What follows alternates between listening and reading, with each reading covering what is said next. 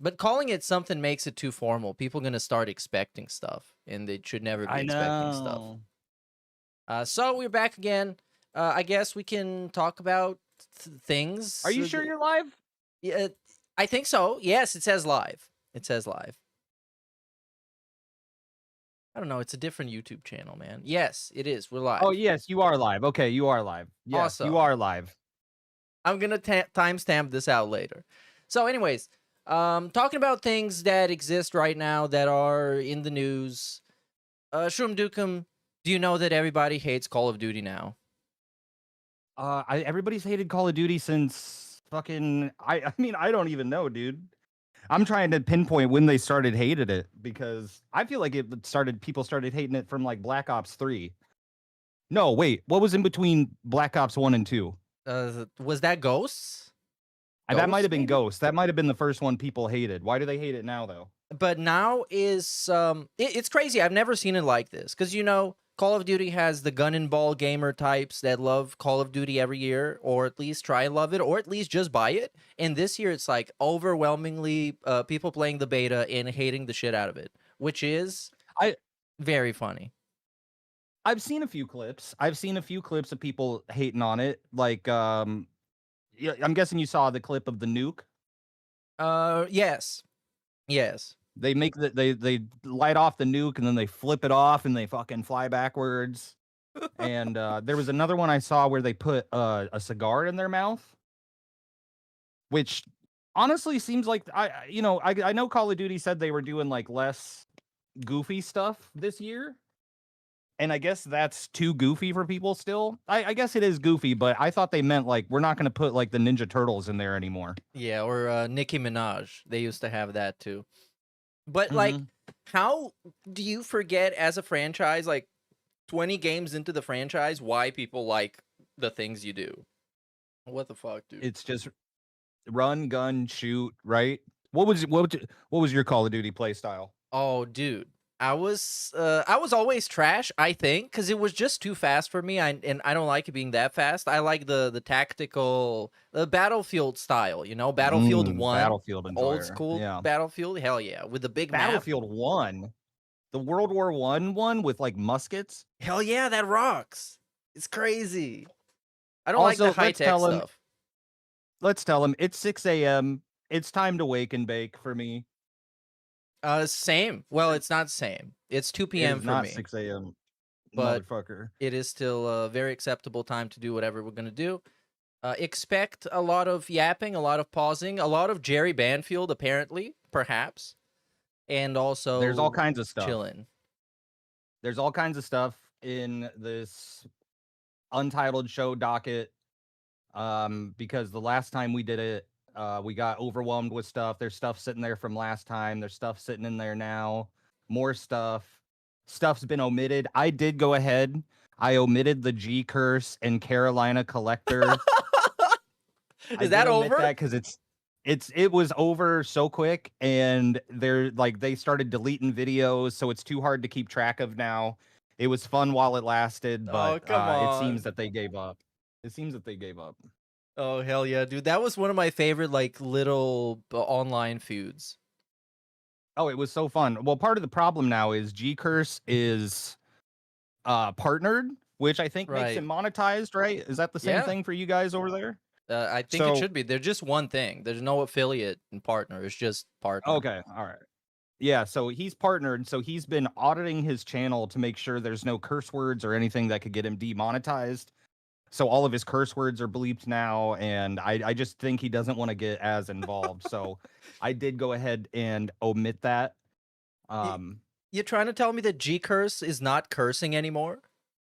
He's just G? But he's bleeping them. Oh, come on. With really loud bleeps. They are like 5 to 10 to 20 decibels fucking louder than anything else that he does, I swear.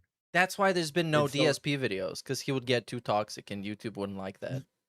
Well, there was one. I haven't watched it yet. I think it came out last night, but he finally I don't know what triggered him about it, because DSP's been saying all kinds of wild shit. DSP Gaming has owned all of us. What is this about? You want to start out with this? Look at his background. What's going on here?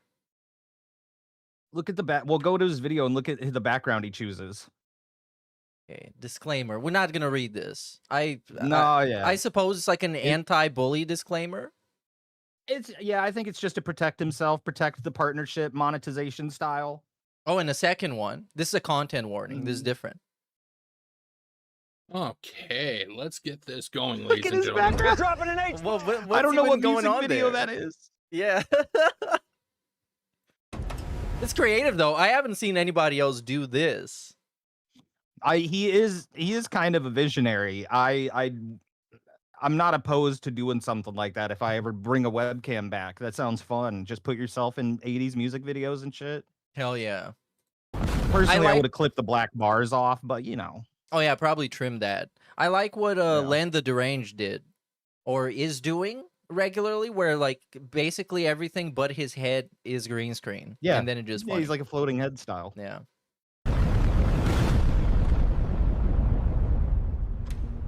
It doesn't matter how much I improve myself, but you can see that I'm Oh, I know you love this filter. I know you love this. I love these actively filters improving so much. myself every single Luckily, G-Curse pauses a lot. Hey, luckily we do too. Yeah. Phil, I don't know how many times I have to say this, but I'm going to say it. I'll say it every time he flexes like this. Phil, if you are trying to intimidate people by how much your gains are or what, Oh, this is, by the way, how I'm watching this DSP clip. I have no idea what he's about to talk about. I haven't seen it. So... I don't even. Yeah, there's been I can't keep track of the outfits. I don't know what he was wearing, like what this day was. You know, there's some of them where I'm like, okay, I know where this day is because the shirt is like so egregious that it burns in your brain. You know, when he's talking about certain things. But this is just a Street Fighter shirt. whatever the correct term is. It really doesn't work when you refuse to go outside and confront people with those muscles. Literally, you're showing muscles and you remain an agoraphobic little hermit. You Whoa. could have muscles upon muscles upon muscles. You could make Scott Steiner blush at the amount of muscles you could have, but if you literally don't put those to use at all, nobody's going to take you serious. Yeah, it's good that you're getting in shape, but the fact is you're trying to use those muscles to intimidate people. And when you are so Is he trying to do that? Is he actually trying to do that? I don't think he's trying to intimidate people. I think he's just, I don't know, he's showing off. He feels good. Yeah, he's showing off. I mean, it is insanely cringe. I'm still with G-Curse on this. But I don't No, I I don't do find agree with him. myself like shaking in my boots when Phil flexes or when he cuts a very menacing promo on the internet. No, it's weird. It's so embarrassing because they're like, I don't know, dude. Those don't look like massive muscles to me, especially when he has to do that. Like, you know, there's certain Yeah. people that have massive muscles that look like that don't have to flex. Like that's the natural state. This is him at like full power trying to buff these out. Yeah. run away from people in video games, do you think they're really going to take you that seriously when you flex your muscles? No, they're not going to. They're going to laugh. They're going to laugh. day, right? It doesn't matter how much I improve the set. It doesn't matter how much I improve the gameplay. Bill, how have you actually tried to improve the set? How have you actually tried to improve? And no, I don't Look at it, Jeff. buying card pack after The card. cards. I mean, yeah. It's like It- $4,000 back there. Oh, and he got quick derailment before everything else. So DSP, apparently yesterday, DSP Gaming, apparently yesterday he got his second biggest pull ever. God Pack video is still featured, by the way. Look at that, 5,000 views in 7 days. He's so mad about that. It's so funny. I want to say about that too, because I don't know if I told you, but you know how he's bitching about, oh, people took my clip and now my views aren't as good because of it. That's Yeah, not nobody true did. at all because nobody did. When people told me about the God Pack and I had to see it, I had to go to his video. And once again, remember when he had the issue about the daily rap and he was calling it the podcast and it said this is my playlist of seventh guest and everything was fucked up? Yeah. His pack rips videos were fucked up. This latest one might still be, but like the second video after that, like the pack rip after the God Pack said it had a timestamp and it said here is where the God Pack is. And I was so fucking confused because I'm like, that timestamp doesn't exist in this video. He was like using the same description for every pack rip after that. Oh, he probably just he had that. copied the metadata when he was uploading. So this, I guess we're not watching this. This fucking pack rips trash. And maybe he's dude, gonna show it. Is it this? Second most valuable card ever it is. tonight as a result of Dragon Ball. $286, baby. Wow. Crazy, right? All right. Yeah, insane. We have to say goodbye. What? $286? That what he just said? Nice. Yeah. Wow. Well, and then what's funny is he starts taking the cards off, and he took the one off the bottom. So I mean, I don't know what the wall of value is anymore because I've tuned out so much of this card opening shit. As you know, I watch a lot of RTU, and I just can't commit to full streams of DSP and RTU. Yeah. So I let other people do the work, and I catch up lately. But I have no clue like how much that little wall of cards is worth at this point. Yeah, but a lot of the small stuff, especially with Rich, is I think you have a much higher tolerance to like actual boring bullshit that you're not interested than I do. Because for me, the moment the Pokemon cards get brought up, I'm out. Like, I do not care. I've seen one segment. They're all the same. I've seen them all. Do not care about the cards. Do not care about the IPs they're linked to. I'm out, dude.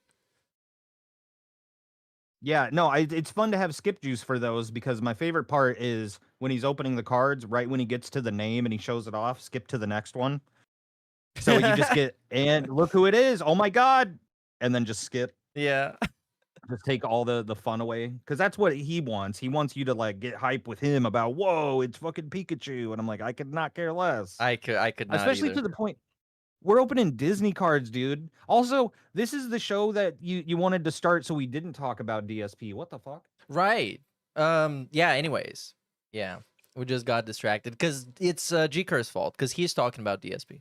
Yeah, he got us card worked box after card box. If you want to eject from this one, I have no idea what the next 20 minutes are going to be like, but I'm not exactly. I don't know either. I mean, willing I'm to down find to out. see. Call it whenever you want. It's it's just Jeff.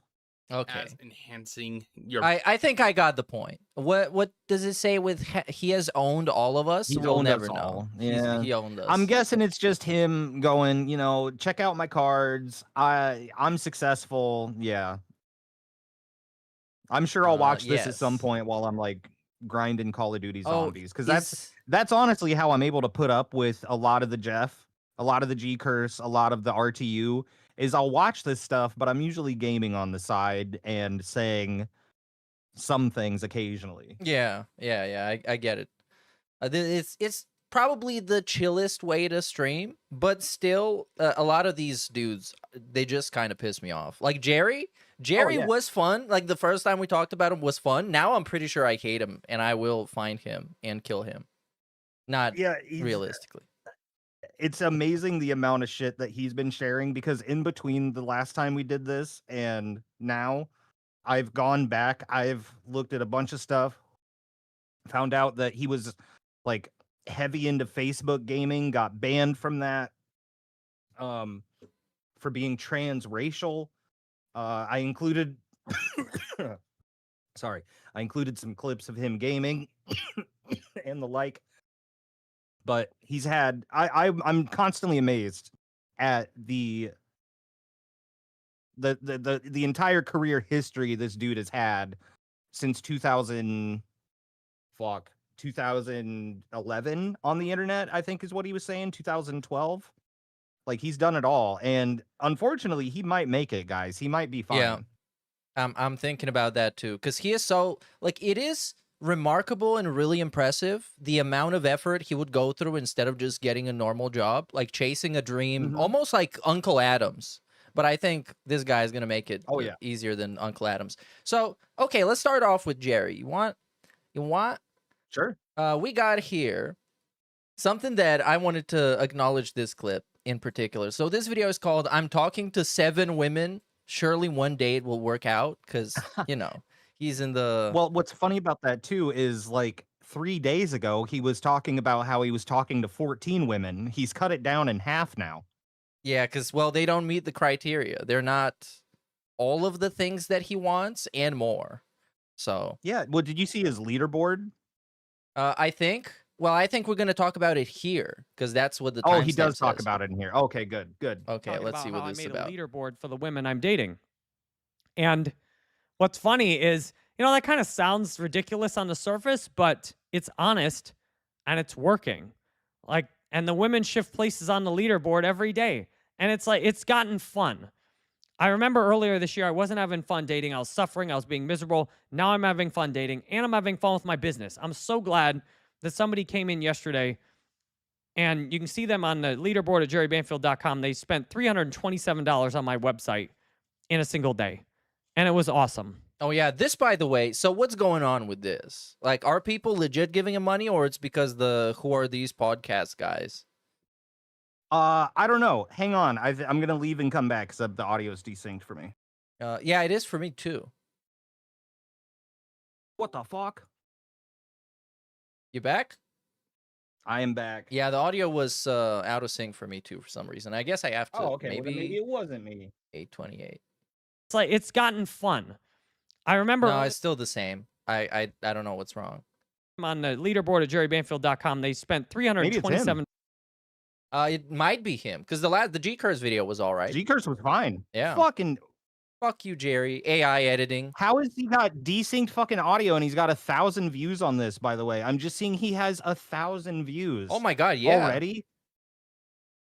And the comments are just like, yep, the out of sync audio is a nice touch. Oh, really has okay. that Jerry charm. Thanks, Jerry. Perfect. All right, good. Well, now I'm like more at ease. This motherfucker. I hate desynced audio so much. $7 on my website in a single day, and it was awesome. And I really, that Oh, but wait, financial your support question seems- was, who are these people paying him? I found a video on one of these guys that said he talked to Jerry. The British guy? You know, the only way to, yeah, Like- did you see that one that I Oh, had on? yeah, the yeah, he British was like guy some- with like limited teeth. Yes, very scuffed guy. Very scuffed. Like, that would Yeah. be the perfect target demographic for Jerry, really. Right. So I do think the people paying Jerry are real. I do think there are probably occasional people, like, how there's 220 for DSP. Yeah. Like, he's fucking with him, but he showers him in money. Yeah, Or he troll thinks he's tipper. fucking with him. Yeah. Yeah. So there might be people like that are dropping like a few bucks, or they're like, oh, $90 for some people ain't shit, which big ups to them. But they might be doing that just to see what Jerry's all about. And yeah, pretty much the only major people I see that have covered Jerry, because we've talked about him. I've seen a few other small channels talking about Jerry. But the major people I see talking about him are those who are these podcast guys, and they've talked about him for like 4 years now, from what I've seen. And I think it's hard for anybody to talk about Jerry, because it's hard to find information about him. Because if you want to find information about Jerry Banfield, you're searching Jerry Banfield, and what are you getting? Jerry Banfield, not videos about Jerry Banfield. He But- flooded the market with his own name. So it's hard to find anybody talking about him except for who are these podcasts. But he talks about himself, and that opens him up to Mhm. people like listening in just the same way that DSP does it. Like, we Yeah. wouldn't know about most of the shit DSP does if he didn't talk about it. And with Jerry is the same. 100%. I mean, yeah, I say the same thing for RTU. All the stuff that all these guys talk about. It's like, yeah, the people only make fun of this stuff. What's that image? You see it on Twitter all the time. Here's some information about me. Don't make fun Oh, of me. and yeah, they're crying, yeah. Yeah, it's that. seems like it's coming in abundantly. And I'm also thinking, who are these podcasts brought so many viewers across several of my channels? I'm like, how do I replicate that? How do I find more channels that will react to my content? Like, I have reaction-worthy content. Well, congrats, How do I buddy. You find did more it. Channels? I'll be happy to pay a channel hundreds of dollars. Like, who are these podcasts, even though a lot of the videos they made, try and make me sound bad with whatever they say in the thumbnail. And even though the queen said she was, I guess she was either aware of them or watching them herself, even though, some of you might view it as negative, toxic publicity, it also is, it's publicity. Like, I will take it. And I'm like, I wonder if I could actually get some positive publicity. I wonder if I could pay some YouTube channels that have audiences I'd easily pay a channel with this audience the size of who are these podcasts hundreds of dollars for a single video, off my business credit card. I'd pay them to react to my content because I know Hey, awesome. He's gonna pay people to react to his content, but not necessarily make fun of him. Cause like the way he said it seemed like he just wants people to make fun of him to get like troll views and troll tippers. Oh, well, fuck. I mean, maybe we shouldn't be doing this for free. He'll just give people money too. The dating coach he has is just that chick who's like a comedian. Yeah. He just gives her $1,200 sometimes. He's got that massage therapist lady who's got that podcast. Like I think he finds other, like, I don't know, he finds these like weird hippy dippy people, and I feel like I don't know, man. I feel like Jerry's kind of a Robin Hood style where he's taking money from the rich and giving it to the poor. He's taking it from the banks, and it's fucking up his credit, but whatever. And then he's giving it to all these like hippy dippy girls and dudes in like St. Pete, Florida. To do what? So I mean, just I don't just know. for Is the he so service, bad? for the advice, like the relationship coaching, whatever, or he just like spends money on them to have them as friends and have them like him. Maybe. I don't know, because he's done some podcast appearances. The problem with the podcast appearances I've seen from Jerry is he's always got shit audio. Like the one massage therapist that he was with, she was in his office and his audio was bad, even though they were in his office. She sounded fine. And then he was on the comedian dating coach lady's podcast, and they had him sitting on like the end of a couch with no microphone, and it just sounded like he was on the other side of the room. So I almost question sometimes if these people even respect him or if they are just using him for his money. I don't know, man. I think that if you're convincing enough and you believe in yourself the same way that he believes in himself, you can find many other people who are they're not even gonna look the other way. They're gonna just believe it instantly, and they're gonna think you're for real. Yeah. It doesn't take much. Well, and I'm wondering how much like off-putting stuff he's done to these people where they're just like, yeah, fuck it. He's fucking weird, but I'll take his money. He's a piece of shit. I'll take his money though, Yeah. It's his wife that I don't understand, dude. Because I've seen clips of him talking His about how, ex-wife. well, yeah, his ex-wife. He was talking about how he essentially pushed her away and drove things towards a divorce because he would constantly tell her how fat she was and how she needed to work Yep. out. And she got tired of Yep. constantly being belittled like that. And they were together 15 years, dude. I can't imagine this dude like 15 years ago. It's crazy. Yeah, and that did come from an interview about like with a crypto guy, one of his crypto friends. So there are crazy lordoms where you don't expect it, because that whole interview was nuts. Yeah. The way he talked about it too, because he thought he wasn't in the wrong. He's like, I'm doing well. Look at me.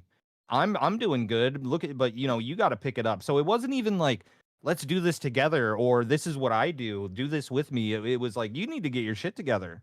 And if she didn't like pick her shit up and get with him, like he expected her to like get in on his lifestyle instead of trying, like there's no empathy or kindness in it. It was just kind of like, yeah, get it together or we're done. And then she was like, we're done.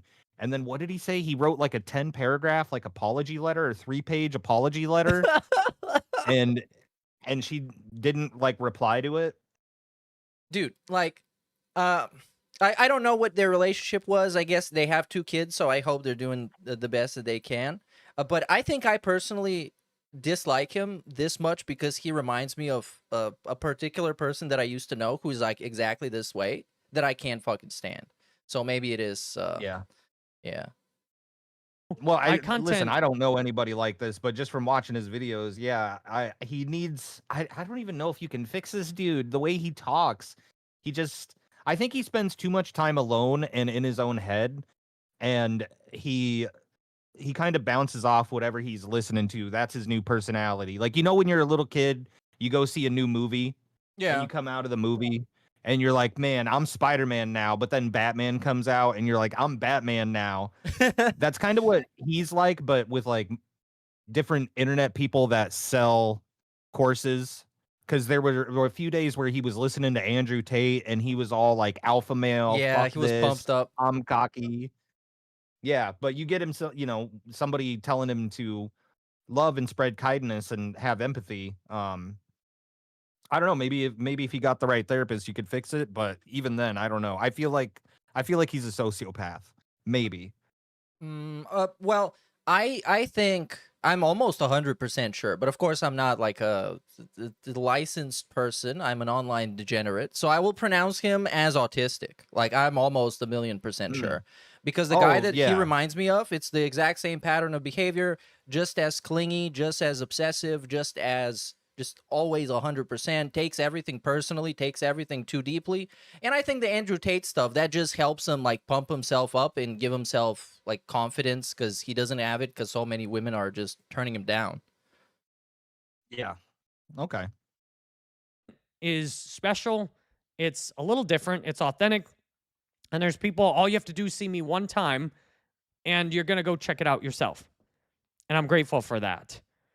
And I'm happy. It's like amazing how I feel so abundant in dating, and my abundance dating spreads over into my finances. Like that, I have, at least 7 women right now I'm chasing. Now I'm not chasing too hard. I often send a text maybe once a day, a fun, flirty text consistently. I want to meet in person. That's always what I'm trying to do. I want to meet you in person. When can I meet you in person? If I can't see a woman in person, like the number 1 woman on my leaderboard, I can't see her in person for a week. So that every text is designed to increase her attraction, to show her I'm putting in effort, and to get her ready to meet in person when she gets back. At the same time, I got a date with another woman tonight, though, and I'm hoping she can take the number 1 spot. I'm hoping we have so much fun that, maybe tomorrow she'll be the number 1 on my leaderboard. And it's fun.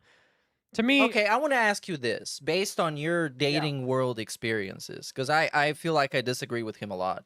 Like, do you think any of these mind games matter or influence if a woman is going to like you enough to go out on a date with you? I don't know. I've never understood it. You hear this from people that are like the pickup artists and all this shit. Yeah. I've never believed in any. I mean, I guess you can probably try to put a science down to it, but I feel like I don't know. Everybody's different. There's always a variable on how someone's feeling that day and what's going to work.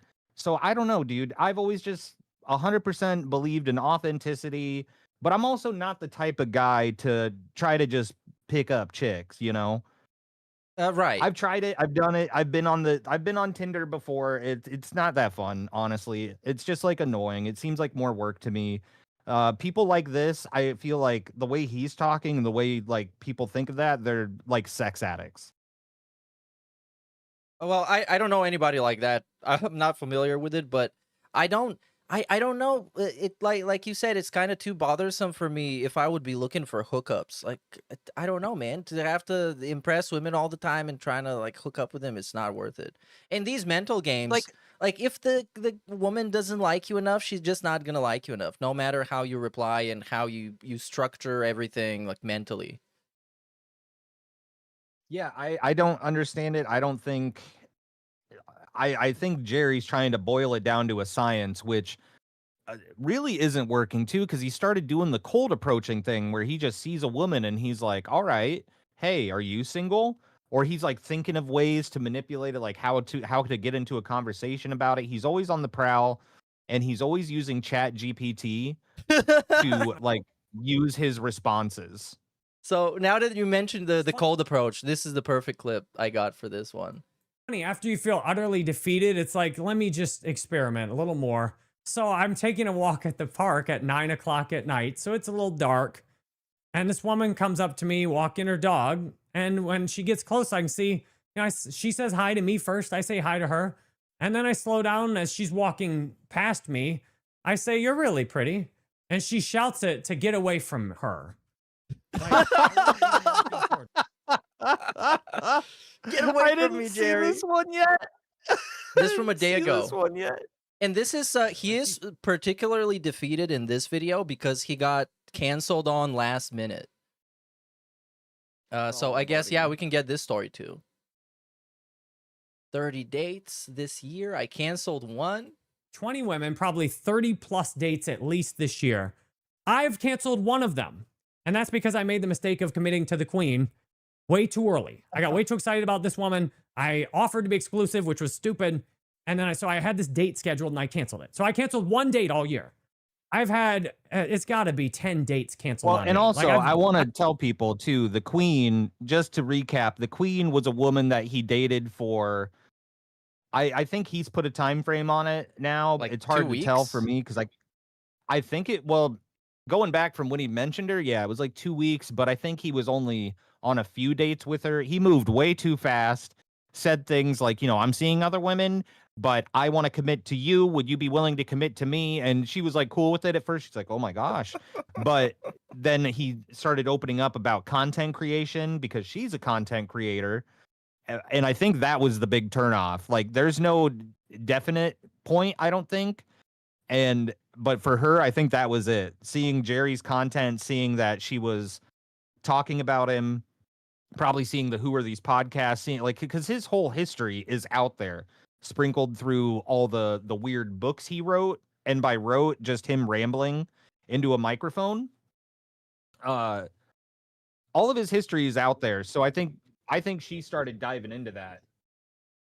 I think so too. But- Yeah, I think that was the outside of his general behavior, what I would imagine it to be, an erratic, manic man who is always like 100% ready to go. It's not chill at all.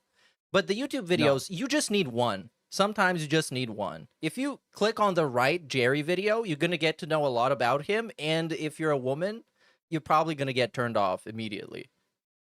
Well, and it was probably the video that she saw that was about her. That's probably what did it. Like, it was, oh God, what one was it? I cried for my queen, and it's like him crying. That one. She probably saw that Hold one and on. went, oh shit. All I have to look up is queen. The kiss I Oh, backed you're gonna away get too from. many. The woman I called my queen leaned in to kiss me, and I backed away.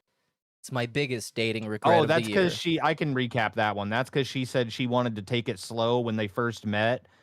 And I guess probably to her, I want to take it slow probably just means I don't, I'm not going to move in with you right away. I'm not going to fucking spend all of my time with you. I'm not going to sleep with you right away. But a kiss? I think a kiss is slow. Yeah, you can But do Jerry thought, whoa, you said you wanted to move slow and you want to kiss me now? that. A kiss is it's essentially what he's looking for. The confirmation that that woman is interested in you and she's willing to move at your pace, dude. Like that's all he wanted. Yeah, But well, I mean, he did say it's his biggest regret of the year. yeah, well, yeah, he was like head over heels for this woman, but it was just him coming on too strong. And oh well, and then yeah, he's mentioned it before he filmed a whole ass fucking video of him like confessing his love to the queen and apologizing or whatever. Privated the video, sent it to her, and then Who Are These podcasts? The people that cover him were willing to give him $500 and then $1,000 for it, and he was like, "Well, I'll ask her," and she said no, so he can't. That's so awesome. I heard about this. I just didn't know that he asked her. It's so much better that he asked her. And she said no. Of course she would say Yeah. no. He is like Yeah, but I effectively didn't- a lol cow. Yeah, well, and I didn't want to derail too much, but that's just, I was trying to recap the queen, so every time he mentions her, that's who he's referring to. This woman he was head over heels for, dated for a few weeks, not even, a few days. And she got so turned off that I think that's really what triggered this whole, like, alpha thing where he's, like, listening to Andrew Tate. He's like, I'm going to date 14 women. I'm going to make a leaderboard. Well, he wanted to go back to the Like- days where he was dating. Like in his 20s, he talked about in his 20s, he was the alpha male. He was the apex predator. And he was getting women left and right. But now he's like mellowed out. He's this sensual boy. And he doesn't know what to do, man. I've had about half as many dates. And, some of it I can attribute to my behavior or my selection of women. Others of it, it's them. Like, it has nothing to do with me at all. I asked my ex-wife about this. She's like, yeah, women are flaky. Like, my friends cancel on me all the time. Like, I have plans with my friends that I've known for 20 years. And I figure half the time I don't know if we're even going to actually do it. I'm like, what is going on with people living their lives like this? Is there ever going to be a woman that just shows up when she says she's going to show up consistently and doesn't have, feel the lack of romantic chemistry? Or is it ever going to work properly again? Like, I feel a lot of you guys that have never Like, I at least have an ex-wife that I was with 15 years. We had an amazing relationship and kids. Now it kind of fell apart in the later years, but most of it was awesome. We had years that was just like euphoria, and it was awesome. I feel for a I lot wonder of you how guys that long you've she was never had a suffering, though. Yeah, You I know, don't it know. was awesome for him. How long was she suffering? You know, I don't know. I'd always love to hear her side of it, but obviously, not if she wasn't willing. But I'm always curious, like, man, are you sure about that, Jerry? Because I just don't. He's very unreliable when it Very. comes to certain things. Yes. You know, it's just a dude talking into a fucking camera and listen to him. And on top of that, he's trying to sell you, you know, $90 to have a phone call with him and $900 for dating advice. So I never trust anything. I'm just like, how long? Like, how long was she suffering? And he either didn't notice or like, was it good up until the actual divorce? I don't fucking. Well, You know, it wasn't. I'm pretty sure it wasn't. Like you said, he is extremely unreliable. Oh. Well, Yeah? when he talks about the Facebook streaming and all the stuff he was doing online at the time, she was not a fan of that. And that was 2021, like 2020, like him shirtless gaming on Facebook. The Yeah, race she wasn't a change fan of any of that. when he decided Yeah, to the become race change black. she was not happy about. Yeah. Yeah. And I think he talked about telling her to tell other people about it or something like that. It was just really Oh awkward. yeah.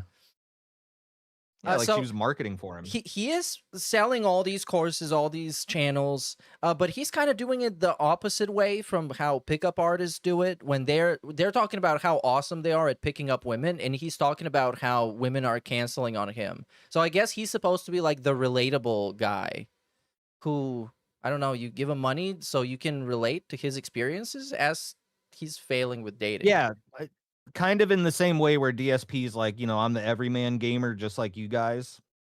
That's true. That's true. Yeah. Because Getting he's down on that level with them. Yeah, he doesn't want to be big and popular, but he is still successful. Yeah, same as Jerry. great relationship, and you're looking at dating like, is this ever going to work or be worth it? And I know, see, in some ways I wish I didn't know that it is worth it, because it'd be easier to just quit. Because last night I came home and I definitely don't want to share this part, but it's funny because I've been doing more cold approaching too, and just Oh yeah, that was with the cold approaches. So this here with the flake, he's talking about how a woman canceled on him, and that's essentially it. That is it. There's nothing really more to right. this. So that sounds You want to do him getting banned off Facebook? Yeah, show the people. Yeah, because I think it's funny because this was like, you know, we found Jerry during all of this modern day dating, all this, but yeah, this was now he was, to give you the history on the Facebook gaming, he started doing it like when it started, like he thought, you know, oh, this is a new avenue, and it did work out for him, but he was playing God, what, I think he was playing Warzone or PUBG or, you know, some battle royale, and he got killed by a Mexican streamer, and he's like the biggest Mexican streamer on Facebook gaming, and he was like talking shit to him or something, and then the dude raided him, and that's where he took off from there. Like he got a massive raid of like, I don't know, 10,000 people or something, Damn, that's and a big bump. and people kept coming from there. But he was running all kinds of gimmicks too. Like there's multiple videos on his gaming channel now where he's like re-releasing old gaming footage from those years on a new channel where he's having AI edit it down to like 10, 20 minutes, and it's very boring, and you're relying on AI to pick the hype moments. But there's still funny stuff in there where he's like, oh, we're playing with blah, blah, blah today. They paid $325 to play Warzone with me. So when he says like, oh, I was a successful Facebook streamer, I think it was more akin to someone like DSP, where it's like we have a lot of whales with high contributions. And that massive raid of 10,000 people from Mexico didn't really stick. It might have helped, but I think the majority of his income was coming through like personal donators and stuff. There will be numbers in this video too, but yeah. Yeah, that's basically the kind of gimmicks he was running on. It was there at the time. very, very gimmick heavy. Especially, he did something about a mobile game, or he was a part of some gaming community. What game was that? I don't know. some literal like weird no name mobile game that he played for 3 months, got heavily invested in, made videos on, and then like disappeared. And then that community was like, "Where did Jerry go?" Right. I can't remember Right. what it was. I didn't say Yeah, it, but I'm trying to remember, but I can't. Hey, Anyways, I'm I'm just going to gonna talk play to you this. about this clip that came out from this Facebook streamer of him saying that he's now going to become transracial so he can go from being a white guy to being a black guy. Yeah, I know. Doesn't really seem like the smartest thing to do. Doesn't seem like something that you would do to get everyone to agree with you on something. First, we're going to watch the clip. Then we're going to go over what Facebook decided to do because of this and everything and this else. was I'm not a 2022. Yeah, This this is a was February 4-year-old video. 2022. Yeah. Comedian. I'm dead serious. I'm not playing around. I'm not joking. I'm dead serious. I'm now black man, identifying as African American. I don't want to be called white.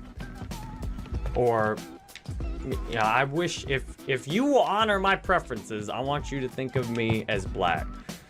And I'm telling my skin right now that I would like my skin. How did he come up with And, this? Like, what was he thinking? Well, he's talked about it too. It's not a joke. I It know, wasn't yeah. a joke. Like it basically also it's- destroyed his marriage.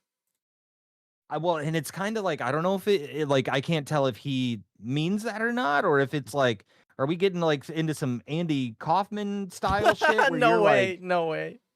I can't tell, bro, because I'm like he stands by it, and it shows even further with his responses in here how he stands by it. But to this day, like I've heard him talk about it in some of these weird videos I've watched over the past 2 years, where he's like, yeah, no, I think even if you think that I'm not, it's showing that anybody in this world should be allowed to do what they want if that's what we're doing. So it's kind of like, is he like pushing it to say against, I don't know, like trans people, but he never actually says that. I can't tell, man. I don't know. I think he might. I can't just tell actually... if it's with malice or joy, or if he's trying to make you think, Maybe he just misunderstood. He's also wearing It a shirt takes with about his own name on it too. So, I mean, 7 I'm years just saying, I don't think in any of those scenarios we should be taking Jerry seriously. Oh, well, I mean, he seems to be taking himself seriously enough to where it tells me that I should be taking him seriously for what he does and all the stuff he brags about, For your Right. skin to grow out. Wait, what is he saying? I'm just going to keep going. I don't even know. I'm telling my skin now, I'd like you to darken up. All those brand new skin cells, I want my skin cells to darken up. And maybe in 7 years, I'll easily be identifiable as a black man. Whereas right now, Oh, there was a guy who actually did it, though. Who actually had surgery. White guy becomes black. That's how I'm going to Well, find there it. was Rachel Dolezal. Yeah, this guy. Well, yeah. Yeah, she was the OG, I guess. That was so much fun. When did that even happen? Like 2014? That was old school Bro, internet. that was, yeah, I mean, but even then, like I think she actually thought, or like, I think she's like actually crazy. I feel like Jerry was just trying to fuck around here to some extent. I think he was just trying to show the hypocrisy of the world, or trying to show that there's hypocrisy in the world of certain things when he says this. I don't know, man. But he does say in some of the other interviews I've seen where he's like, yeah, I always wanted to, like, I was always trying to push it. And he was at the point on Facebook where you couldn't report him and anything would happen. Like a person had to manually review it. That's like what level he was at. All So right, people he would was like, report him verified. for things. Yeah. So part of what I feel like it's a cope. Part of his cope now is saying, I was at the level where I couldn't be reported, so I would push the limits to try to get reported, and then this is what happened. But I don't think this is what he wanted. I mean, sure. I guess if he was on Kick nowadays, he would be pretty hype, and he was trying to do this shit. Maybe he should start Well, that's streaming the on thing. on Kick. Why is he not doing it? I don't know. I don't know. He is totally invested in pumping out videos, because after this happened, that's when he started getting into the ICP, not Clown Posse. It's like a fucking crypto blockchain bullshit. he started getting into the crypto videos and pumping them out daily and setting them up in advance and trying to manipulate the algorithm. And he's like, I don't want to get back into that. And that's exactly what he's doing now, but with dating videos and a vlog style. It might be a little difficult for some of y'all, but that's okay. That's okay, because you know what? I could look down today and look at the penis that's right there and say I'm a woman. Oh. Everybody, I'm a woman. I could look down and do that perfectly well today. Okay, I guess that's the point. That's the same reason why some former NBA player is trying to be drafted into the WNBA right now. So What the fuck? this guy, originally Turkish, I guess he's still Turkish. Yeah, he used to play for the Celtics, and then he got washed, and now he's trying to be a part of the WNBA to prove a point that you can't have men playing in the WNBA, which I guess that there's a rule against that, or maybe there isn't. I don't know. Jerry Banfield gonna tell us. All right, I think I get where he's coming from here, right? So his stance is he doesn't like the whole people can change their gender and be whoever they want to be, right? He doesn't like that. So in order to make fun of that, he's doing the transracial thing and thinking it's going to be funny to enter into the Black History Month event honoring Black creators. You know, when people stream for a while, even as a small streamer, you start to get comfortable with saying whatever it is. It was February, and he did do it in that it is Black History Month. So that was kind of, I guess now, yeah, I could see why they would be pissed off, because he's doing it during Black History Month and he's trying to get like a spot as like a Black Facebook creator. Oh my god, dude. To be featured that month. Yeah. But maybe I don't know, maybe they add people who have like Black History Month themed streams, like you know, just the theme. And here, there's a guy here that actually supports him. This guy says, and this has 15,000 views, I support Jerry Banfield. I have that video in the list. It's very funny. Oh, okay, awesome. You can get to it after on this. your own thing, because it's your own platform. Nobody can mess with it, right? This guy needs to just keep his thoughts inside of his own brain. This was so poorly thought out. Let's see what else he has to say. Say, guys, I'm a woman now. I don't care that there's a penis right here. I'm a woman. And I've chosen that I'm Black. I've had enough of being white. I'm tired of identifying as white, and that's not what's true for me anymore. On top of that, he had his going live post. He says, I'm now Black man. Yeah, so he had a whole post. Look at that. 3,000 comments, 8,000 views. Dude, this is hot on Facebook. Facebook is the place if you want to get engagement. So he says, today I woke up and realized if a man or a woman can suddenly decide regardless of biology. Bro, this is so long-winded. Well, he is Black now. That's the reveal. An African-American. Promoting a Call of Duty Warzone stream, by the way. No longer wish to be identified white or Caucasian. For years, I've wanted to make this change, but I thought I couldn't because of my current skin color. Today, I woke up and realized if a man or a woman can suddenly decide, regardless of their biology, DNA, and past identification, that they wish to change genders and fully support it in this transition, then I absolutely can make the same decision for my race. Making this change during Black History Month is especially exciting, and I will answer any questions you have on It's especially exciting. Solos. This guy saying that his name is Jerry Banfield and he's a long-term online scammer. He used to be a Udemy instructor 7 or 8 years ago, got caught gaming their system with buying reviews and was banned. True. He's been banned from just about every platform he's been. That was true. He was making some like scammy courses or telling people how to, like, I don't know, do some scams. Well, he was making courses, which is fine for Udemy, but he was once again trying to manipulate the system and get to the top of it by just flooding it with all kinds of videos and all kinds of useless shit. So instead of like, I mean, I don't even really know what Udemy is. I'm sure some people use it and some people have some decent courses on how to learn things or they're teaching things, but Jerry was just throwing so much shit out there, and he was one of the top Udemy people, but it was like he was manipulating the system is what they were upset about, whether it was him flooding with videos or I think he was giving out like coupons and shit and like giveaways So he was manipulating his numbers by constantly doing giveaways to get people to like watch his courses or buy his Oh my courses. god.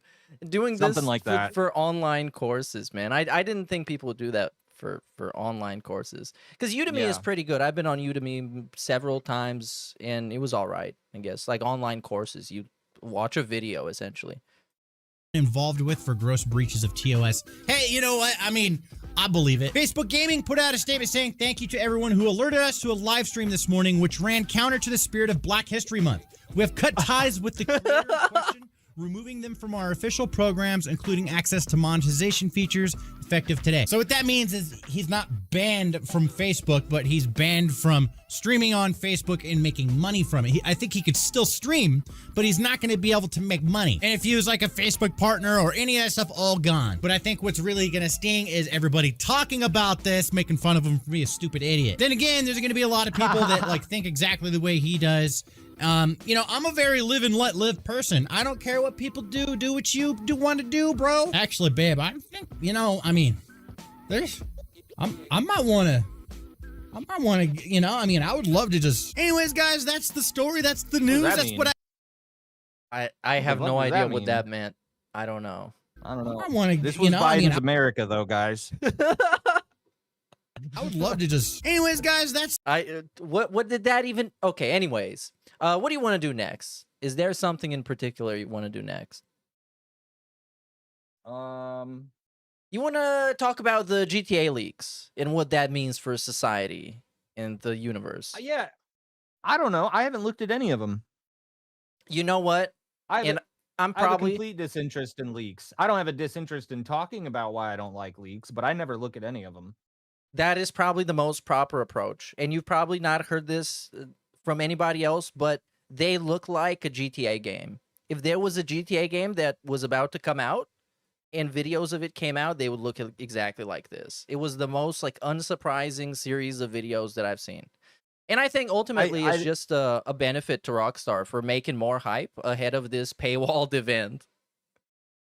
Yeah, wait, so they're doing something on Netflix, by the way? Right. What is that? So they're having a timed exclusive, an exclusive in-depth extended look of GTA 6 on Netflix, I think on the 27th or something, I don't know.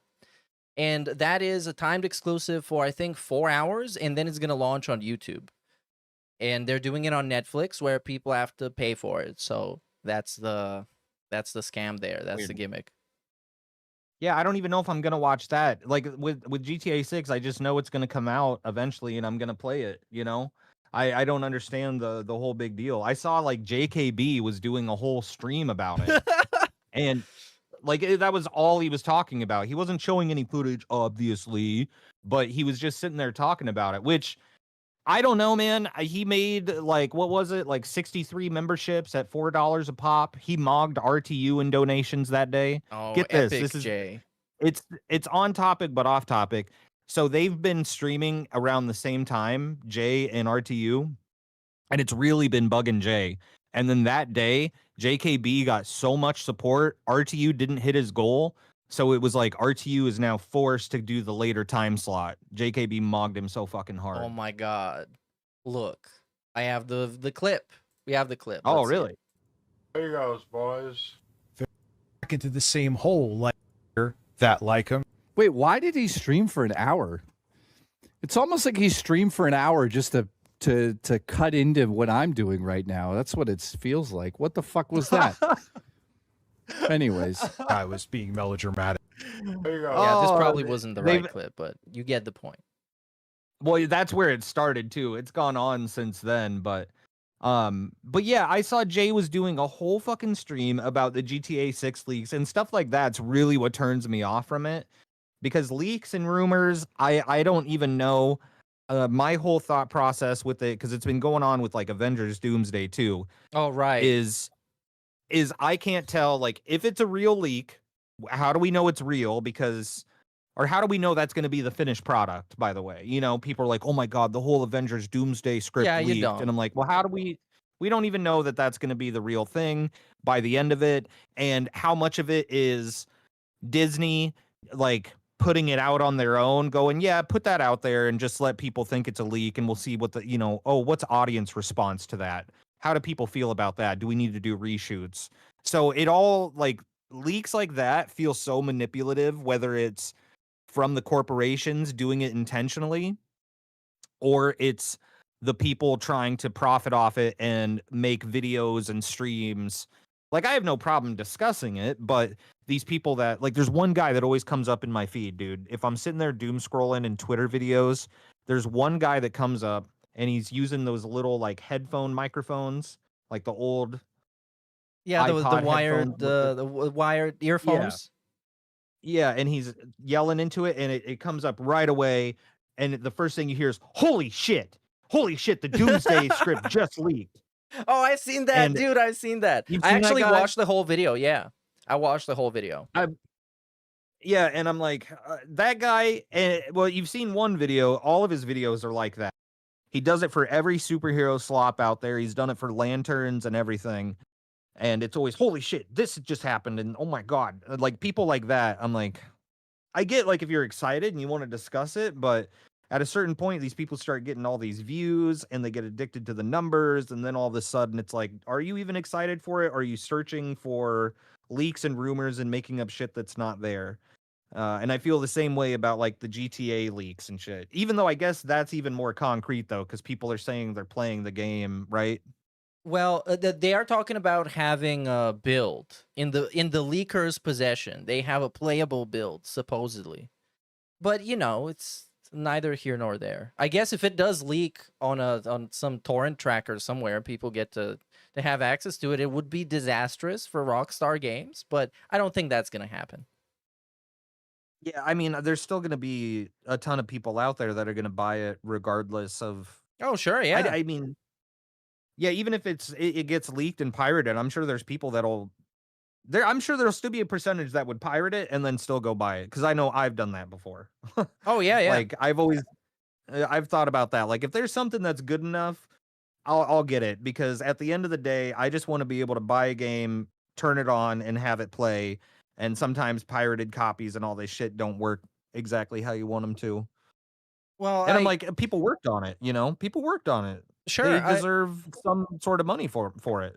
Of course. I grew up where buying games wasn't really, it was expensive, and also people just generally didn't do that, and they pirated stuff. But eventually, once Steam became more accessible to people, and we would just buy things that we liked, and we would sometimes pirate the same thing, just like test it. How does it run on my computer and stuff, and so on, And for the hype, I think a reasonable amount of hype is awesome and is very fun. Like, I read some of those theories about Doomsday, and I wasn't excited at first, and then I read some of the stuff that happened, the other MCU things and the spin-off shows and so on, and then I'm like, hey, you know what? I'm kind of looking forward to this a little bit more. And with GTA, I think, is because so much time passed and it's become this, like, mythical social media event, like a whole, like, cataclysmic level thing, that is just the whole anticipation is killing people, and they are so overexcited for what will just be a video game that in most cases will probably be very good. It would be a GTA, but with cooler things, and you could do more things, and you would have a bigger world, and the story would probably be all right. Yeah, I mean, I've said to you too. All I want out of a GTA game is just a cool place to drive cars around, and fucking, that's the setting is more important to me than just the story itself. The story is just kind of there to get you through it, but everybody's gonna go dick around and do stunt jumps and fucking drive through crowds. Yeah. Just give me a cool setting to do that in. And that's why I think a lot of the respect and the hype for Rockstar Games, I think that's where it comes from, because they just create realistic worlds, not because they're, like, close to reality, just because they feel like realistic worlds recreated in a Unreal environment. And it's getting less common nowadays for that to happen in most video games. 100%. Sorry, I walked over to the room to turn on my candle warmer, but 100%, like, Red Dead Redemption 2. People love the world in that, and I do too. It's fun to just walk around and see what happens sometimes. Uh, but even that, the story in that, I can't tell you. I know, like, he gets sick and all this other shit happens, but when I think back to some of the Rockstar games, like the story is never really what sticks with me. Yeah, most of the times. Unless it's like GTA 4. That's the one that gets me. The other ones, I mean, Yeah. Red Dead 2, I was crazy into it. Like there was like a week of me playing it where I was like 1,000,000% into it. It's one of my favorite games of all time. It's super immersive. Yeah, but like, yeah, and it's fun to be in there, but like once I'm out of it, I'm just trying to think like the story of Red Dead 1 sticks with me a lot, but Red Dead 2, I think it was because the world felt so fucking real at certain points. You see it on Twitter where they're comparing it to every other game that comes out. A game's got like a little creek running through it, and they're comparing it to Red Dead 2. It's like, still doesn't look as good as Red Dead. And I'm like, yeah, but I think that's what overpowers the story and why the story feels more forgettable to me in Red Dead 2, just like the overall story, certain like moments. And I guess it's probably because I only played it once, but it does just feel more realistic than even like Red Dead 1, which felt still kind of campy at times. And I'm wondering if that's what they're going to do with GTA 6. And that's kind of why I don't want to look at the leak, because I'm like, I want to judge the product as a whole when it comes out and see how and when certain story beats happen. How do they unfold the world in front of you in the game, and see what sticks. I don't like the leaks and all that, like tainting my experience, I guess. Yeah, I guess until it actually comes out and everybody gets to try it at first, you'll never know. So yeah, I'd like to have my own first impressions of that, but well, what yeah, do you like, want to do even that, next? I'm like, well, I don't know, but like even that, like, how does JKB fill 3 fucking hours talking about GTA 6 leaks? Like, what the fuck? Oh, you can fill so much time talking about it. Like just talking about the individual screenshots and what they might Oh, well, yeah, I represent. guess looking at them. Yeah, the icons on the HUD. It's like, oh my god, you can refuel the cars now. That is a thing people wanted, and people also didn't want. So, Did you see? Well, I guess while we're on the JKB RTU stuff, did you see the failed subathon thing? yes, I just had it copied. Hold on. I also wanted you to tell me about the failed subathon, because you are the Okay, person well, that this is keeps up good. with Richard, this ungodly spawn. So this was, well, I mean, it explains it in the video, but this was something he hyped up for at least like a week. He's like, I'm doing a subathon. Like, okay, do you know what a subathon is? Me?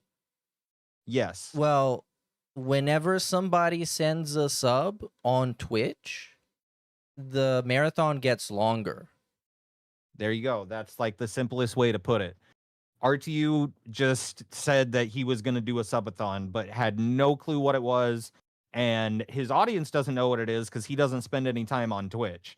So RTU booted up and was like asking for it. So his regular goals every other stream is like, give me 50 members and I'll stick around for 2 more hours. So what was this? Give me 200 Twitch subs and I'll stick around for 2 more hours. It was no different than any other stream he's ever fucking done. He sat around and watched the same videos for 6.5 hours, didn't hit his goal, and this is under 3 minutes of watchable footage from that. Twitch. Okay, here we go. And speaking of Twitch, this upcoming Monday, August 17th, I'm going to be having an 8-hour subathon. 8-hour subathon. I know the goal is lofty. If it happens, 200. Great. If it doesn't, thank you for the support. Believe me, I'm not going to sit here and pull a Phil and lecture you. All right, you know what? Fine, 220. For that many subs, I'll 220. Right. So he'll stay up. Oh And my then god, he look at pushed how it. dumb he is, man. Pissed me off so much. I know, and he does sit in the dark the entire time. I don't know why. I'm also not saying, listen, I'm not saying that he's doing it because of me, but there are just some weird parallels. you know, I don't have a webcam on anymore, but my representation is like a purple me as a purple guy, purple chill guy with sunglasses and a beanie, right? Why is he in blue purplish lights now? I don't know. I use Weather Channel style background music. Why is he using that back there? I smoke weed on stream. Why is he admitting to eating edibles? I'm not saying we we'll have get to that. the edible thing, but yeah, this was prior to that. That's why I wanted to do this, because I feel like this was such a failure. That's what led into it. And I don't know, dude. I just feel it's not even just me. Other people have come to me. They're like, why is he skinwalking you? And I go, I don't know. He doesn't even know I exist or watch my streams, but somehow through osmosis, he's trying to absorb my chill, and I won't let him. Maybe you guys just have very similar vibes. You guess, remind dude, me but- of Review Tech USA, the streamer. I'm gonna fucking kill you, dude. But he's just not I get chill, worried man. about that sometimes. Like that's I get worried. I go, I'm like, am I getting too much like him? Am I too similar? But no, because No. he's an angry, mean person. And I'm chill. I swear to God, I'm chill. Prove it. Chill right now. Well, bro, everything he watches on his stream, he doesn't laugh. He doesn't watch anything enjoyable, dude. That's one of my biggest problems, is he sits there and he gets angry. The other night, he was watching politics and arguing with his own chat about it. And, like, calling him, like, fascists and shit. Hey. Like, epic. I don't know. No, he watches DSP eat Taco Bell and he gets mad about it. Like, he's not like he's the opposite of chill. Well, I don't know how to describe it. His is like he's just kind of there. It's like have you ever been on TikTok and scrolled like TikTok live? Yeah. There's so many dudes dude. who are just there. And yesterday I was scrolling and I saw like a person just sitting there. And I clicked on the stream. I'm like, okay, there must be some gimmick. It's like, because all of them try and do something weird gimmick to get your attention, to get you tapping on the screen. Yep. And it's like nothing. It's like 2 minutes, just dead air person looking at the camera, and that's it. They're just live. And his is the same, except he just wants subs. I deleted TikTok from my phone at some point, and I wish I didn't, because I can't get the account I had back. But I had such a great algorithm at the time of just like weird, low viewed, weird TikToks of like, people in like group homes and like people, just all kinds of crazy people, right? Funny enough, Cell Waters, Andrew Koloski, who I follow now, I actually came across his videos on TikTok at the time and didn't know it, because I was going through some of his old videos like 2 years ago before he nuked his channel, saw videos I saw on his TikTok. It was beautiful. But I would go through and I would try to find like those streams that you're talking about of people just being there. And I would always say, well, have you addressed the allegations yet? I would like find like, 2 to 7 to 10 viewer streams and just ask them if they addressed allegations. Or tell him to touch my camera through the fence. That was fun. But yeah, I can't get that back. But I know what you're saying, because RTU is just kind of there. This is his job, he says. And he just kind of shows up, turns on videos, and then talks to chat. I always say he's never bringing anything to you. He's waiting for you to give to him, whether it's something to talk about, something to watch, or your money. He's always waiting on something from you. He's never giving back anything. He's like, when he watches these videos, he doesn't have anything to provide or talk about. It's really just kind of leaving it on, waiting for somebody else to say something in chat. That's how I feel. I guess like the last resort then would be if he had some funny memes or like sound clips or like funny culture of the stream. And that's like probably the worst of everything he does. His memes and the sound clips are probably the worst in the business globally. They're terrible. Let's see. Hold on 1 second, because I just looked up numbers. That is very high. So yeah, this was him. I just looked up numbers. That's way Still too much. high, but not as So hey, insane. fuck it. So- 100 subs. So it's 100 for that. Level of We should get more subs in here. We're at 12. I realized that that goal was astronomically high, so I cut the goal down to half. Yes, it is still high. Yes, it is still a very slim chance that I will, now that I realize what I was asking for before. And also, I what do you might think of his regret that. layout, dude? I know I've got a schizophrenic layout from time to time, but I mean, come on, look at this. I think, well, it's just like his humor. It's just random images and references on the most basic level. It's like, okay, he's got a picture of Boogie and the Tipples segment because he says Tipples all the time.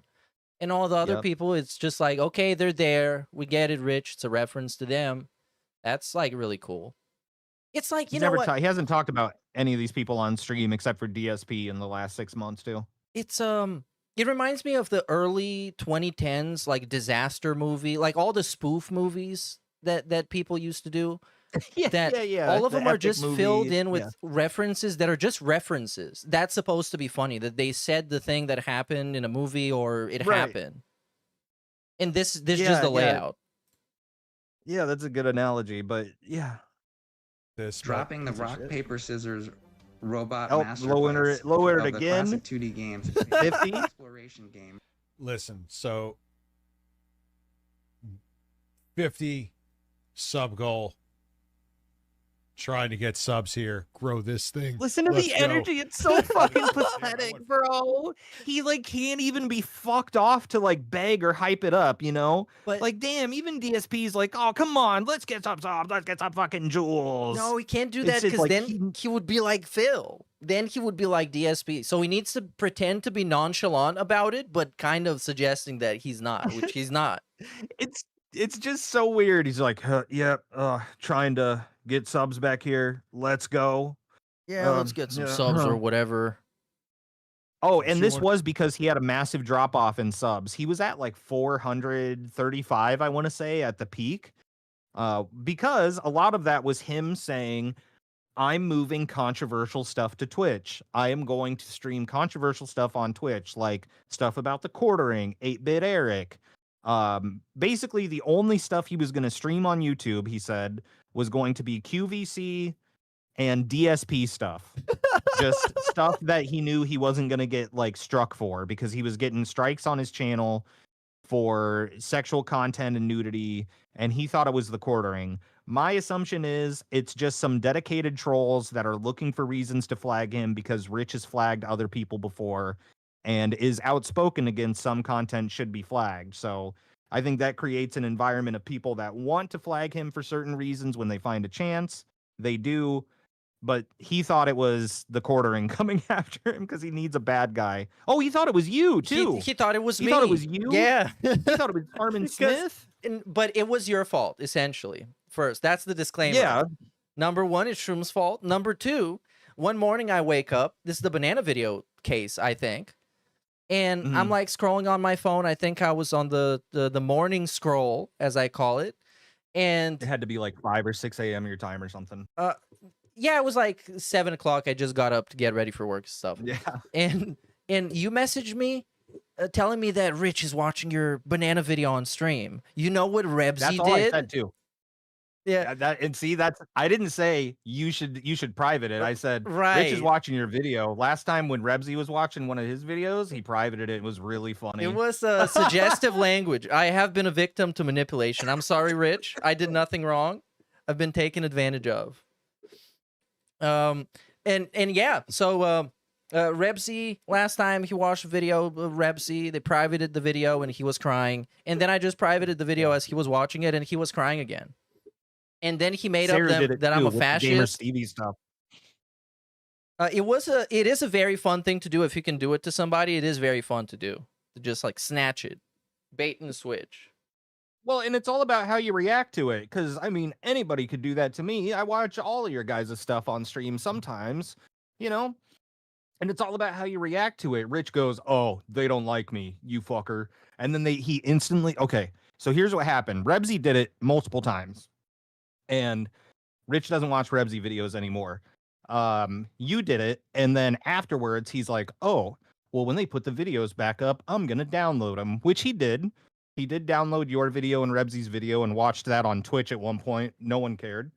And it was just him watching the DSP clips, and it's like, all right, cool, you owned him. But when Seru did it with the Gamer CVJ archive channel, because he found that, Seru privated the video he was watching, and I was like, dude, you have to do it to the entire channel.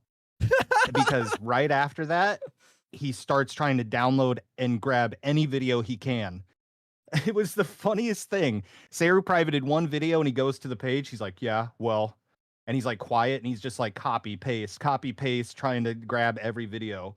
So Seru had to private the whole channel so he couldn't watch any Gamers TV videos.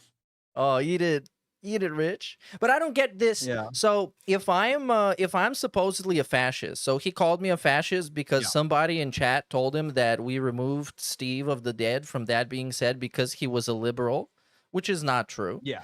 And he proceeded to say that's a right-wing fascist show, and he called me specifically a fascist.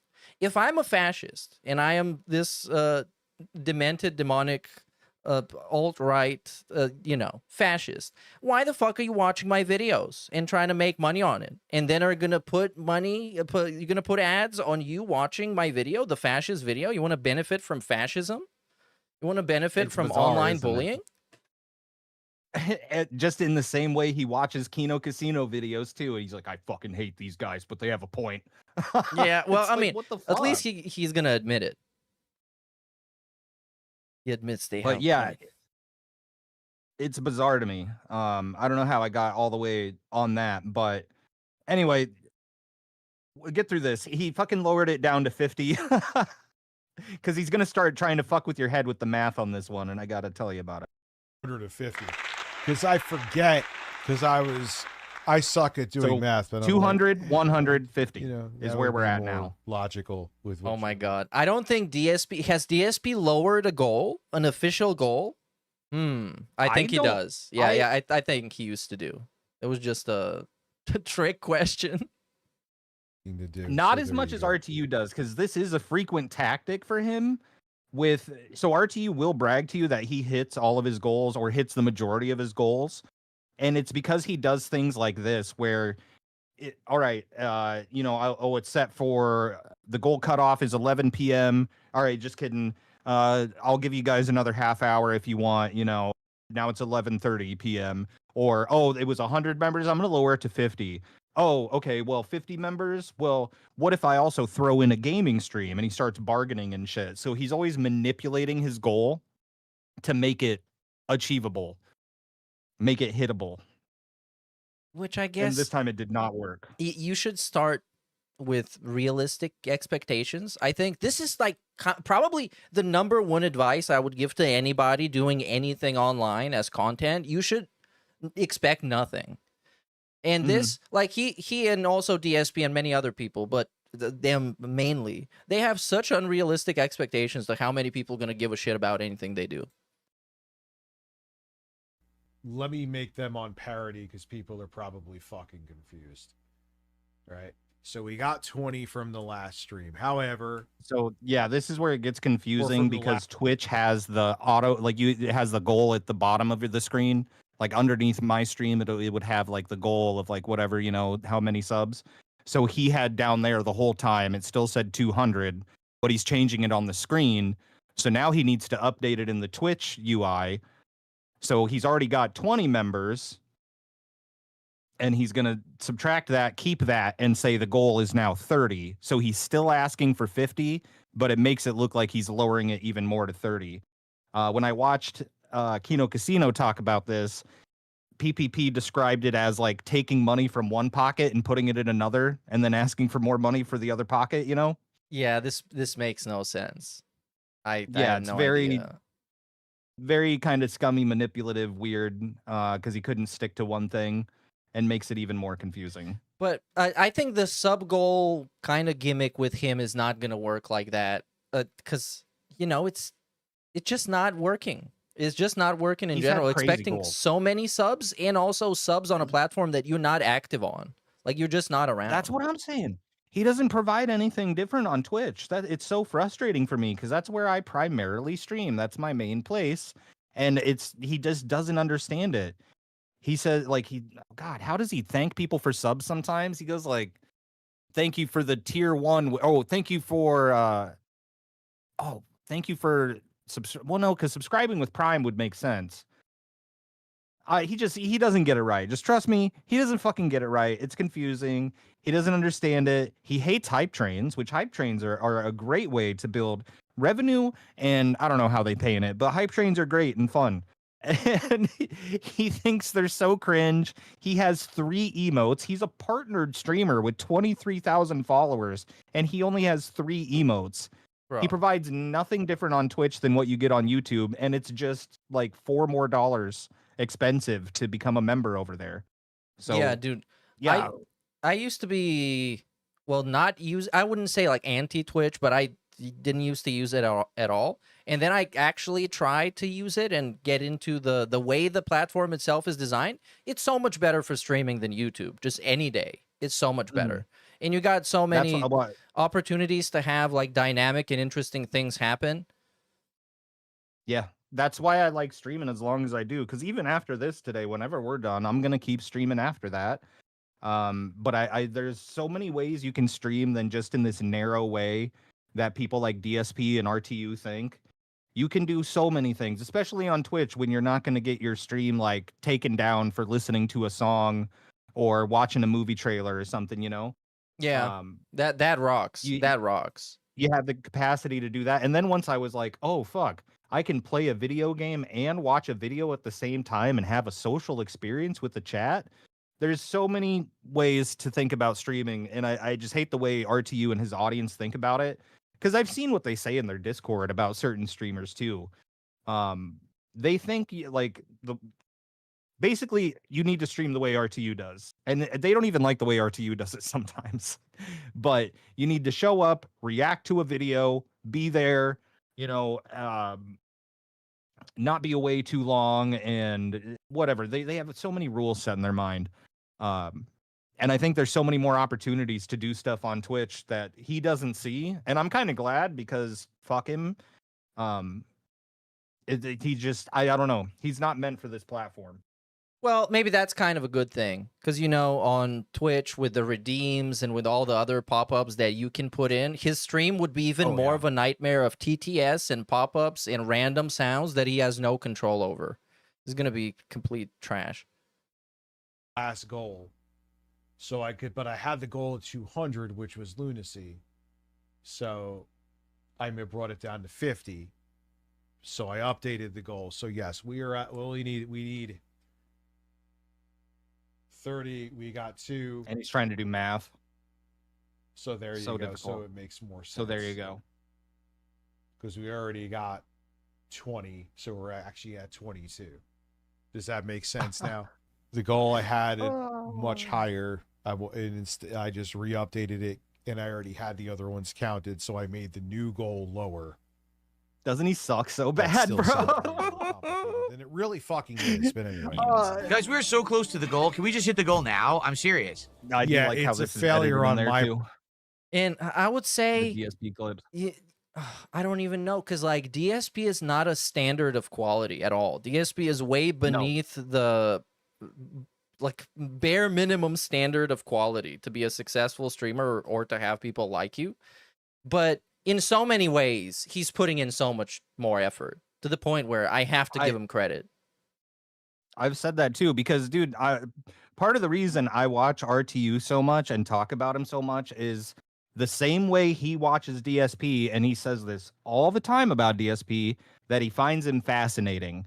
And I know it's a more nuanced style of lolcow, and it's harder for people to understand, because they're like, he's so boring. But I'm like, yeah, bro, I just can't stop. It's one of my favorite things to watch and pick apart. Not all the time. I skipped his stream last night, but watching an RTU stream is very funny for me.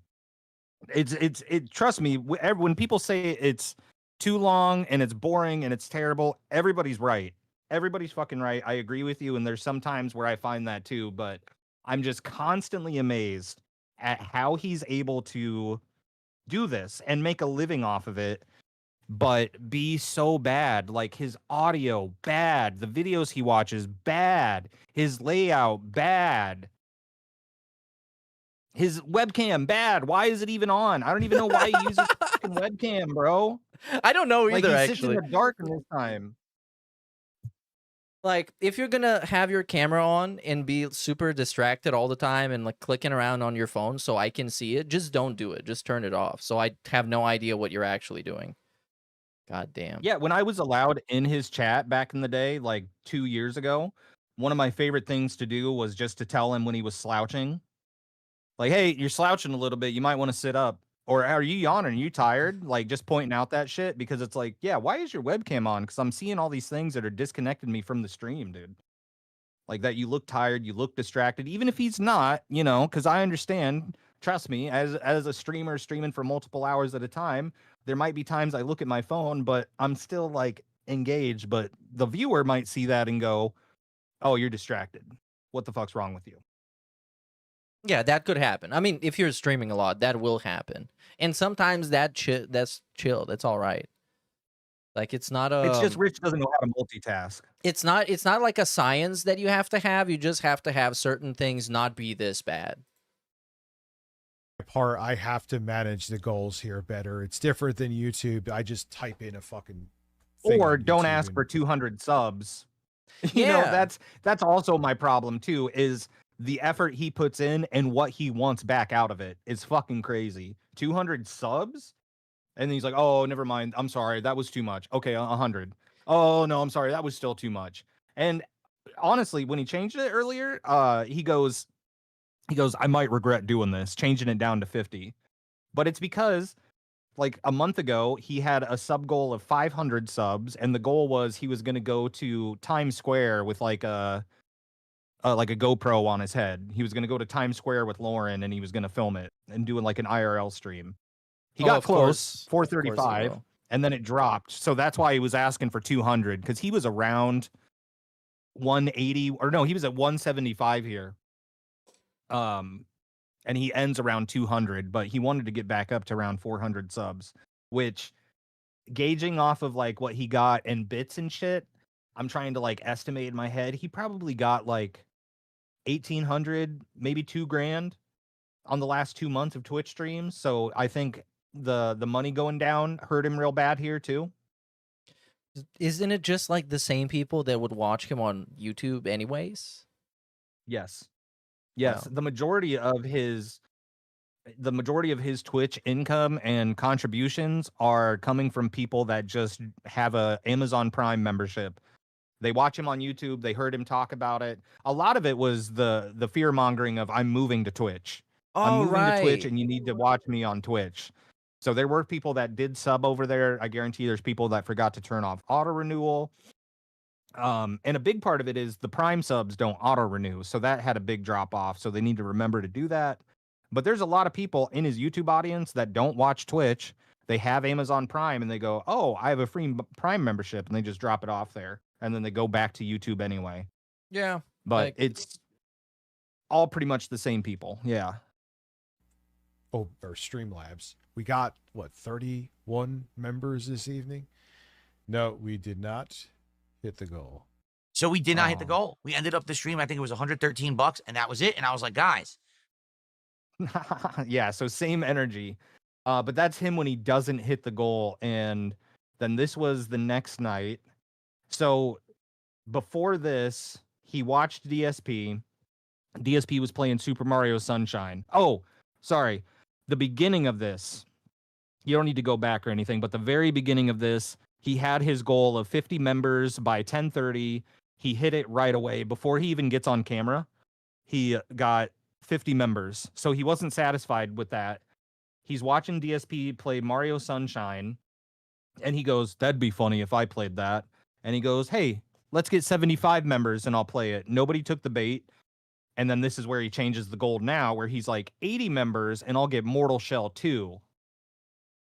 Okay, well, that's not all that hype. Like, I mean, considering if he you're just actually needed trying to another hit these goal. goals, you're gonna need something cooler than I'm gonna get Mortal Shell 2. Well, don't worry. He adds on to that right here. That's where it's timestamped. So it's Mortal Shell 2, but guess what? Point out one video that Melanie Mac or Quartering have ever done that have stood the test of time.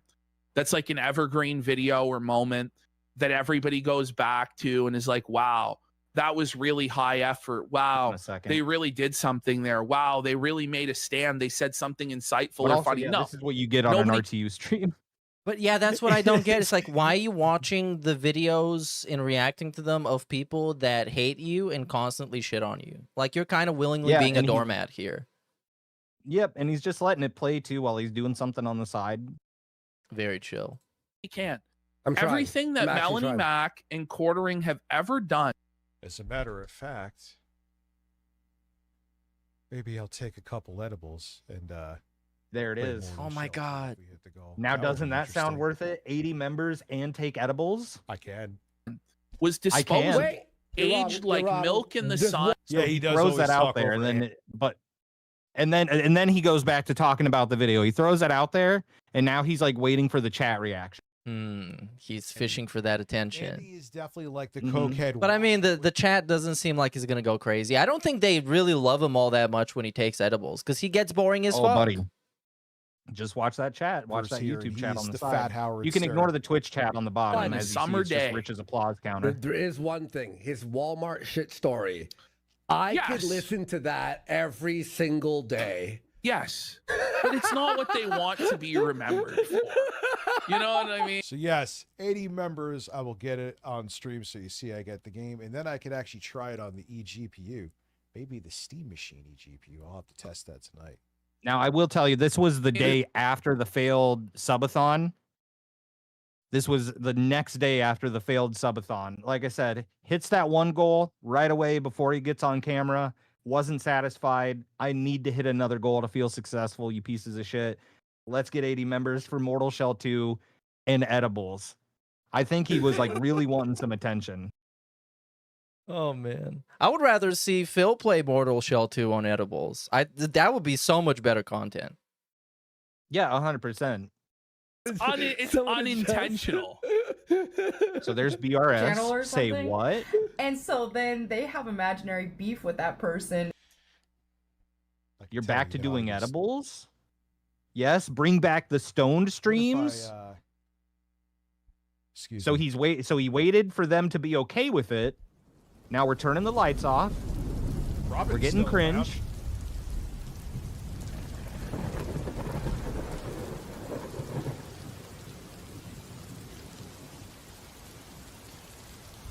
I hate this, dude.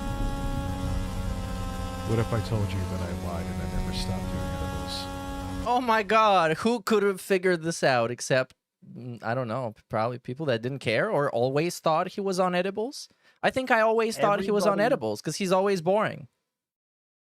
Everybody said it. Everybody said it except for me and Tevin. We were the only guys that said, listen, he said he's not on them, so I don't think so. And my reasoning for it was Rich said he's not on edibles anymore because the thing is people criticize him all the time. Oh my God, he's boring. Oh my God, he's stoned. Oh my God, I hate him.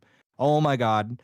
And I'm like, well, I don't want to blame it on being stoned because I get stoned and I don't get like that, I don't think. So I don't want him to be the representation of the THC community that I'm not a part of, by the way. I'm just trying to find words to use. But you know what I mean? I don't want him to be the representation of everybody that's getting stoned. Because sometimes I get stoned and I think I'm a good time. Maybe sometimes, not all the time. Regardless, he's a bad time every time. So I'm like, I think it's better to just be like, well, he's boring because he's boring. His personality sucks. He's lame. He's got anxiety problems. I don't know. There's so many other reasons to criticize him than just saying he's stoned. And especially if he's not stoned, he's just going to say, I'm not stoned. You're just making shit up, you know? So I was like, I don't think he's stoned. But then at a certain point, I was like, I think he's on something else. Because he was always talking about Xanax prescriptions that he had and his ADHD meds. But yeah, no, fuck it. I mean, yeah, I was wrong. Everybody else was right. He was stoned the whole time. But I tried, man. I tried believing. I don't know what to say. Never ever give him the benefit of the doubt. Ever.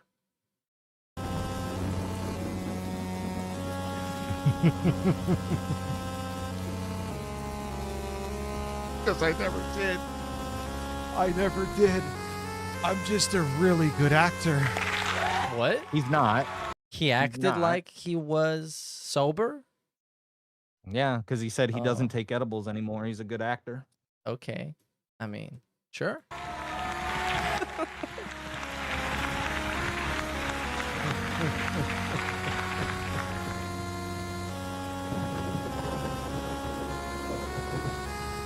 Cheers.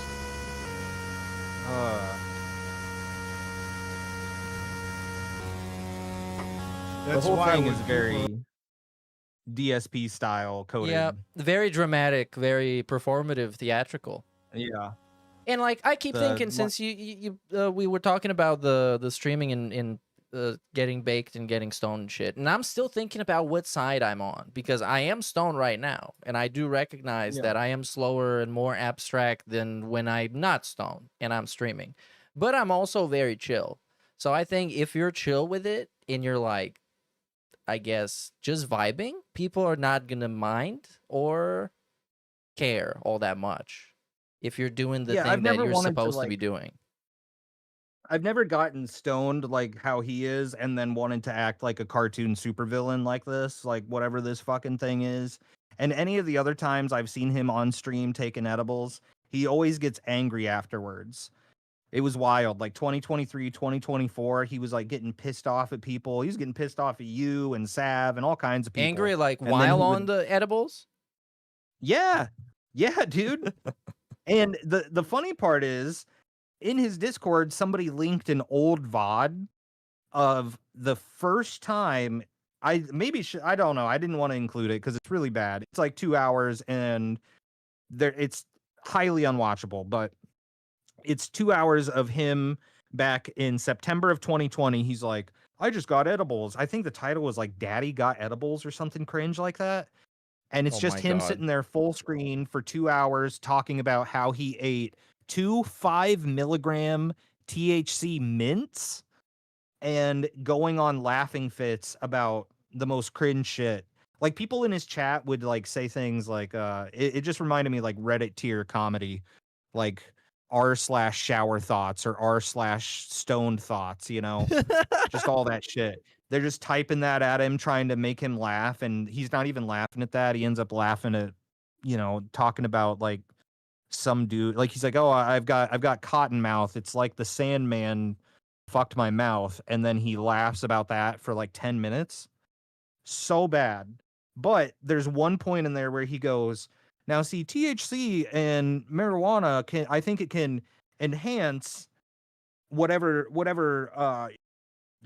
strong personality you're having or whatever, the good sides of you, which I've said too, because I feel like when I get stoned, it brings out the introspective and retrospective and all kinds of perspective thoughts. I feel more communal, more empathy, more silly, all that shit, right? And I think it brings out those good things in me, which are always there, but it amplifies them.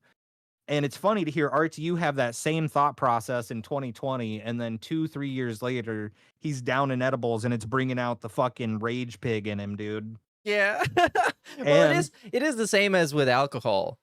Like if you drink Yeah. on stream, it could be really funny and you can have a great time, or you can be like the quartering or Rakita. Well, I used to drink a lot, and not when I streamed though, like in my early 20s to late 20s, well, pretty much all my 20s into my beginning 30s, and then I stopped. All right. I stopped in like 2023, October of 2023. So yeah, but like drunk me is like the opposite of this. It would be more akin to like the RTU thing of getting drunk and getting pissed off and getting abrasive and shit. It wasn't a good look. So I see where that's coming from, and I'm like, maybe Rich needed to switch to liquor. I don't know. Maybe like liquor for me turns me into that. Weed for me turns me into this. Yeah. I don't know. Maybe he's on like some different polarity shit. It is it really is like per person, because I've had so much fun drinking on stream and having like, I don't know, having fun. And with weed, it's more like it's more chill. Like I'm liking hanging out right now because it's chill. Well, We you know don't what do Rich like would tell you, because a the formal funny thing. part about that old ass edible stream, he's talking about like people are like, oh, I don't know, I don't do weed. He's like, well, you need to get the right strain. Now, see, what I have here is a sativa, but you may need an indica. And it's like talking to like with all this, like, dude, you just had your first fucking edible in 20 years, and he's talking like he's like a fucking weed scientist. Yeah, I hate it. He's in Which the I weed hate too. community, bro. I don't like this whole new day and age of going to the dispensary and these fucking, they call them bud tenders, and they're asking you, well, what are you looking for today? I Bud don't tender, know, dog. They say that. Yeah, they call them bud. Yeah, bud Oh my tenders. god, That's this what is they the call first them time at, I've like, ever heard dispensaries. that. Yeah, and all this shit where it's like it's run like a fucking Apple store. Like, bro, I don't like it, bro. I'm still gonna go and just get it from a guy in a bag, you know? Yeah, you're supporting local businesses. You know, small I time am. entrepreneurs, which is exactly what I do Yeah. as well. But oh, yeah, so anyway, he admitted to eating edibles. He goes on for like a half hour, which we don't need to fucking watch. It's just kind of this part. What's very funny though during this part, it's later on, but he reveals that there was one time he was supposed to do a Mario Kart marathon with JKB, but he got too drunk. And actually, it wasn't that he was too drunk, he had too many edibles. But he lied and said, I had 2 rum and coke. So he thought it was better to lie about having alcohol, I guess. I don't know, dude. I don't know why he felt that Yeah, a lot of it why is he felt the need to reveal this. it is exactly what I'm thinking. Like, why do you feel like I'm gonna care about it if you? Well, I guess because it's the troll's gonna win, bro. The troll's gonna win. The troll's gonna win. So yeah, I guess this is we got the reveal. We got the big reveal. Let's see if we got something else with Rich. I think we did all the Rich. We're riched out. The edibles, failed subathon. Yeah, I mean, there's some other clips of him and JKB going back and forth. Saru had let's see. Saru had a funny JKB clip of JKB in his attic. I'm gonna see if I find it. So what's JKB up to in general? Like, I know so little about him. Oh, bro. JKB. I mean, he had that one day where he Games? mogged RTU, but in general. Oh, those are both of his probably channels? I don't know. Let's see this one. I went retro game hunting, which is cool, I watched that one on stream.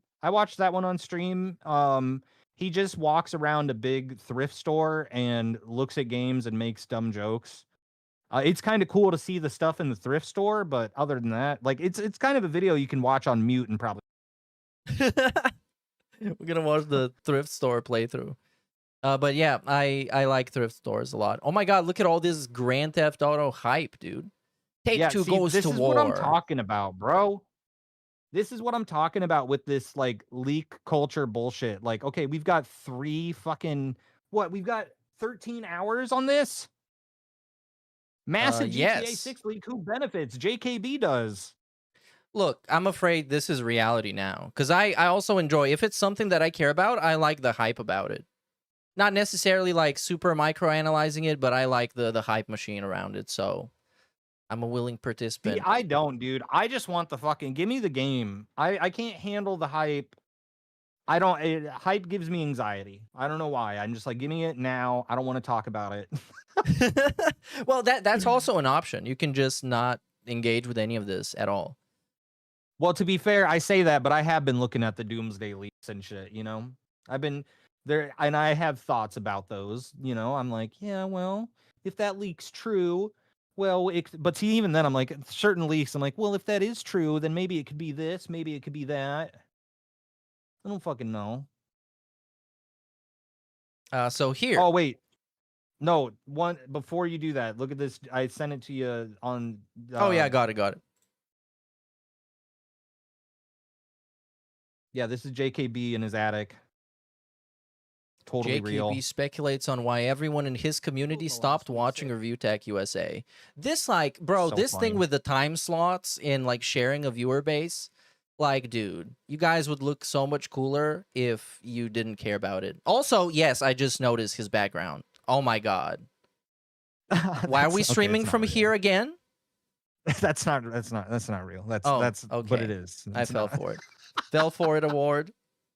I don't watch Rich anymore. I'm Yeah, see. curious on Oh, what right, it it's was. green screen. Okay, I get it. Why That's do you what guys it feels stop like, all though. of a His sudden? actual background is just a bunch of bullshit.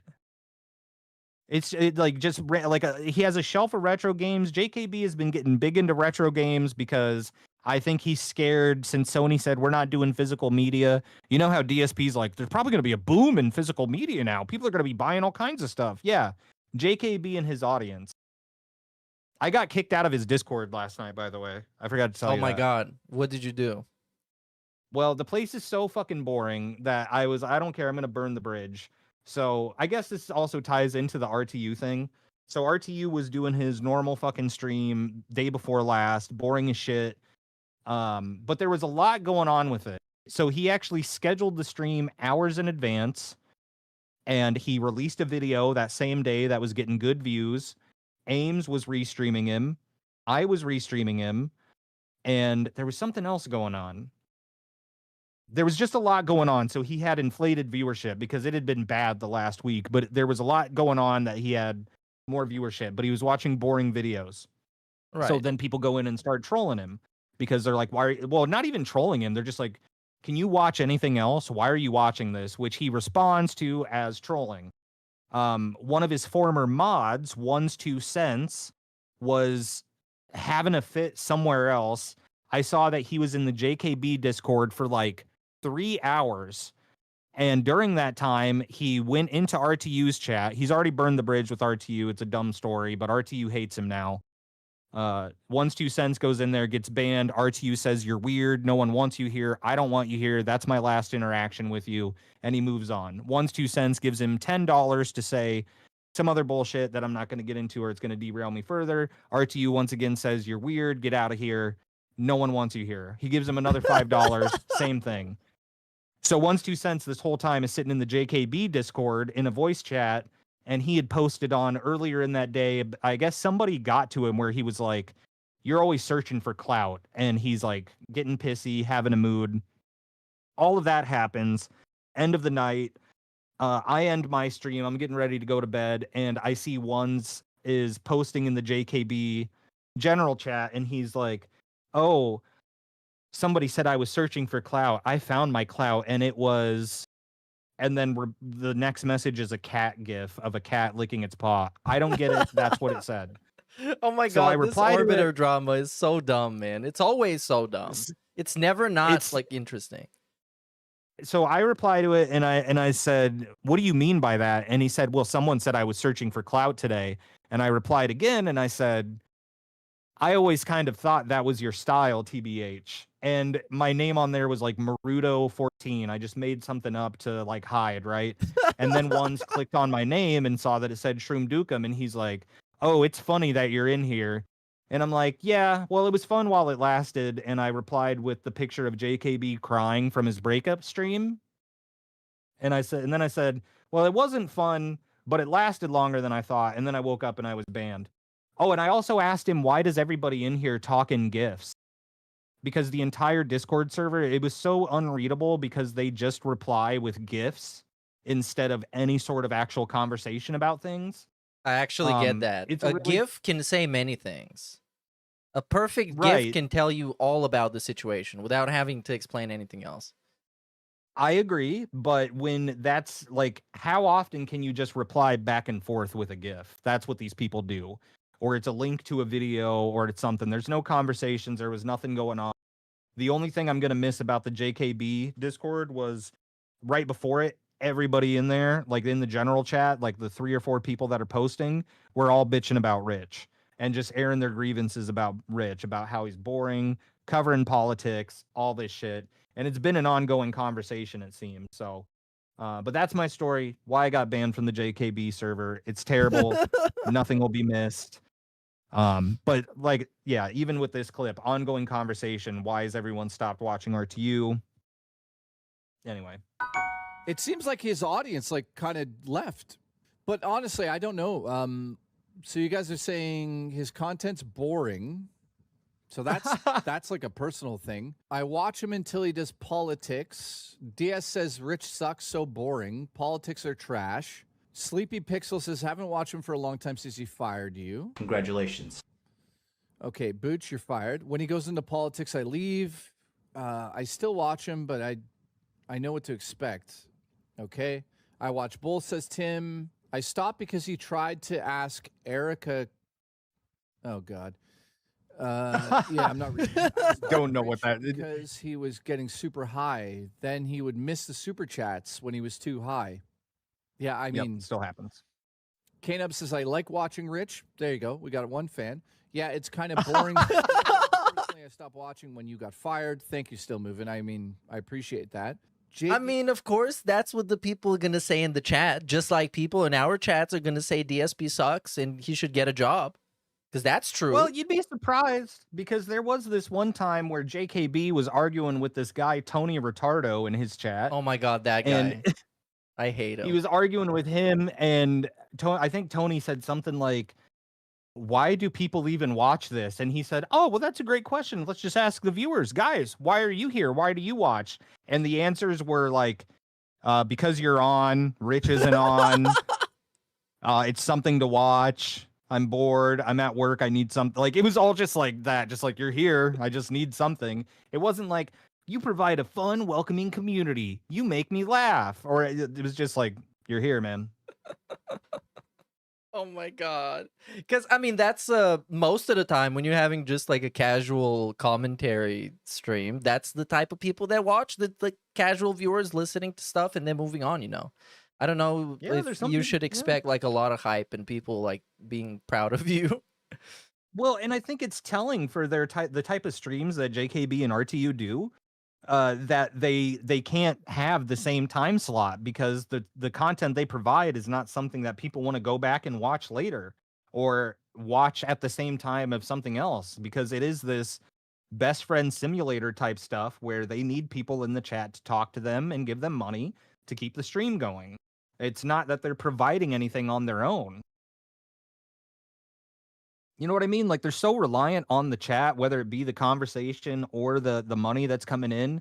They're not coming here going like, I'm going to play this game today, dude. Let's hang out. I want to watch this video. Let's hang out. It definitely helps, like having a chat where people are talking about something or wanting to talk about something or like knowing different topics. Like sometimes people talk to me about like basketball because I keep up with it, or football.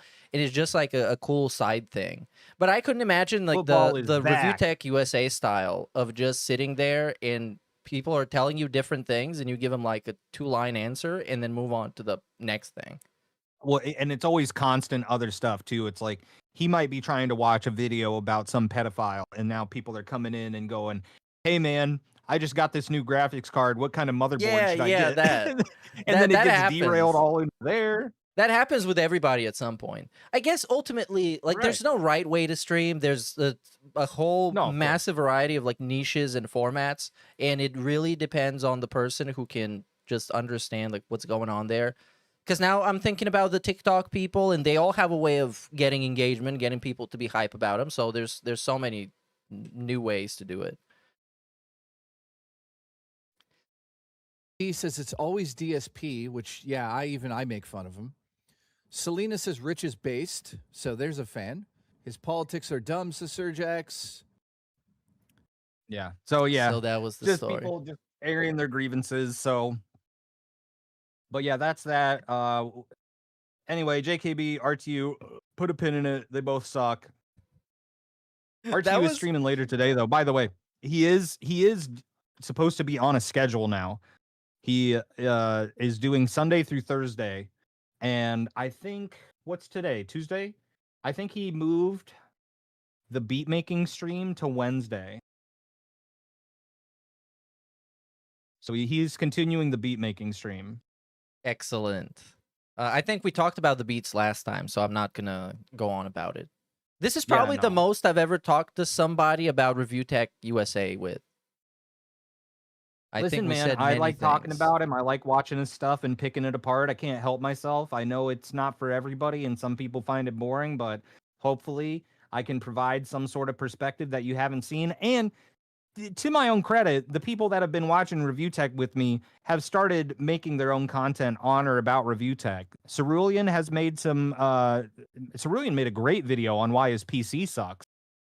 Pat Noticers put out videos, the Raw Tech USA channel. So the RTU A-Log empire is growing. It really is, compared to like where it was at for a time. And I know he got A-Log like way back in the day with like Review China USA, the Anna Doyle stuff, and the Big Cheese stuff. Oh yeah, And back then it there was kind of actually a lull hype. there. Yeah, I did see he stayed up till 4 a.m. today. I'm very grateful I didn't end up watching him. I don't know if there's anything. Nobody told me. Nobody came. But yeah, I mean, my whole thing is I'm just constantly surprised at how bad his streams are and how he's able to make a living off of it, and just how angry he is. Like the big thing for me is the anger and aggression and the wild assumptions he makes about people. Like, obviously for you, calling you a fascist, all this insane shit with no evidence to it, just wild assumptions going off of people in his chat. It's so obnoxious, and I just like laughing at it. So yeah, I get if it. I can, I don't like trying to convince people that a lol cow is funny. Like, if you think it's funny, it is. If you don't, then you don't, and you probably won't. Like, I can't, like with the Kiwi Farms guy, Null, because he had a tantrum a while ago. He wanted to delete the sub forum because he thought it just wasn't funny. DSP just wasn't funny, and then he put his foot down and was like, you know what? Give me 5 funny DSP things. And I'm like, bro, it's not like, you should know this. You're the lol cow guy. yeah, it's all out there. Like, I don't know, dude. So now we're about to get super chill, and perhaps, I don't know, this is about depression. Anyways, we're about to talk about Jake James Lugo. So Jake James Lugo, Shroom, I believe you don't know anything about this guy or much about this guy. I know a few things, not like a bunch, but yeah, I mean, I know he did an interview with DSP, and he wants to be a video game journalist. I gotta sneeze. Bless you. And thank you. And he plays with lightsabers and drinks wine. Yes. I don't know all the deep lore, but that's kind of about it. He's a game journalist, did an interview with DSP. He is very, like, he's kind of a chill guy. People think he's kind of interesting to watch his videos, and he is kind of funny. So we're going to watch this video from 10 years ago that is called Gamers in Depression by the series Gamers with Gains, because he is also buff. Whoa. Hey, what's going on, my friends out there? Welcome to Gamers with Gains. Hope you guys have been doing all right. Today I want to talk about depression. Now, I've been noticing over the last couple of months that a variety of different YouTubers, content creators, gamers out there, whole bunch of different people have been talking about depression openly, sharing their stories and telling everybody how they usually deal with depression. I think this is important. I think this is something that everybody kind of experiences at one point or another in their lifetime.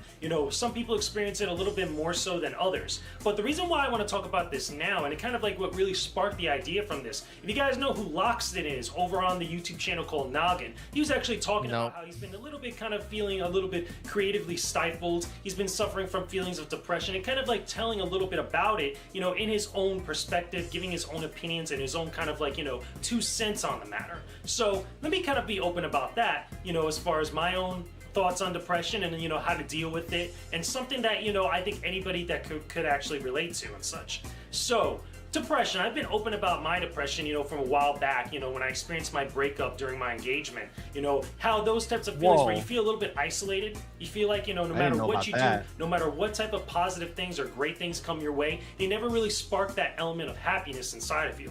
Everything of which you do feels down, it feels dour. People that you interact with aren't really kind of, doing it for you. They're not giving you any sort of happiness. You're not having fun around other people. You're eating foods or doing different types of activities that don't give you any sort of pleasure. It's a variety of different reasons. Now, one of the things about depression that some people Cerulean says that he's kind of sounding like Jerry. Well, no, he is, by all accounts, he is just a regular dude and not manic at all. He likes AMC theaters and watching Star Wars movies in AMC theaters in yeah. particular. Yep. And yeah, I think he's written about video games before. He's made like articles, publications, all kinds of game journalist type things. And he is really trying. He's he in some aspects he is like Jerry Banfield, but outside of the psychosis and being insane. That's not a blade revolver. That's a gun blade. Understand is that you could kind of, explain it almost a million different ways, but even after then, you won't necessarily get it fully. Everybody has their own experience with depression. Everybody has their own type of feelings and own type of perspective and kind of, scenarios when it comes to experiencing depression in their own life. Again, I mentioned before, some people have it much more worse than others. A lot of people kind of attribute this to kind of, a lack of actual chemicals, a lack of endorphins or whatever inside your brain that is like your pleasure center and stuff. But regardless, though, here's a couple things that you need to keep in mind in depression, or if you're experiencing feelings of depression. Doesn't matter if you're a gamer, if you're a non-gamer, a casual, hardcore, or whatnot. All these 3 different tips are definitely going to help you get through. Oh, we're still in the intro, by the way.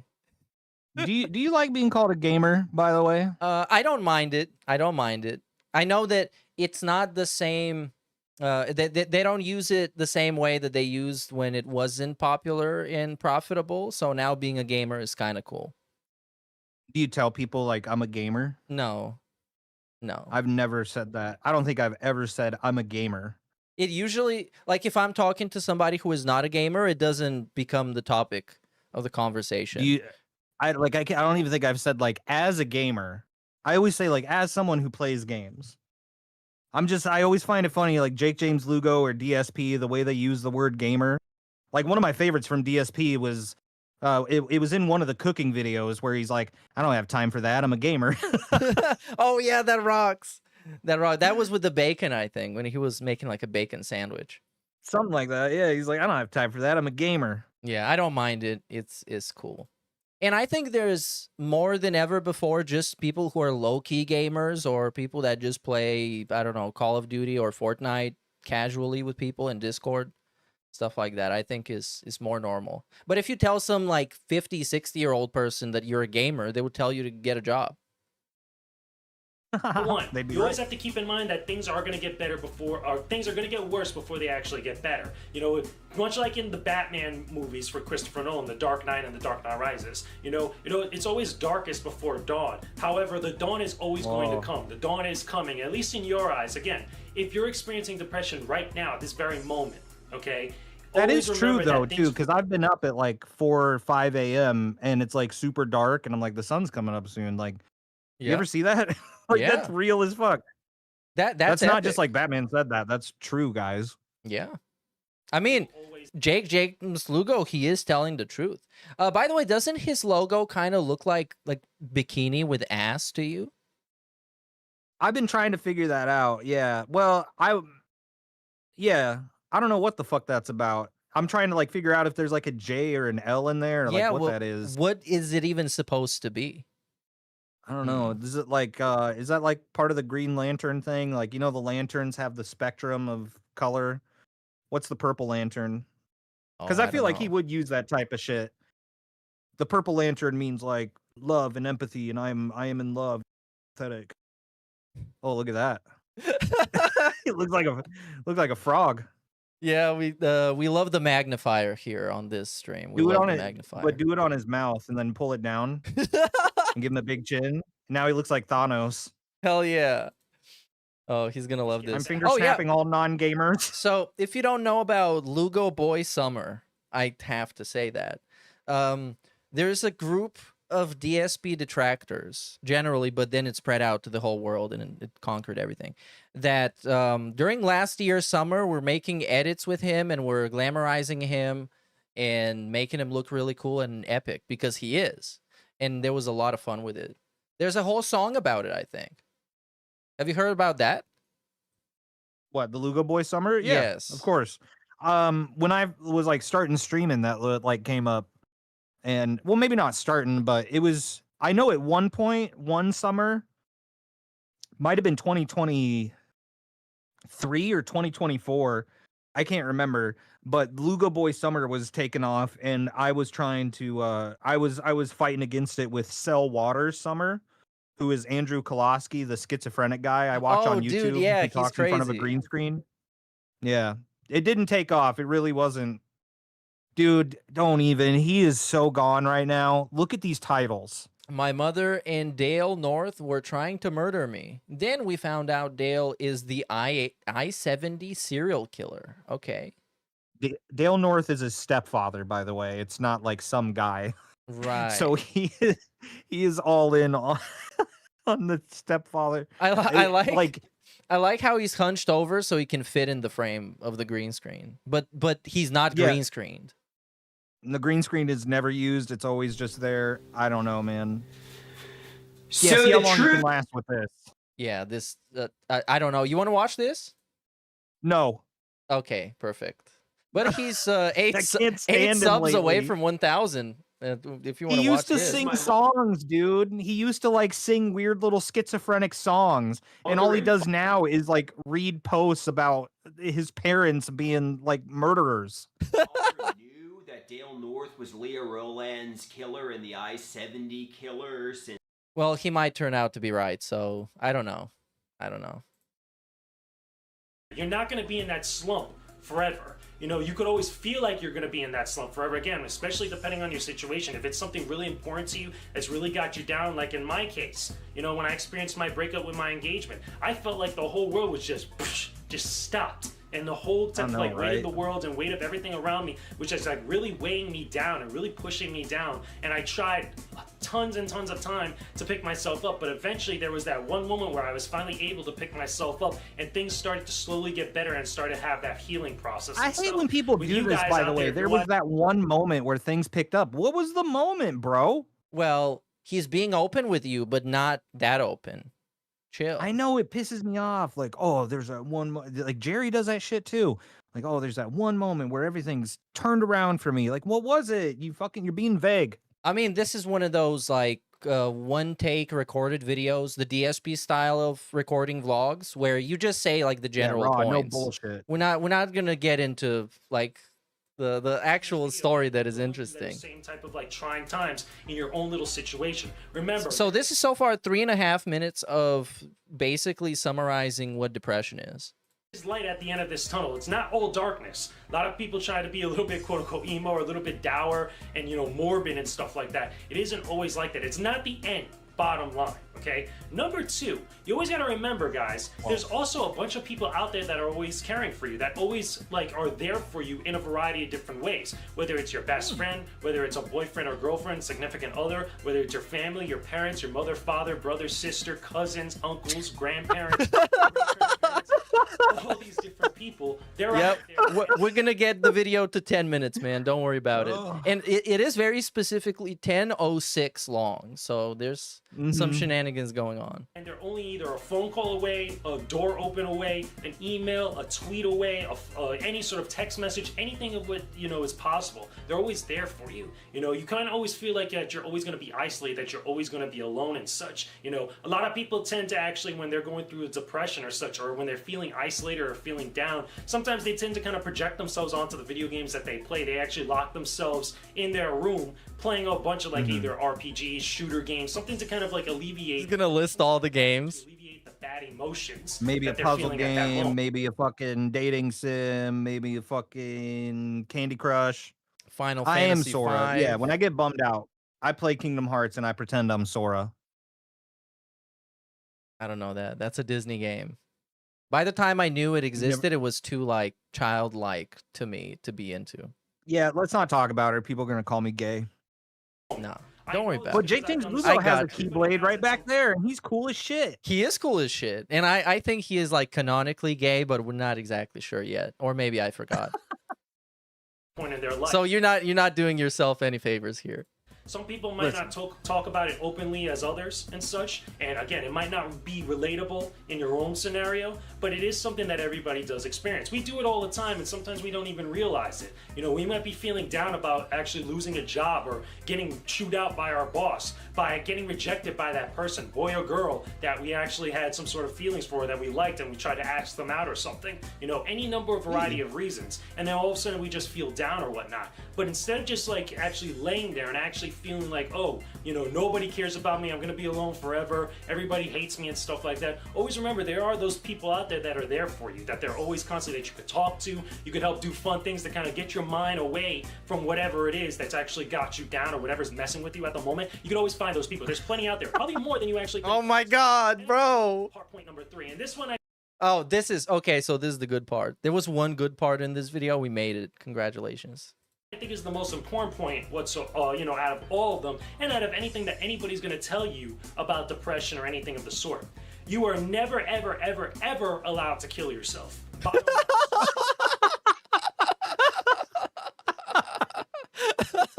Fair enough. I mean, that is a great point. I can't even like say anything. Now listen, I don't like being told what to do. You know what? That's true. My whole life, people have been telling me what to do, and now you're gonna tell me what to do. I'm gonna do the opposite. The Jake James Lugo's you didn't fault. think about that. You're allowed to kill yourself. Bottom line, suicide is never an option. I know that there's been a lot of talk about stuff like that. Some people have come out and said that they've had thoughts of suicide, and they've had all types of different things that they're really kind of, you know, gets into a really dark territory, a really dark discussion and stuff. But the bottom line is that you out there watching this video, watching this vlog, if you're experiencing feelings of depression, I'm here to tell you, much like all the other people are out there for you, to tell you that you are not allowed to kill yourself. Again, all those people that care for you, even if you don't realize that they're there, or if you don't interact with them so much, how do you think they would actually feel if you did something like that? How do you think that things would actually be in the world? How do you think the world would benefit if you just offed yourself right now? That's terrible. That's horrible. That's the worst thing you could possibly do. A lot of people think of that as like a viable option, or they have this kind of like discussion like, oh, if they're not hurting anybody else, let them do what they want. Okay, this is it. This is it. This is with that video. I think we're drained it out the juice. But we learned what depression is, supposedly, and that you shouldn't kill yourself, which is a very positive message. Never, ever, you're never allowed. What is he up to nowadays? I'm sure he's still posting. Okay, this is modern era. Jake James Lugo. He got a lot more professional because it's been 10 years. We've been watching a clip from 10 years ago after all. So we playing Tokon. Well, he is getting better views than DSP and putting in a lot of effort, even though DSP is not a standard of quality. This should not be like a compliment. He looks chill. He's doing a playthrough. And yeah. What is this thumbnail about? Why is he so mad? Look at this. I wonder if it still comes up.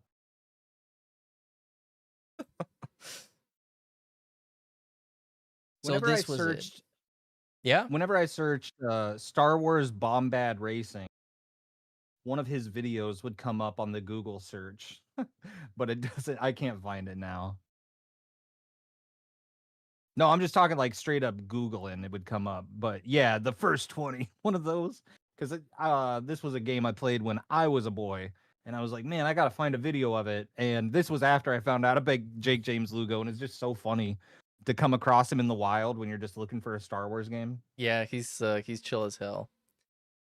And he had some unboxings that were cool, but it was mostly like Lego sets and big, like expensive fanboy stuff that he bought. So I think I always just like seeing his photos. That was my favorite thing from him, was seeing the photos of him, like you said, at AMC theaters or in his room wearing a ring with a glass of wine. That rocks, man.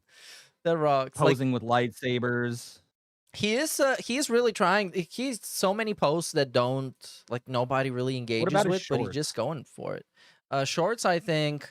Yeah, he had some. It's mostly Star Wars stuff. What about the GTA 6 one? I want to see it. GTA 6 got, like, leaker. That first one right there with the hands.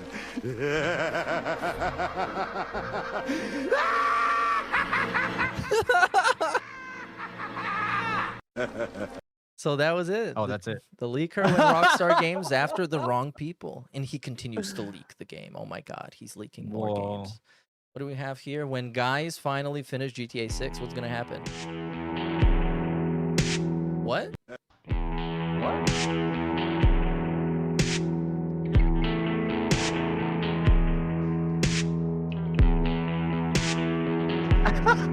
hate this. Where's he going?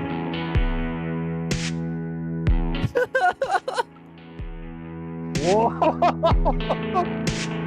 He went outside, dude. He went outside. Teleported outside.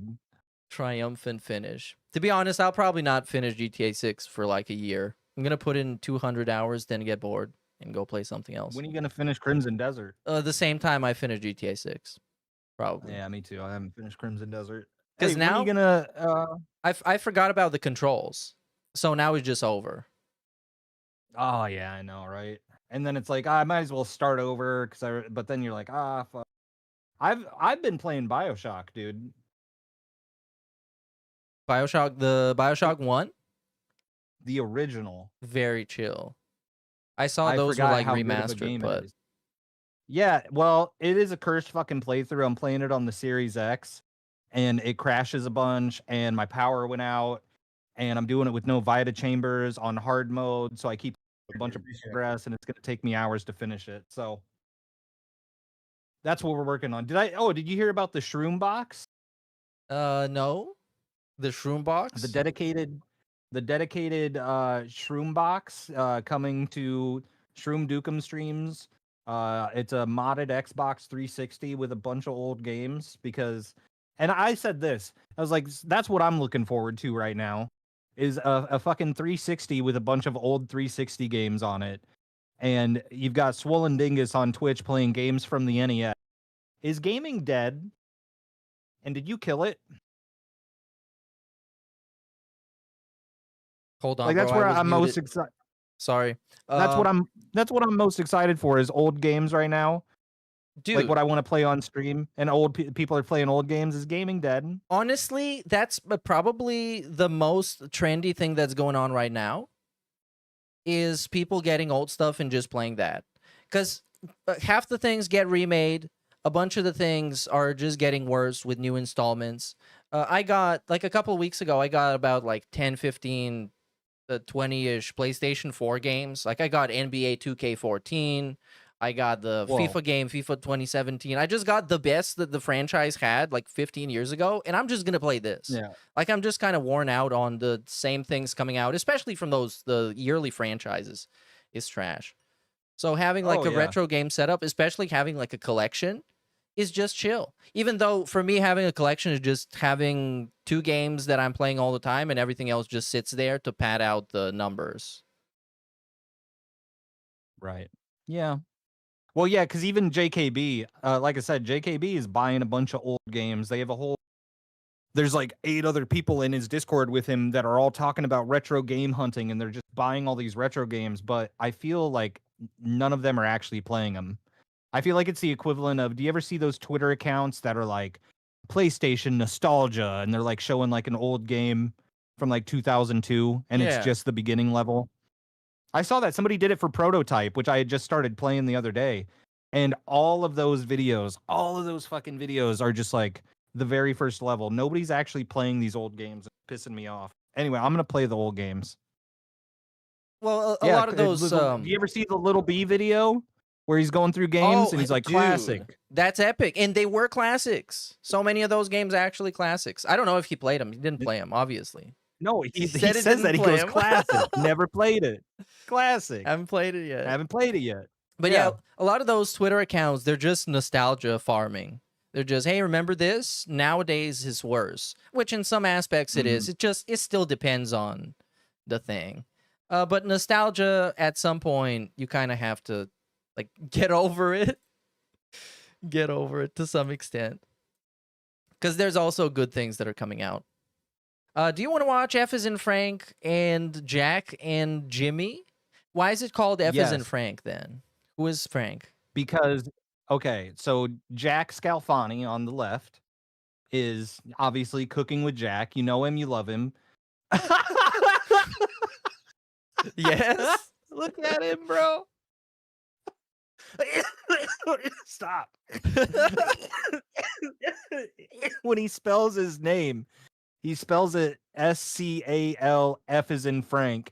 And so I guess that's why, I don't know. That's what he says. It's F as in Frank. And I think it's because the topics they talk about here, we're going to be frank about it.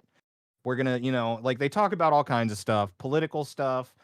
This one's a bit of a mess. This is a shorter episode, and I skipped the beginning part. They had some arguments there, but this is time-stamped. They get in a big argument for the next 20 minutes, and it's just this constant back and forth. It's very funny. Yeah, well, what I've seen Jack like to do is whenever there's a very they need to solve an issue, they need to come up with a solution. First thing we're gonna do is ask ChatGPT, but to agree with me.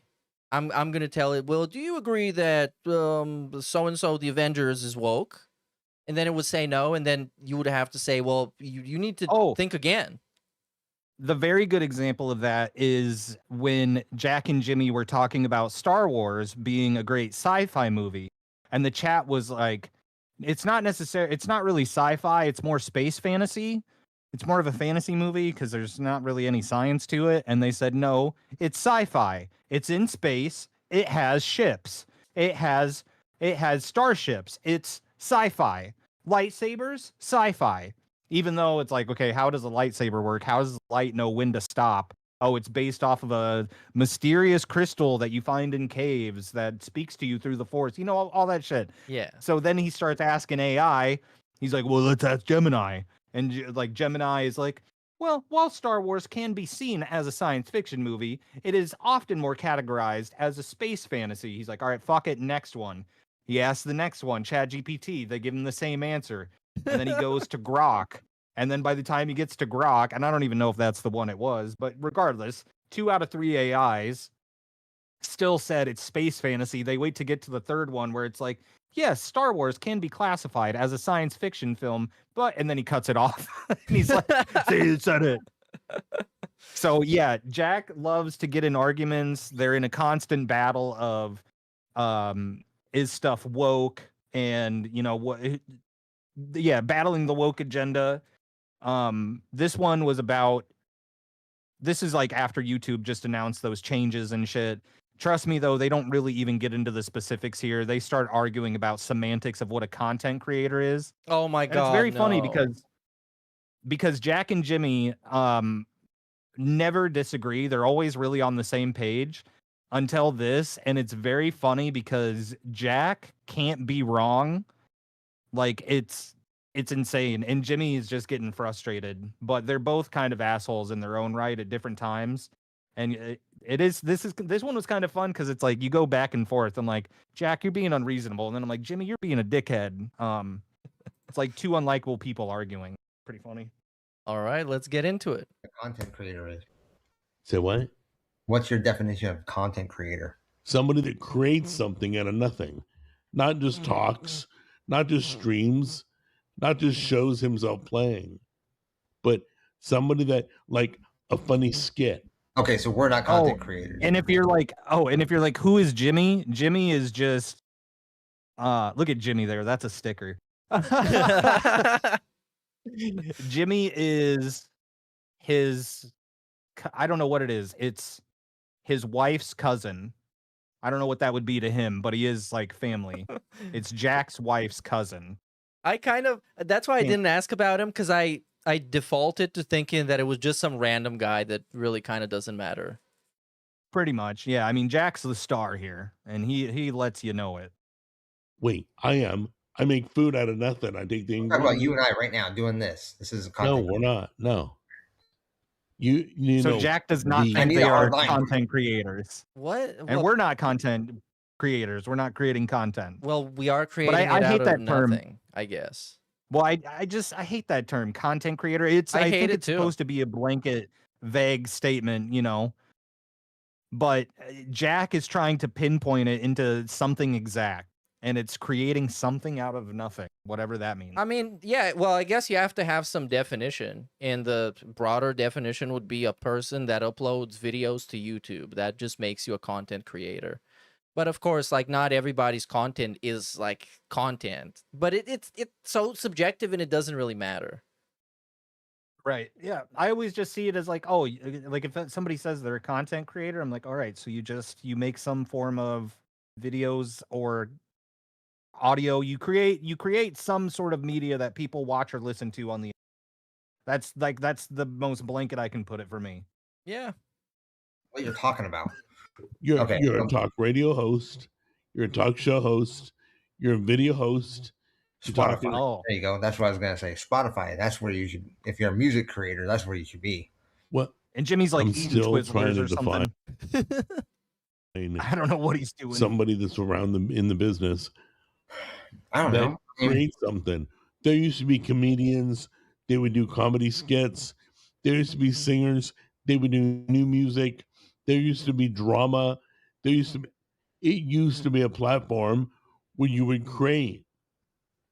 You wouldn't just talk The only about thing it. I know of, as far as content creation, I would say would be, or the only thing that I really listen to or watch on YouTube, you wouldn't classify as content creation. I don't go on YouTube for content creation. That's because they're podcasters or they're narrators.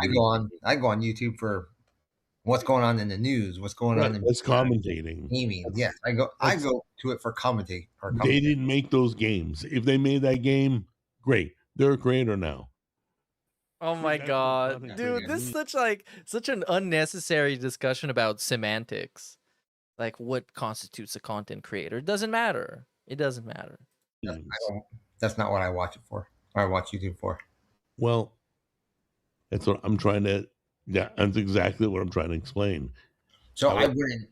What I'm trying to say is I wouldn't know a content creator by your standards. I wouldn't know a content creator because I don't watch them. Okay, let me see. Jack made foods out of nothing, and also. Yep. See, now he's looking for people in the chat. Not scrolling. I'll see. Mr. Beast doesn't make content slot. East the whole time, by the way. Mr. Beast doesn't make content. Stop lying. I guess somebody said Mr. Beast. I don't know. I don't watch Mr. Beast. Beast, like the ultimate content creator, man. Yes, technically that's literally his mission statement is to create content. And he makes sure to tell you every time. In every interview he says, I don't make whatever fucking like whatever. I make YouTube videos. So I want to make the perfect YouTube video that everybody's going to click on and everybody's going to watch. You know, I've never clicked on a Mr. Beast video, so eat it. Dude, once because I've probably removed this channel off my feed like a million years ago. But once I was looking at the just the logged out page of YouTube, you know, the raw page, and I would see how many fucking views that video got, and that he's got like what 5 billion subs or something, and it just kind of hit me that this new era of content and how hype it is and how many people actually watch this. It's crazy. Yeah, logging in without a YouTube account with your algorithm, it's so weird. Jimmy Fallon clips and shit. Like, yeah. What? Like, who's watching this, man? I thought Jimmy Fallon got canceled and terminated, and they threw him into the sun or something. No, I think you're thinking of Jimmy Kimmel, and then they let him come back after that. But I don't know. Donald Trump still hates him. I don't know. I've told you and other people in my stream, and I'll tell everybody always forever that whatever like this modern media, television, movies, all this shit, with the exception of even like, I don't know, there's some Marvel movies I could still watch, but there's just so much bullshit out there. No, movies are fine, but like TV shows and whatever they're putting on TV, I can't watch anymore. That's why I watch so much of this stuff. F as in Frank, DSP. And it's a lot. Like the modern Hollywood shit for me is just so, and not even like because it's woke or whatever. It's just not, I don't know, overly produced, inauthentic. That's why I watch so much of this shit now. That's how I can watch an RTU stream. Yeah, that's exactly why. Because it is authentic. And like I talked about the TikTok people, they're boring as fuck and nothing happens, but it's at least like a real look into people and what they're doing and what they're thinking about. Just like this is a very fucking boring clip, but having it be a genuine interaction by two kind of interesting people makes it worth it. Yeah. I never have. They But start I getting used mad. to That's why I'm giggling. Oh, okay. I'm down for this. people who would I'm like gonna get mad too. they created stuff. I used to hang out with these people. They would do stunts. What is it, Parkway or something? From one building to the next. Parkway. Parkway. Or whatever it's called. Yeah. That was doing something out That of was nothing. creating. Yeah. Not just sitting by a microphone like me talking. This isn't content created for me. This is just me and you hosting a show discussing I content would creating, argue but it's not content more pure content creation than. Yeah, I mean, they're just sitting there talking and like filming themselves. How is that not? Like, I don't know how he doesn't see that as like even content creation. I hate this idea of the content purist, the person that does not think something is content if it uses something else that is content or created as content. Video games, movies, blah blah blah. First of all, like I said, I don't give a shit about like content. I hate the word. I hate saying it. I hate being labeled as whatever the fuck. So I hate it. But what I hate more than it is the content purist. You know what I'm saying? Yeah. We're reviewing topics, giving our opinion, that kind of thing. But back in the day, damn, there was so much going on. I knew a guy who was a comedian. He would put all this stuff online from his shows. He would share all there it is and parkour.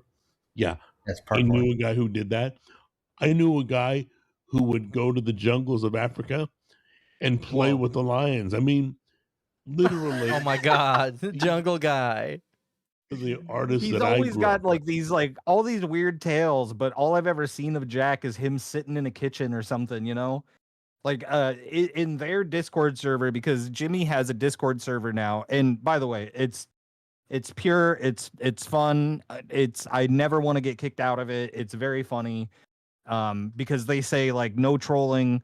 We're looking for real people, and they just say, it's like the weird soft, like not necessarily trolling, but like sarcasm. The chill Discord, I guess.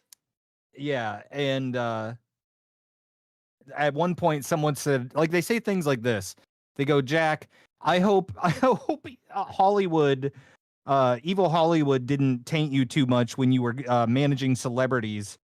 Because Jack says he managed celebrities in LA back in the day. And I mean, I don't know. Maybe he did. What celebrities they were, I don't know. But he says shit like that. So then people say, I hope Hollywood didn't get to you. And Jack replies and says, no, they never did. I was on the management side, never had interaction with anyone else. So I was good. Thank you. And God bless you, all this shit. People talking about how beautiful. Yeah, they're saying how beautiful Tammy is. And he's like, oh my God, Tammy. I love Tammy. She's so great. Oh, Jack Jr.'s so great, Jack. Yeah, I love Jack Jr. And he tells a story about how Jack Jr. was on a mission trip and no one wanted to listen to his message about God. And then Jack Jr. started rapping and all the kids flocked to him. Oh my God, I've heard about this. Yes, and everybody clapped, right? For what was that? That's basically freestyle? what Was it it a Christian rap or? I don't know, because it's coming from Jack, who wasn't even there. Jack Jr.'s coming back and telling him, Dad, was on a mission trip. No one wanted to listen, and I started rapping, and then everybody came over. And then Jack. Hello? You cut off, I think. Is that my network?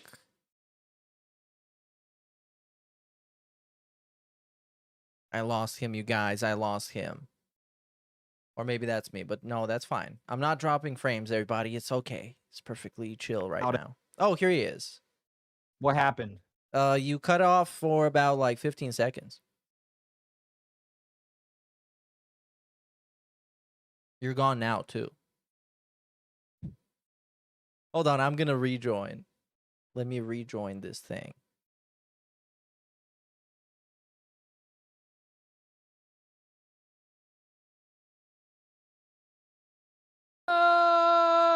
Hey, here he is. Yeah, Look who it it is. wasn't you. It was me. My shit exploded. Okay, we're back up. Everything is perfectly correct. Like we never left. Let's get these guys to start fighting already. With Yeah, get them going. they did. Annoying Orange would write comedy skits. I didn't Annoying like him. Orange. Let's see. Okay, here. What about like mechanics videos? They show you how to do things. That's just an instructional video. That's just like a owner's manual. Content creation. Did they build the car? Yeah. Did Technically. if they build the You car, see that's Jimmy different. too? Yeah, kinda. He's just happy to be there. He's always cheerful and joyful. Well, Jimmy's usually very distracted from the discussion. He's usually eyeballing chat. This is like the most engaged I've seen them with each other ever. It's just very funny. It comes off of a disagreement about semantics.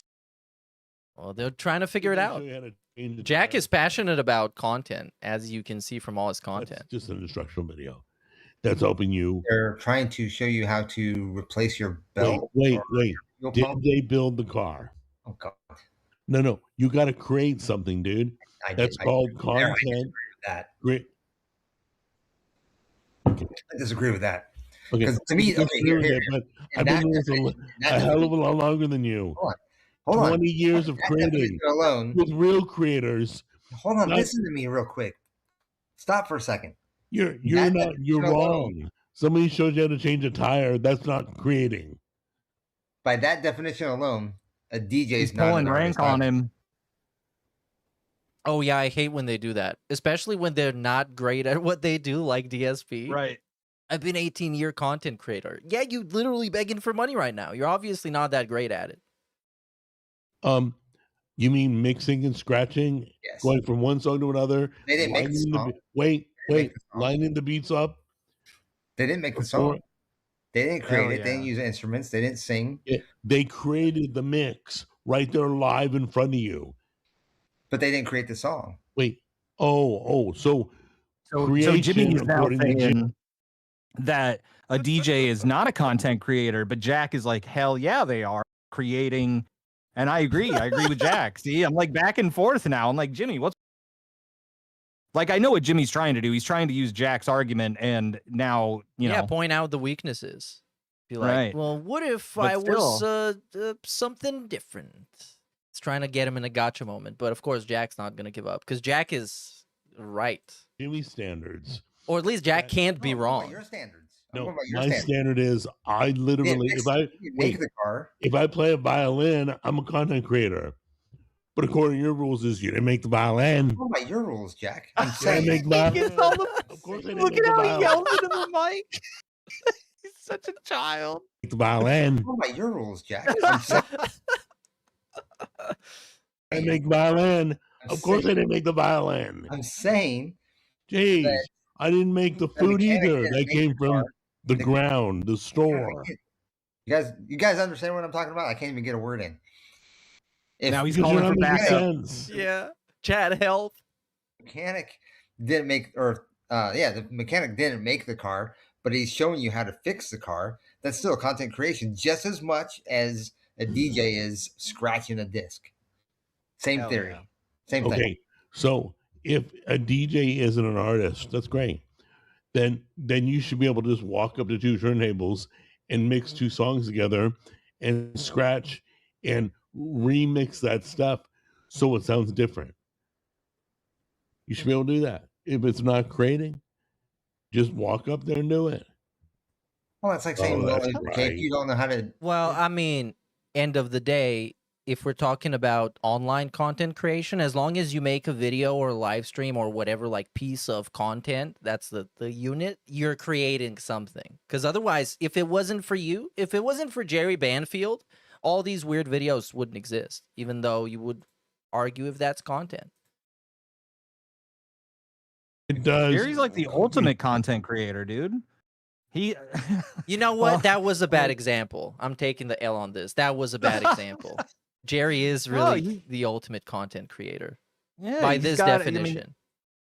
he's like, I mean, he's finding great ways to reuse fucking dead fucking gaming content from 2022 with dated references and shit, and reigniting that with AI.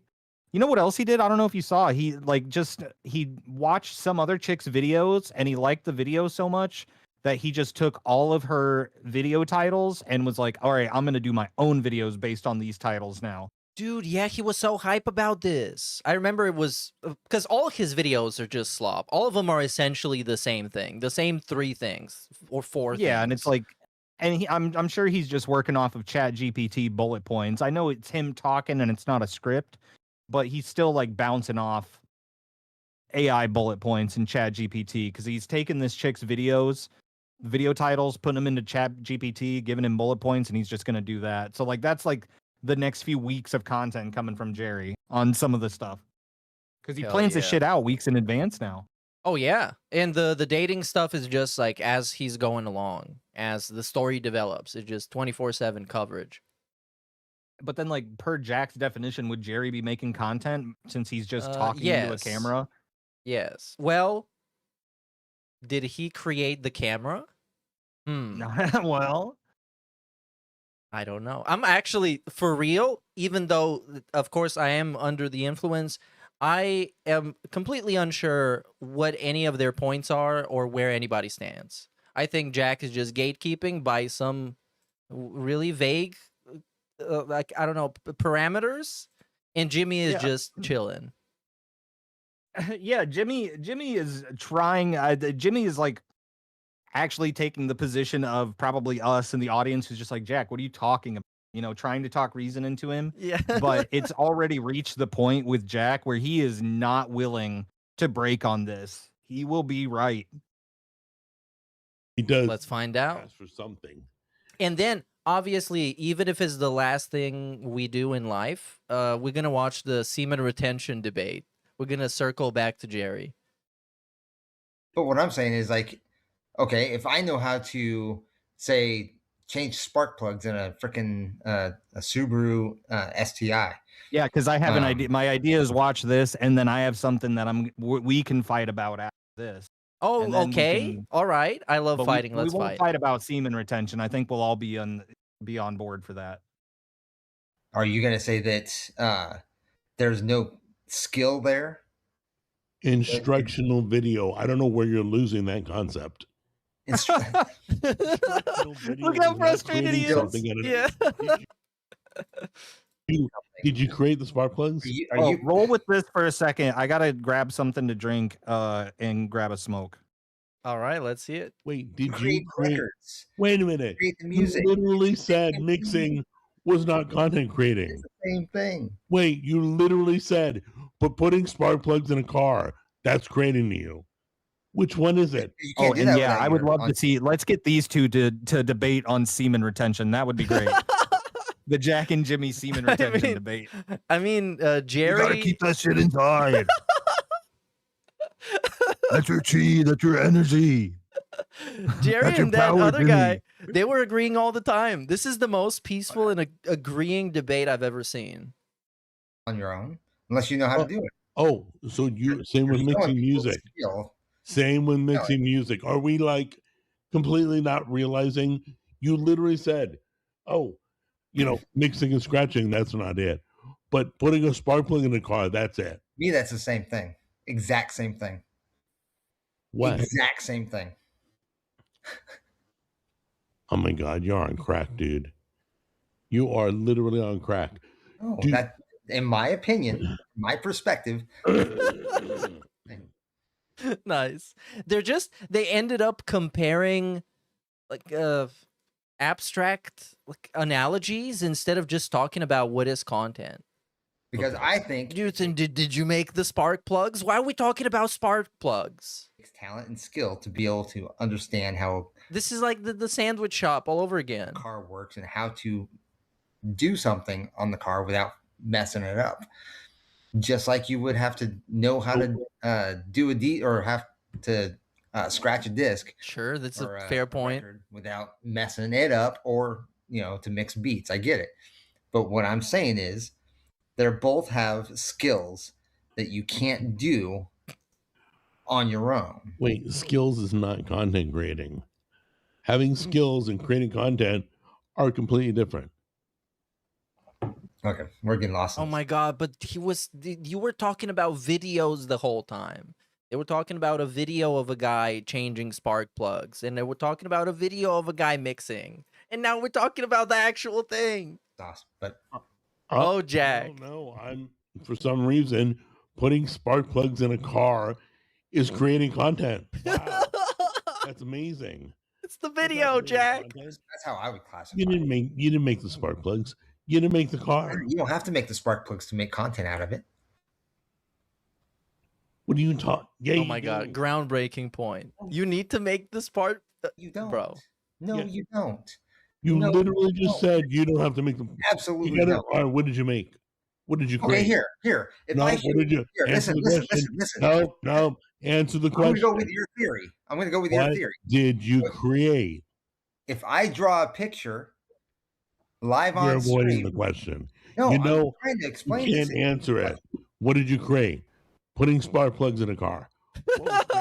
Car. That's what you created. What happened?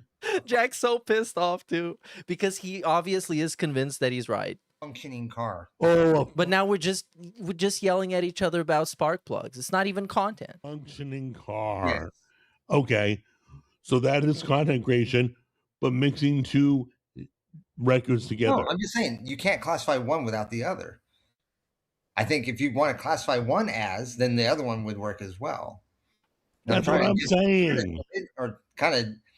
I said you literally said it wasn't mixing music, wasn't creating, but putting gas in a car is. If, but we kind of got, like I said, we're gone.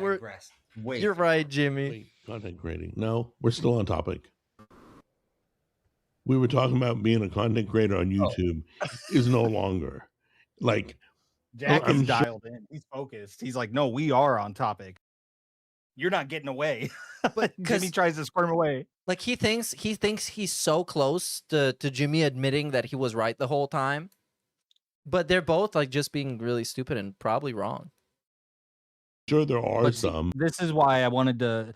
I was looking for a name to call whatever we're doing, and I've been watching these guys so much. They're so fun, and I thought D as in Dent was a great name. Or the other show that Jack and Jimmy do is just called Open Discussion, and I thought talking topics would be stupid and fun too. These guys have been a big inspiration to me, is my point. I mean, because that's like the thing. If we name it something formal and official, then we would have to do that with whatever that would be. But we're just kind of shooting the shit and pausing over videos. So that's not like what represents that. I don't know. There's no name. So do they get more mad? I think they actually do. I think Jack is still mad. They around do here. towards the end, yeah. Don't watch them or haven't heard of them. They go on To be another fair, I topic don't here. Okay, you want to move on to the thing that you wanted to argue about?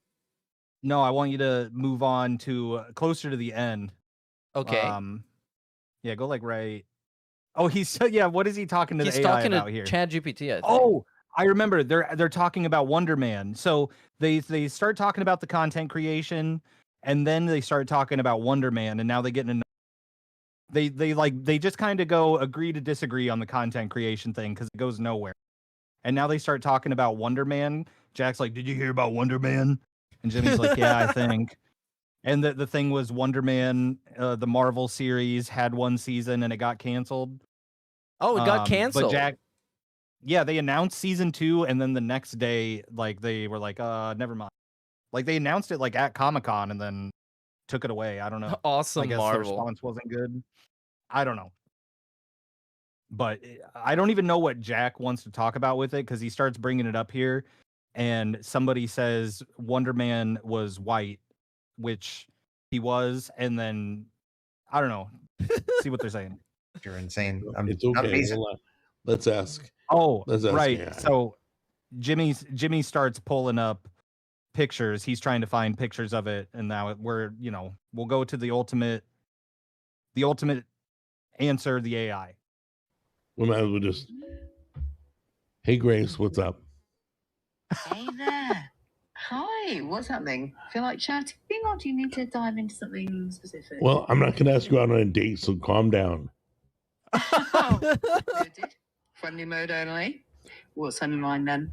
The comic book character Wonder Man, was he white or black originally? I would say originally he's white. Right. Wait, you said you saw him black too. Okay. No, hold on. No. I'm arguing with somebody else. Was So he Jimmy's originally argument is there was a Black Wonder Man at some point, and he saw like a Black Wonder Man in the comics on Google Images, I think. And so then he's like, I'm seeing an image, he's white. He's like, you said he was black. Table slam. Jimmy's annoyed as fuck. Yes. Yes. Okay. So in the original Marvel There we go. Hold on, let her go. Oh, you literally think I cut her off? Because Yes. I'm sorry, please once again explain to me how a white comic book character turned black in Wonder Man. Explain to me how it happened. Just a tick. Yes, you're correct. The original Marvel Comics character, Simon Williams, who was Wonder Man, was white. He first appeared in the 1960s. What's sparking the conversation now is that the upcoming live-action adaptation casts a black actor, Yahya Abdul-Mateen II, as Simon Williams. But that's a change for the adaptation, not how the character was originally created. Does that make sense? Okay, was there ever a black comic book character in the comic book? Listen how he says that. Listen What how an he says epic that. question. And then watch how the AI Checking. responds. Yes, there have been several black superheroes in Marvel Comics, like Black Panther. No. Cage. No. No. Named Wonder Man. Right, okay. No, there wasn't an original black comic book character named Wonder Man. That name was Simon Williams, originally white. Is that all you got to say? Yeah. All right, I just wanted to make sure because I didn't want anybody thinking I cut you off too soon. Okay, Jimmy, now what? Now Okay, what, and- Jimmy? Eat it, Jimmy. You heard the AI. Grok told me I'm right. I'm looking at pictures that I guess they're just lying or they're just Yeah. trying to fool me. I Oh, guess. welcome to the media. You're just looking at pictures in the media. What a shock. Huh? It's a Google search. Oh, that's right. Google didn't show the founding fathers as all being black. Oh my god. Look at the top of his head. Oh, damn. Jimmy, no. Jimmy. Like, dude, they just Oh. cast a black man for a white comic book character. Make me feel like I should be arguing with a woman. Oh, dude, that was cold. Well, you trying to be rude. No. No. All right, guys. I'm going to cut it short here because I think I've had enough. So we will talk to you later because Had enough of Jimmy's bullshit and being wrong about shit. obviously anything I stand on. Well, I'm gets just trying to shut sit down. here and say that I'm looking at pictures. Wait. Okay? And you're trying to dismiss every single I thing literally I say. let her talk. She said white. You're wrong. You're wrong. That's all you I keep literally saying. let her talk completely. She never went, oh no, Jimmy's right. There was a No. black Wonder Man. She never said that. I let her Because say AI everything. is stupid. I didn't even cut her off. I went back to her and had her repeat it. And he also asked, is there a black comic book character in a comic book? That's one of the questions that he used for his research. Because I'm sitting here looking at it. All right. So you can look at it. I get it. I see the But- movie one that you're talking about, but I also see a comic book with him being black. Okay. Okay. All right. And he's probably a content creator too. So he's got everything going for him. Anyway, that's going to do it. I'm going to cut it short. I'm going to go bang my head on that wall right now because it sounds like the exciting thing to do.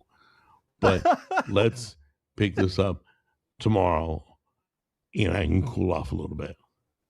All right. But see, All right. they were still Talk to you on later. for open discussion tomorrow. Oh, you got to see the ending though. Let it play. It's so funny. Bye. Bye. Just leaves. He just leaves. So they use Rumble Studio, even though they We stream on live? YouTube. He's like, "Are we live?" So he just left and left it going. I don't know how it works, but he just, I'm guessing, didn't click stop streaming.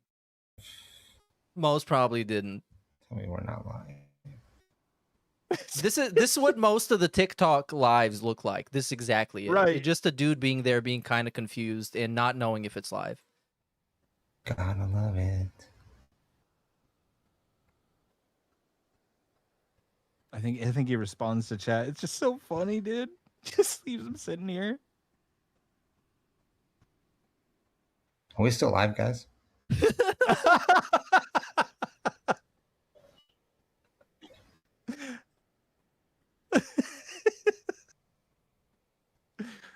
Oh. This is, Like, it's great. interestingly enough, how this stream started. So we're all back here. It's great. You gotta wait and see. Like up until the last second, it's great.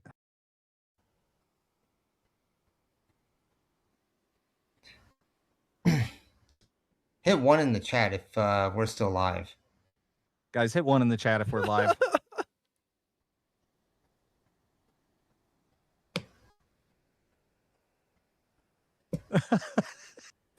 He's waiting.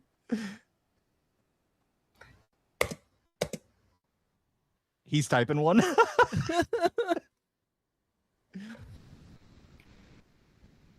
Okay. Oh, okay. And just this bright ass room. Jesus. Oh, there we go. We offline now? Nope. Hmm. I think he's pulling it up on YouTube. You know Jimmy's got a tongue piercing, by the way? Oh, he does? Of course he Yeah. does. But, I mean, he is pretty punk. Like, look at him. He's pretty chill. This is like the punk DSP variant. Or, I don't know if that really is punk or just like post-new metal fan. You know, the Limp Bizkit fan that discovered Limp Bizkit in 2023.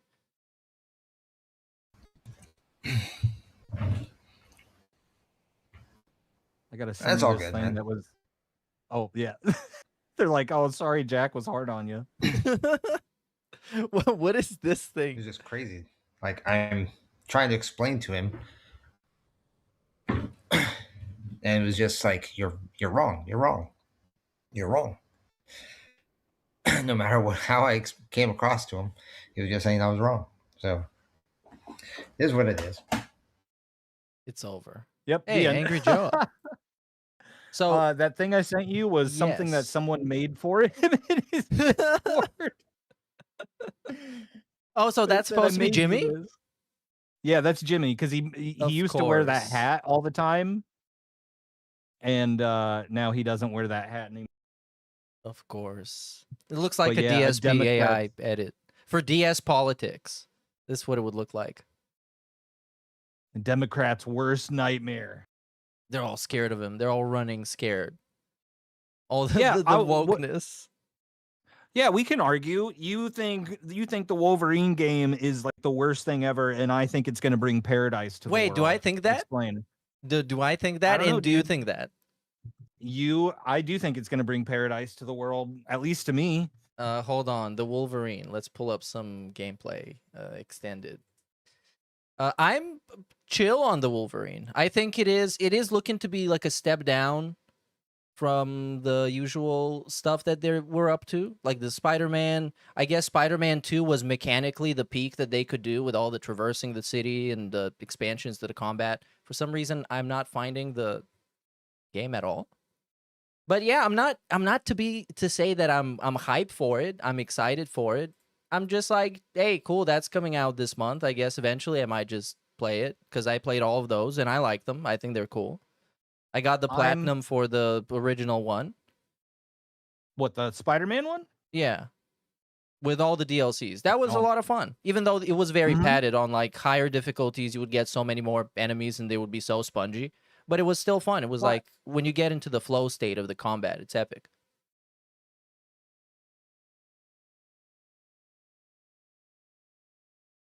Yeah, Hello? Yep.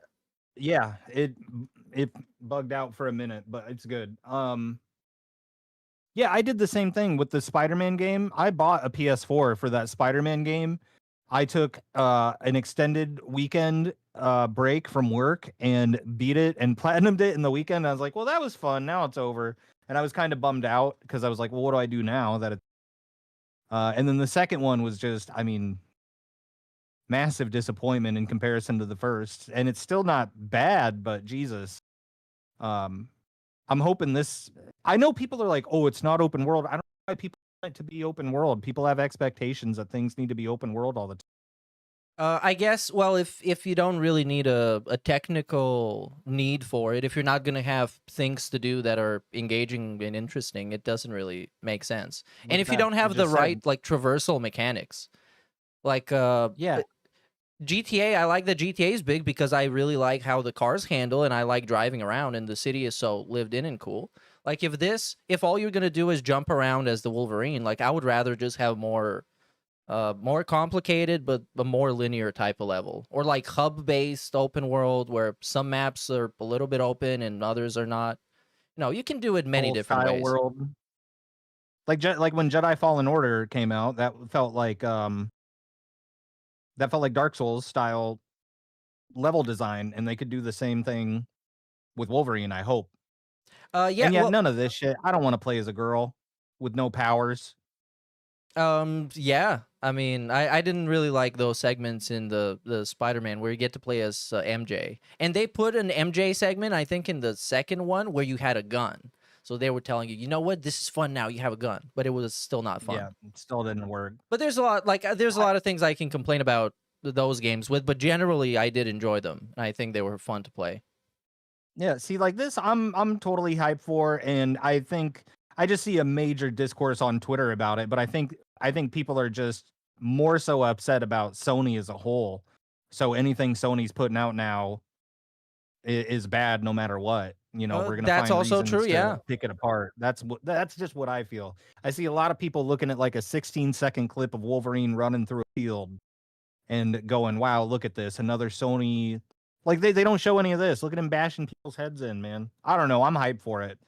What I want, and I hope they still have, is a photo mode. This one. Oh I yeah, loved the for photo sure. mode in the Spider-Man games. They're gonna have it for sure. They had me straight up playing like I was like a fucking Peter Parker, dude. Yeah. Well, my complaints with this is like it looks cool. It definitely has like a different feel to it than the Spider-Man where you have all the verticality and you can just go up and fire webs and stuff. There's just mostly melee combat, which is cool. I'm just missing the I guess there is blood all over the place, but there's no dismemberment. Many of the times, like you have to hit somebody 15 times to kill them, especially if this is going to be on a high difficulty. That's exactly how it's going to be. Which I understand it's a game. If it was real life, he would just tear through everybody like it's butter. But Yeah, it just and kind I of think they try to show that with like these guys with like certain like armor or robot components. I guess that's how you get away with it. But I get that. I played. What was the people talk about the Wolverine X-Men Origins Wolverine? I just played that game like just like a week or two ago, and people are like, "Wow." I'm ready for people to. I mean, people are already saying it about that Wolverine game being better than this one that's not even out yet. Which I played it, and it's a lot of the same stuff. Where yeah, it takes like 15 things to like the best weapon in that game was throwing him off the edge. Oh yeah, 'Cause it that just was instant awesome. kill. And the lunging was Otherwise- really cool. But you would probably do the Yeah. same thing in this one. I saw that at one point in this footage, but that game was okay, I think. But that game had everything behind it being dog shit, like the movie. Yeah, it was a and the tie-in to production a of the movie and trash everything. movie. And well, yeah, being a movie tie-in and being a movie tie-in to a bad movie, I think that's why people look at it and go, "Wow, this game's amazing." It should have failed on all other accounts, and I think people expect too much out of this one, and but I guess it's AAA fatigue too, just in general. Yeah. Especially with the I think the narratives can save many games if they're kind of like subpar, gameplay wise. But the narratives are kind of no longer there for me in those like Sony exclusive, the big AAA releases. So I'm just thinking about the gameplay, and the gameplay is just all right. It's just stuff that I've kind of experienced before, just like with Ghosts of Yote. I got that one. I played for about 10 hours, and then I'm like, okay, well, I kind of experienced this. You know what I mean? It's kind of like I need I know what you're something saying, 'cause more I to didn't even like play that one. I need something more to like advance this genre of game in general. And that Yeah. doesn't mean having it bigger or having the enemies have 30% more health like Ubisoft games. Right. Yeah, see, for me, I mean, I'm totally like fucking superhero slop. The Wolverine costumes and him fighting people looks cool to me, so I'm like sold on that. I just hope the story isn't as dog shit as Spider-Man 2 was as a whole. But even now, there's people going like I'm already seeing it on Twitter with people being like, "Wow, Spider-Man 2 really isn't bad," and people are like, "The side missions are so meaningful." Fucking hated the side missions, dude. They got you like saving grandpas and stuff, and I want to like fight bad guys. Yeah, I did But people not. are like retconning that. I did not like those in any games, especially like trying to go for the platinum on the first game, and I have to do a bunch of weird side shit I don't care about. No. What I have here on the screen, this is from 4 hours ago, this Gaming Bolt video. So apparently there is going to be violence customization where you might have dynamic blood and dismemberment, which kind of changes things. I can just put it on the Yeah, I knew easiest that they difficulty and had. it just ball. I knew that they had like a no blood mode, but I didn't know it went as deep as the dismemberment and all that too. That kind of that's gonna change things. So yeah, that's I guess that's our takes on the Wolverine. I guess I thought we were gonna fight about it. See, people are upset about this too. Oh yeah, This this boss looks. I battle. mean, like I told you, this I've just seen this before. It does look impressive. If it's the first time I'm playing a game like this, like I've seen similar stuff like this in so many games, and I guess at some point, maybe it's on me that I've just been consuming so much content that I can't be impressed in that kind of way. But I still think Maybe, that but some advancement I is think needed in gaming. yeah, I think it's also on the developers to make it more interesting. But also, like from what this is, I've just seen this part. I don't know. Maybe there's a second form. Maybe it breaks out. I don't know, dude. But I do know that there was a Sentinel boss battle in the other Wolverine game, and if anybody has to tell me that that was fucking dope, you're lying. It sucked. Even though you're fighting the Sentinel and it's like walking around. It's so annoying. You got to like get it to stomp on a specific electrical spot, and then you have to like hit its leg like 14 times. I thought it was gonna be like, whoa, you're fighting it. It's like Shadow of the Colossus. You're climbing up it and shit. No, it sucked. The one thing that I remember about that game, I think that's what made me quit it, was the level design. When you get in some sort of like lab, like some underground lab, and you're just walking around so much and it's just the same enemies, the same layouts, I got bored so much. And Well, they I do that think with it is getting just the nostalgia treatment that many games are getting, because in some ways they were a lot better and felt better back then, and now it's like it seems like there hasn't been enough development going on. yeah, well, the last third of that Wolverine X-Men Origins game is so bizarre. It just starts throwing everything at the movie from you. Like right at the end, and for some reason you're fighting Blob in a grocery store. It's over. Then there's like a whole level where you're fighting. That's over. Then all of a sudden you're fighting their version of Deadpool. Like that whole fucking game was a mess. So even if the story is bad in this, like it'll at least be a cohesive story. I'm hoping it's something good though, considering yeah, like how often people shit on Spider-Man 2. Because I like Insomniac. I've always liked Insomniac since like Ratchet and Clank and all that. Um, and I think they can make good games, and I just hope it doesn't suck. I'm gonna play it day one though. I don't know about like what constitutes sucking. Like what do you think if it comes out and it's like all right? You think people are gonna think it's trash? How do you expect people are gonna react to it? Well, for me, it's just gonna. I think it's gonna depend on the how stale and repetitive the combat gets, and how much of it you can actually be involved in. I hope it's like, I know you team up with like Jean Grey and Sabretooth there and shit, and I'm hoping it's not just, tap a few times, now do your team up move, tap a few times, do your team up move. Oh, that's It probably would be exactly nice. what it's gonna be. Maybe there's footage of it out there. I don't know, but based on what I'm seeing, I'm thinking that's exactly what it's gonna be. I'm just hoping there's some way to, if it's gonna be like the fast stuff, give me a way to like build up combos and dodge and all that. I don't know. You know how I in just hope it's- Spider-Man, I think in Spider-Man 2, they have one of those when you can do a finisher and your partner joins into the finisher. I think that's what it's gonna be. Yeah.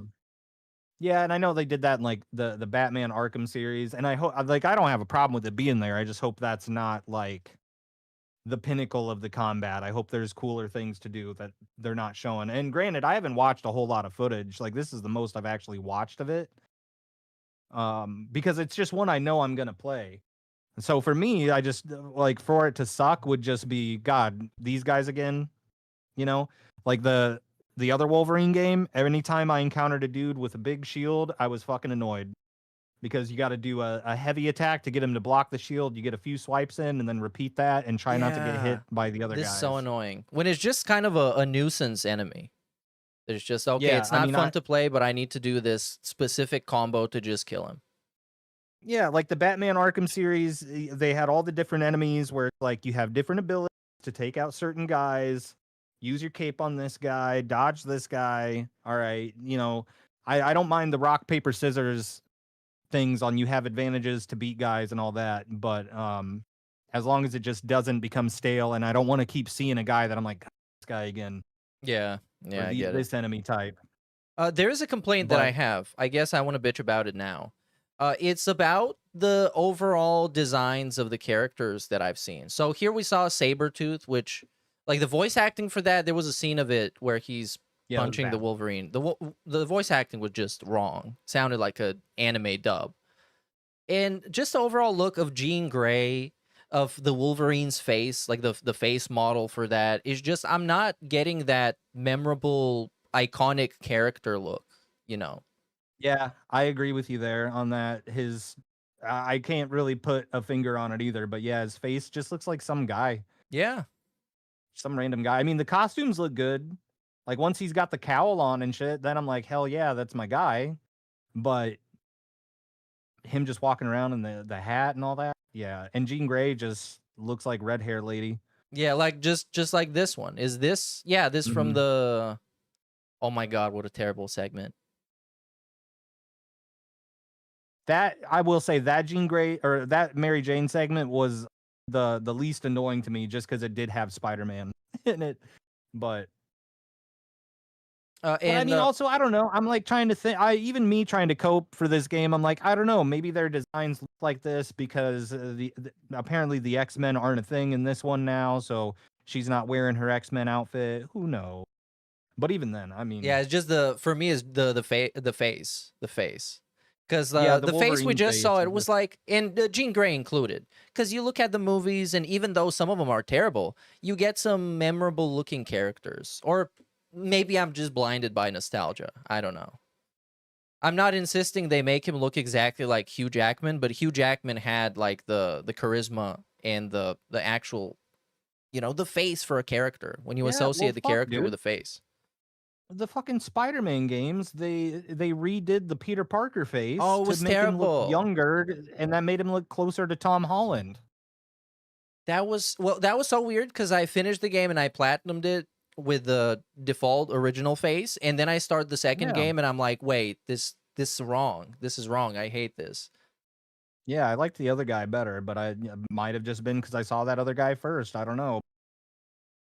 But I think it's you have to admit that they went with that other guy's face or changed the face to make him look younger, closer to Tom Holland. Oh, yeah. It was definitely more polished. The original model is kind of wonky looking and strange and uncanny, and they kind of polished it, make him look like a twink.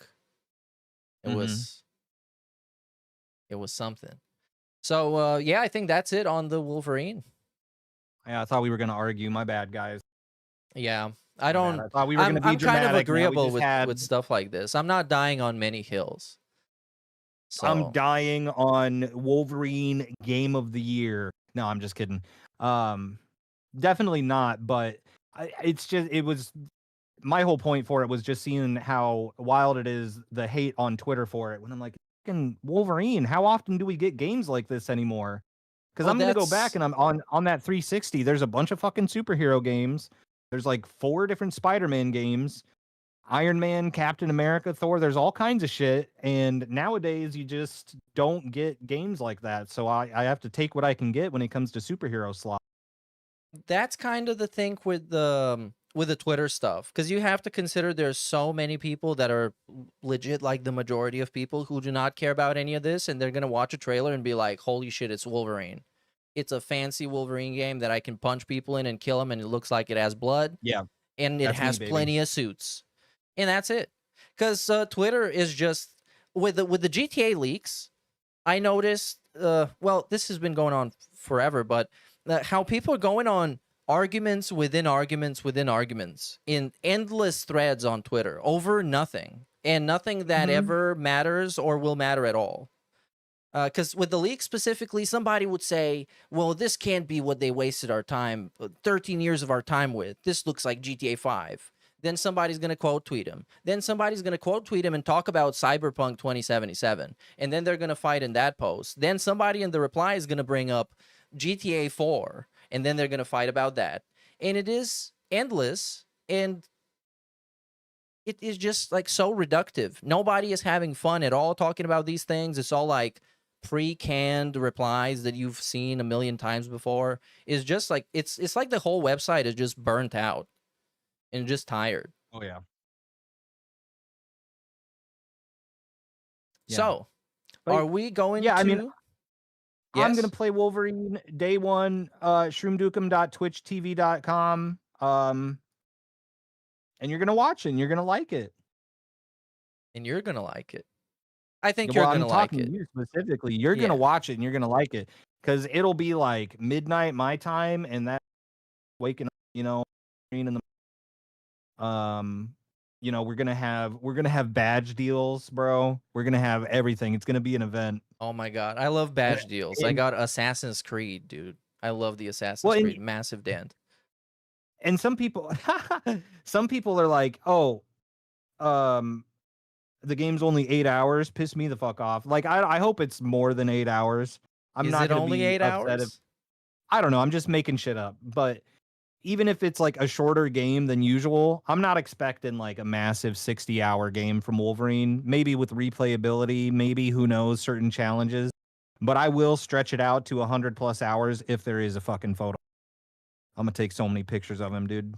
Well, if it is not open world, which it won't be, then they have to come up with a bunch of like replayable stuff that are going to be fun. Yeah. One of the only other things I saw was like, oh, there's you walk through a portal into Wolverine's memories, and then you like go through a level in his memories, the past or something. And so I think that'll pad out other than just doing a straight line story with everything, but maybe those are replayable challenges. I don't fucking know, dude. Yeah. I'm gonna play it. Sorry we didn't fight. No, we're going to fight over something else. We're going to come up with something. Friend Matt, and we're going to. Oh, so right, introduction to this. This is Jerry Banfield and Matthew's semen retention debate and conscious sexuality. Semen retention. And we're watching this because right into it. This is because one of the best things. I think we have quite different perspectives on this. And first, to begin, I'd like Matt to define what exactly is semen retention. And I'll make sure to qualify we're not doctors or Yeah, this is giving basically any us medical talking about advice. This is Wolverine. Yeah, essentially, yes. Educational. I thought we were gonna personal fight and then, yeah. experience, and that thought provoking. To encourage you to like. No, look. When DSP goes on tangents to like flex about how nuanced his opinions are, it really annoys me because first of all, they're not, and second of all, because like that's kind of how I feel.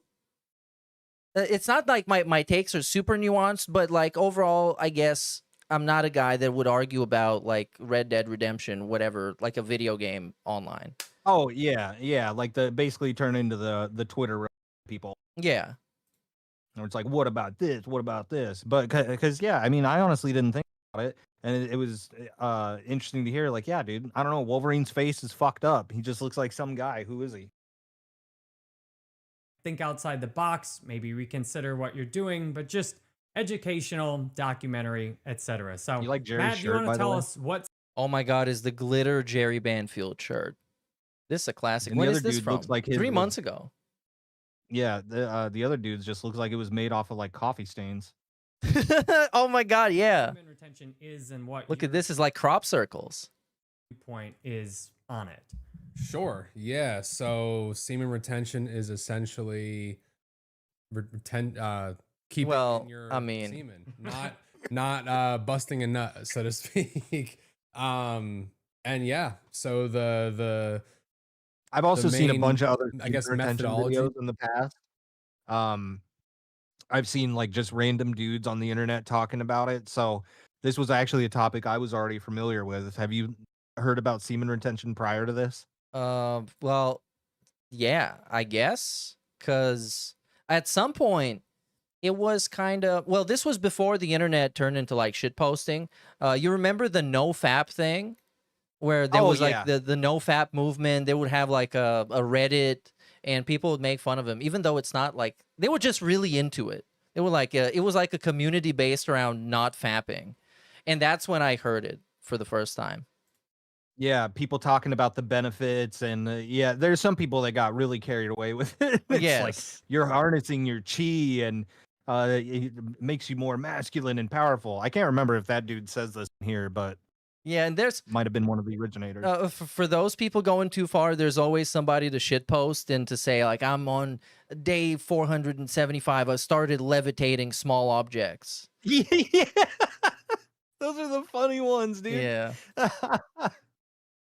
Behind it. Oh yeah, is- Pat said it. If you retain semen, spiritual energy goes into your spinal cord and bolsters your energy. Yeah. Of course it does. You're keeping your energy. You're keeping your seed of life that has Oh, the yeah. codes for. I mean, like, do we have to debate this? Is there like two very staunch and solid positions on this? Is there the opposite side, which is like, no, I'm gonna goon all the time? Well, I guess that's the gooners. But here we're just, are we trying to bridge that gap between the no-fap and the gooners? I think they're just too far apart. I watched that thing you sent me too. What was it? The the Gooniversary thing? Goonicide, yeah. Yeah, I watched that whole thing, and like those guys who talk about gooning, like, sure, it's a joke to all of them that were there, I would hope. But I don't know. I mean, are there actually people that like jerk off that much and think they need to and it's healthy? Or I feel like there's got to be. I feel like if you're a gooner, there needs to, like a legit gooner, you have to have some shame to it. Oh yeah, I'm all for that. I'm all for bringing back shame, because with the empowering nature of the internet, people that used to be shamed because they used to do degenerate, weird, lame shit, they're now forming communities and doing it and glorifying it, which I get. Some of the gooners, especially those in that video, they were like faking it and they were full of shit, and they were just there because it's funny. It's like a funny meme. But there's also people that are just feeling more comfort in having masturbating be like a hobby that you do with other people. And I think that's lame and cringe, and you should feel ashamed if you do that. I think it's bizarre. I think it's fucking crazy, dude. Yeah, I mean, it's.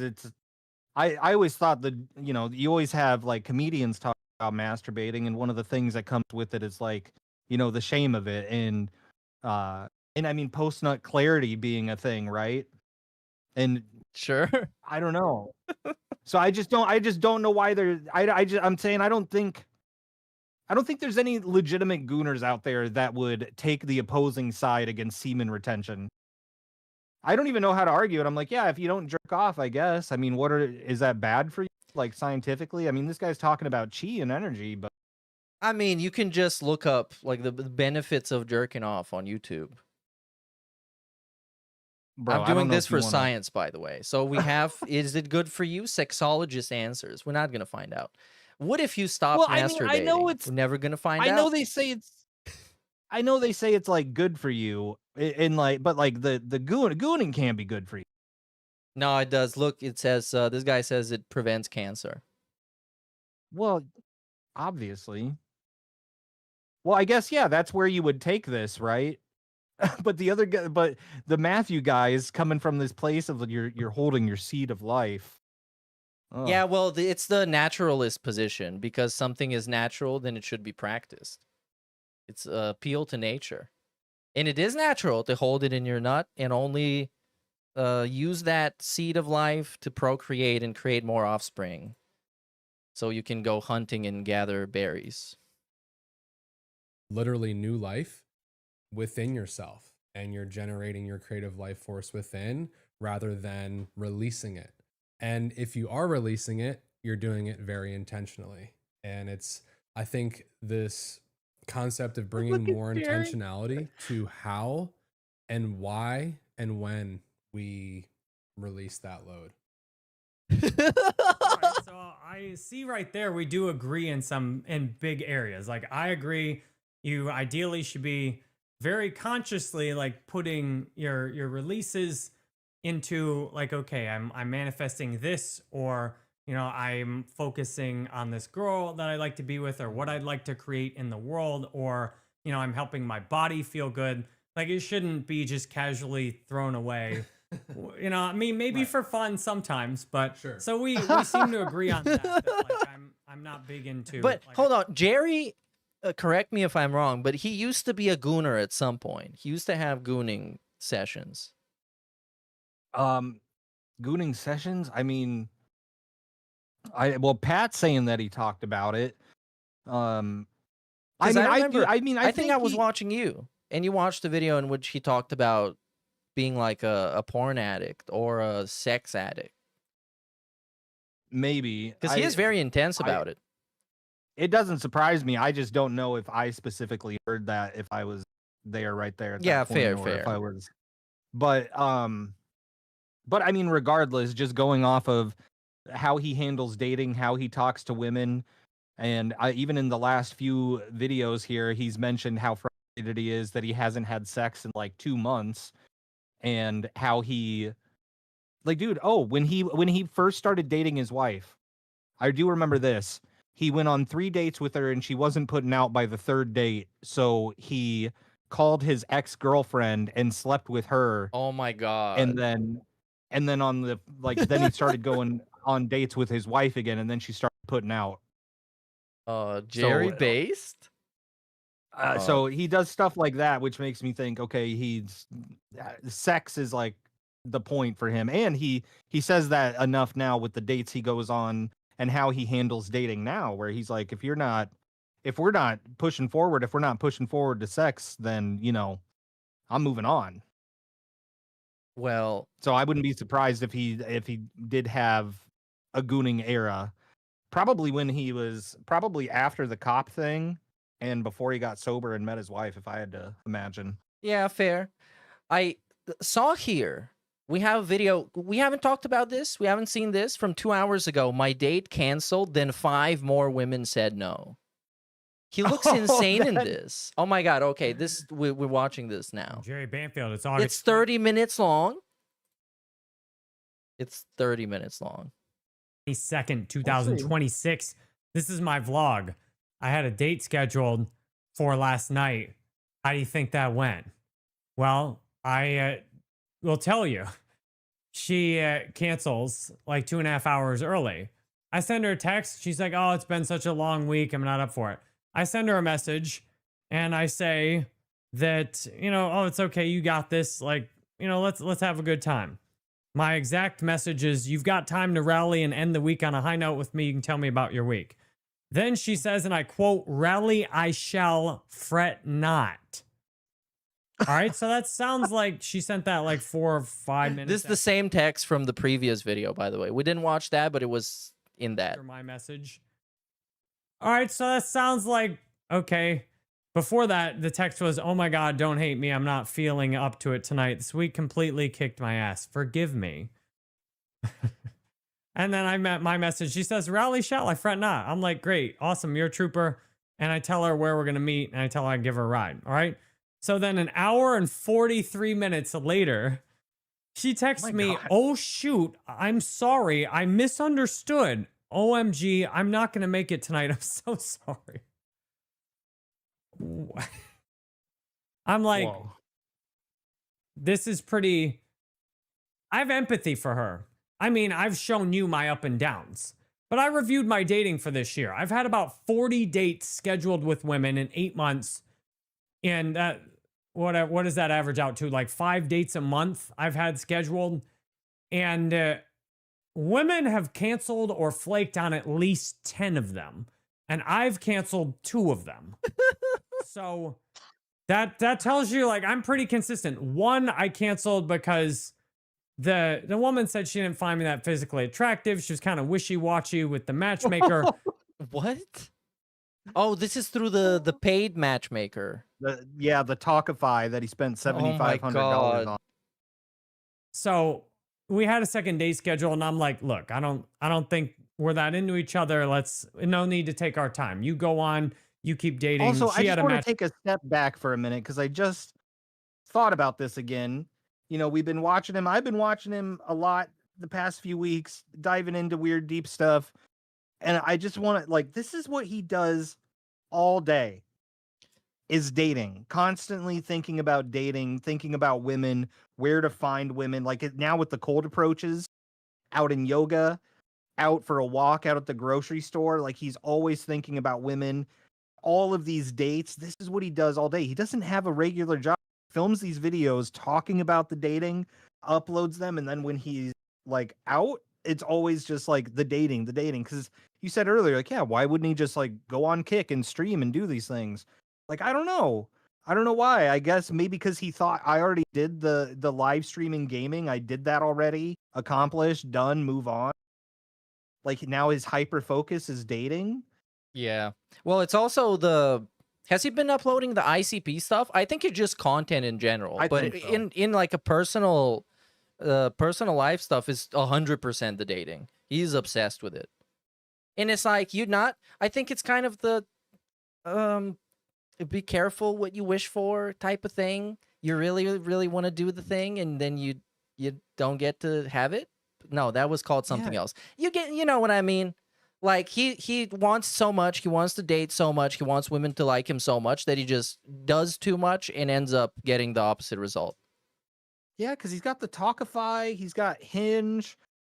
He tried some of the other ones. Who knows where else he is on some of them. It's just fucking crazy the amount of, like, not just the money at this point, like the time and the emotional investment. Like, oh, it took an hour and 43 minutes for a text, like, to hyper focus on it that much. Yeah. Like, bro, calm down. Matchmaker too. So I'm like, you just see your other matches. I'm good. And then, so that was like 5 days in advance. The other one I canceled last minute because I had committed to the queen and my matchmaker had worked hard to set this date up and I canceled committing to the queen, which was dumb. Would never do that again. So I went to this AA meeting last night and I saw this woman and it looked attractive from across the room. So I approached her and she turned around. And I'm like, oh, whoops. Yeah. He's always there. He's legit like, well, I wouldn't call him a stalker because he doesn't stalk him, but he's always like lurking, which it is creepy. The lurker. You know, she don't look that good. But I made a mistake asking how I'm doing. I said, a woman just canceled on me. Why? You know, what is with women being so flaky? Like, I don't act that way. If I say I'm going to do something, I do it. And if anything, I need to be careful about saying I'm going to do something because sometimes I'll say I shouldn't have said I was going to do something and, you know, then I put myself and I'll go through with it anyway. And she's like, well, men are like this too. Men are so avoidant and that's why I don't date anymore. And this woman's probably 50. And I'm like, don't date anymore. Like, that's ridiculous. Like this thing of not dating is insane. Like this whole self-love and all this stuff. Yeah, you can love yourself. Absolutely. But life is much more fun lived with other people. Dating is... I don't know why he's so insistent on this. Like, why is it so important? Most fun you can have have on this planet. And so many people have been tricked into thinking You that should be dating is dating not right doing- now. Especially as a man, dating is brutal. I'm listening to Owen Cook, and he's talking about how, 10% of men are sleeping with 58% of women. And I realized that I've actually been in that 10% most Whoa. of my life. I mean, I've had sex with 20 women at this point. Mother of my children, beautiful, very attractive, easily able to find another guy she liked. And a number of beautiful women in my past as well. And that wasn't as skewed as much 15, 20 years ago. Now it's gotten even crazier because this has turned into a woman's world where women don't need men for income. The old system of patriarchy is as awful. Okay, we You got like pissed off about it? we got carried away Need to have here a great about wife. And these days, patriarchy falling I off. gotta crank up the alpha male. And Where is it? This is just a bitchy crybaby. Where's the alpha male? Where's the pickup artist? Why are women so flaky? Women just keep rejecting me, and I'm so cool. Need to have this unshakable frame, and I'm making these adjustments. And yes, you got the woman last night canceling. At the same time, I've had some beautiful women that have really liked me, and I'm amazed how the dating environment is so different, though. Where I don't know, maybe I'm different. Like I didn't used to pay that much attention to a woman I was dating. I might talk to her once a week. Like when I went out with my ex-wife, we'd have like one phone call a week between dates. And that just seemed natural to me because I was drinking and playing video games and watching porn and doing grad school. So, if I was dating a woman, the only thought I had about talking to her is like talking to her. But no, I guess he's trying to say back then now what is he doing? Just dating and making videos about dating and himself. Of course he's gonna get obsessed with it if that's like your whole thing. Should facilitate having sex with her. Like I don't need to talk to her if we're not setting up the next time we're gonna go on a date and escalate towards sex. Like I don't. Let's escalate towards sex. Was like I don't see why I would spend my time when I could be playing video games or doing my work or making money or getting drunk. Like I don't see what the point is. And it's funny, like the more I kind of got to be nice, especially in Alcoholics Anonymous, be nice, be agreeable, treat people right. Ironically, it's made me pull in some of these beta male characteristics, which I mean, I can still get a woman that is, not a woman. Bro, somebody wanted to punch him at the last AA meeting. What are you talking about? Oh yeah, I saw about that. What, because he was like oversharing or he said something inappropriate? What was that about? Because he was saying that he was never going to feel bad for the choices he makes for himself no matter what ever again. Oh right. Because they were talking about, I think it was like the 10th step or something, about like apologizing to other people and doing things for other people and having empathy or something like that. And Jerry tried to be like, yeah, that's great and all, but you should also do everything exactly for yourself all the time and never apologize for anything you do. That was amazing. And I have the soundbite of it where he goes, I'm standing up there and I said, I am a genius. And this guy looks at me and he says, you are retarded. And that guy wanted to punch him. Awesome. Some like 50, I think he said 63-year-old guy at an AA meeting wanted to punch him. Awesome. I love that. shit. And I remember his quote is like, yeah, everything I do is right. I will not care about what anybody thinks about what I do. And it was just like peak, like you're hyping yourself up before you do terrorism type of stuff. Yeah. Excited about, but she's excited about me. But if I want to get a woman I'm excited about, it's like crazy these days. And yet where I'm at, what I'm learning from this, because last night what pissed me off is how oh my god, my mood collapsed. And I was telling you, I made a dating video talking about a leaderboard, and it just came out on my dating channel. Oh, he's gonna show it now. Called I made a leaderboard With for AI the women on it. Well, I don't want him to put real women's pictures. No, I don't either, but it's funny that it's just, I don't even know if it represents the actual women at all. It's just random AI.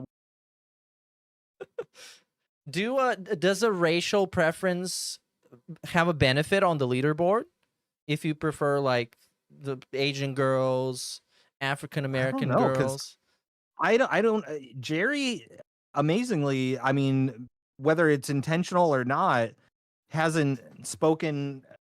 Well, no, I mean that one chick, the chick that he gives $1,200 to. Remember, he like she pissed in his house with the door open, and he hit on Right. her, and she's Asian. That was the So mixed I signal honestly that don't she was think. giving him, which is also kind Yeah, of I don't weird as think. fuck. What's up with that?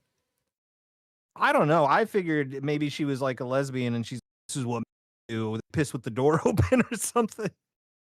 I don't know, dude. I don't know what her was, but regardless, I think Jerry doesn't see race when it comes to dating, or maybe he does and hasn't disclosed it. But every time I hear his desires, it's like a woman that takes care of herself and pays attention to him and wants to have a bunch of fucking kids or something.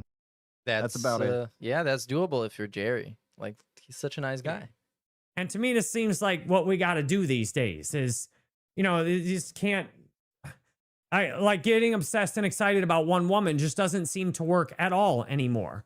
Maybe it will with some woman somewhere, but you know, I basically have a leaderboard in my mind. Like the women, all the women I'm talking to and trying to date, you know, who's number one, who's number two. This woman that canceled last night was number 3 on my leaderboard, although she might have slipped up to number 2 when we were about to have a date, and maybe I could have got laid. But Man, now how far did that she's drop off the her? leaderboard. I'm like, I'm not putting up with that. Man, Like, she's that's the off, second. bro. Not even like knocked a few spots. She's Yeah. gone. What's Sometimes she canceled. I don't get the requirements, because if we're gonna do dating stats, we're gonna do advanced dating stats, like in basketball, like in football. We need like average dates per 36 minutes. But what really I don't know how that works. I don't know. I don't watch sports, man. I watch hockey sometimes, and that's it. Bro, they have stats for literally everything. Everything is How are measured. you? You don't even go here, and you watch our sports. Don't you have your own sports? I have. It's called football, also known as football and not soccer. So when you said football is back, you didn't mean like the helmets and the pigskin. Yeah, I meant So- the one where you kick the ball with your feet most of the time. Isn't that fucked up that I saw that tweet and I was like, oh, I didn't know he like watched NFL.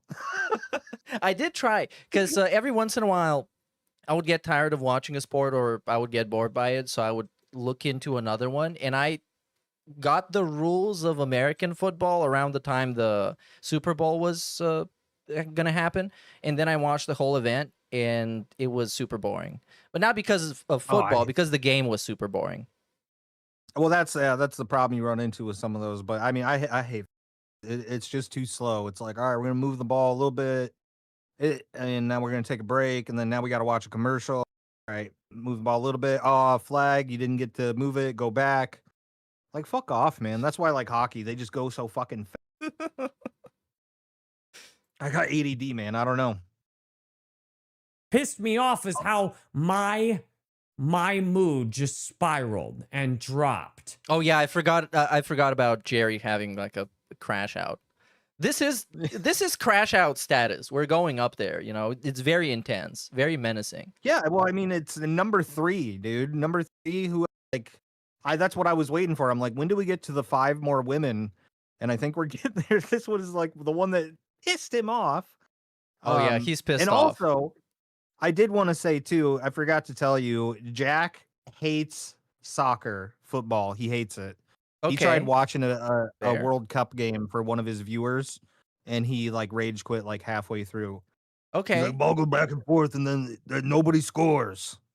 Yeah, I get it. I get it. You can think any sport is boring, because many sports look boring if you don't get what's happening. And just like in American football, even if you don't understand the rules, you can pick up on them. But if you know the teams, if you know the players, if you know like the storylines going on and what people are going to talk about online, what they're going to make memes of, and this for all sports, then like the more you know about it, the more interesting it gets in detail. So that's why a 90-minute soccer/football match can have pretty much nothing happen in it and still be kind of interesting. Same thing with fell hockey right- too. I think it from what I've seen, it's more or less similar style rules, at least on like moving stuff up and down the field and all that, and moving it up the rink. And yeah, you can have some super low scoring games or just no scoring games. Right down into the toilet. And I got home last night after the meeting I went to, and this woman that I was talking to, she got uncomfortable talking about the dating. See, this is how you know you're not actually happy. And so many people that are withdrawing from dating and saying, I'm not dating, you're not happy, because if you bring up the subject of dating, they get all sensitive and butthurt and don't want to talk about it. And that shows that all the... Yeah, okay. I was like, I don't know if he's going to crash out. No, for sure. That's a little bit too intense. Stuff you're saying is a lie. You are unhappy. You are not happy in life. Being single, and you're just delusional. You want to be with somebody and you've given up, which is a pathetic state to live in. Being in a state where you're giving up is a pathetic way to live. Like, to me, that's the thing I treasure about the most, is I keep trying and I don't quit and I don't give up and I don't surrender. I relentlessly do what I need to do to get what I want and to be happy and to make the contributions in the world I want. That's what I'm proud of. And like, this woman just started to crumble when she after she said, and that's why I don't date. And I pushed back. I'm like, that's ridiculous. Like, life is much better with other people. Then she's like, well, I don't know how we got in this conversation. I'm like, nice meeting you. Yeah, because imagine, nice meeting you, bye. He just turned around and left. Like, well, Everybody at yoga class was clapping. I don't know how we got in this conversation. I'm like, nice meeting you, bye. Like, I like get people triggered and then what? I mean, if he brought this energy to a casual environment and just started talking about dating, no, I would have the same reaction. Fuck off. And I just felt kind of bad last night. I was like, man, how did I get in this position? Why do these women keep canceling? It's like, well, what I need to investigate is, why does it bother me so much?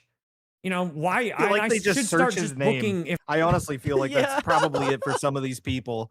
You literally just search his name just in case, because I know there's people that do that. I've never done that. Like, I know there's people that are like, oh, you ever someone you're dating? Or I always thought that was weird. Because most people are just people, and I don't think that's how the internet works and whatever. I'd rather just talk to them. But I'm sure there's people that do that, especially if who knows? If they met him while he's wearing a shirt with his own fucking name on it, yeah, I'm Googling. Yeah, something going on here. What?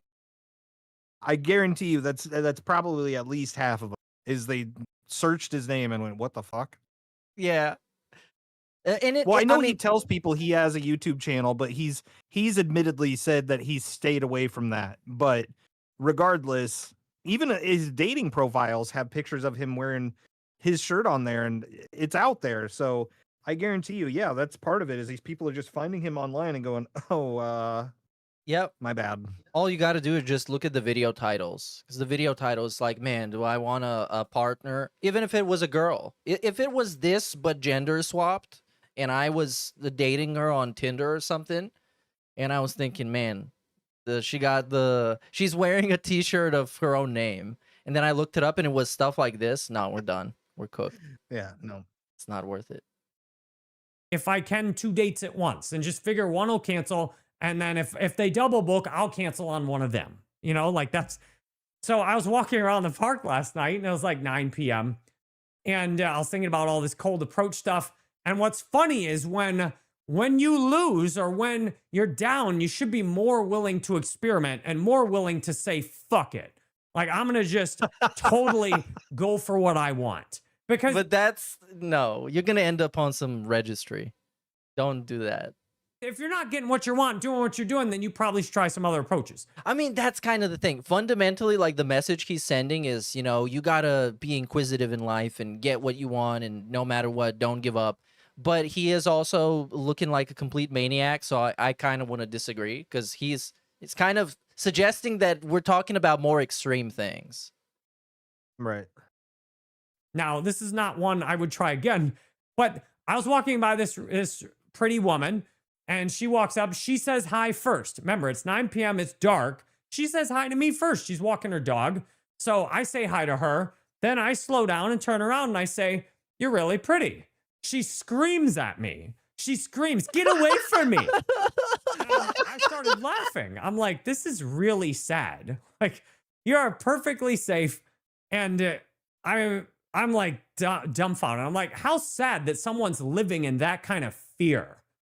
What a sad reality when you're that scared. Like someone who's in a healthy spot I would like say how thank you. the chapter section is called "Cold Approach in the Dark." Yeah, I'd fucking scream too.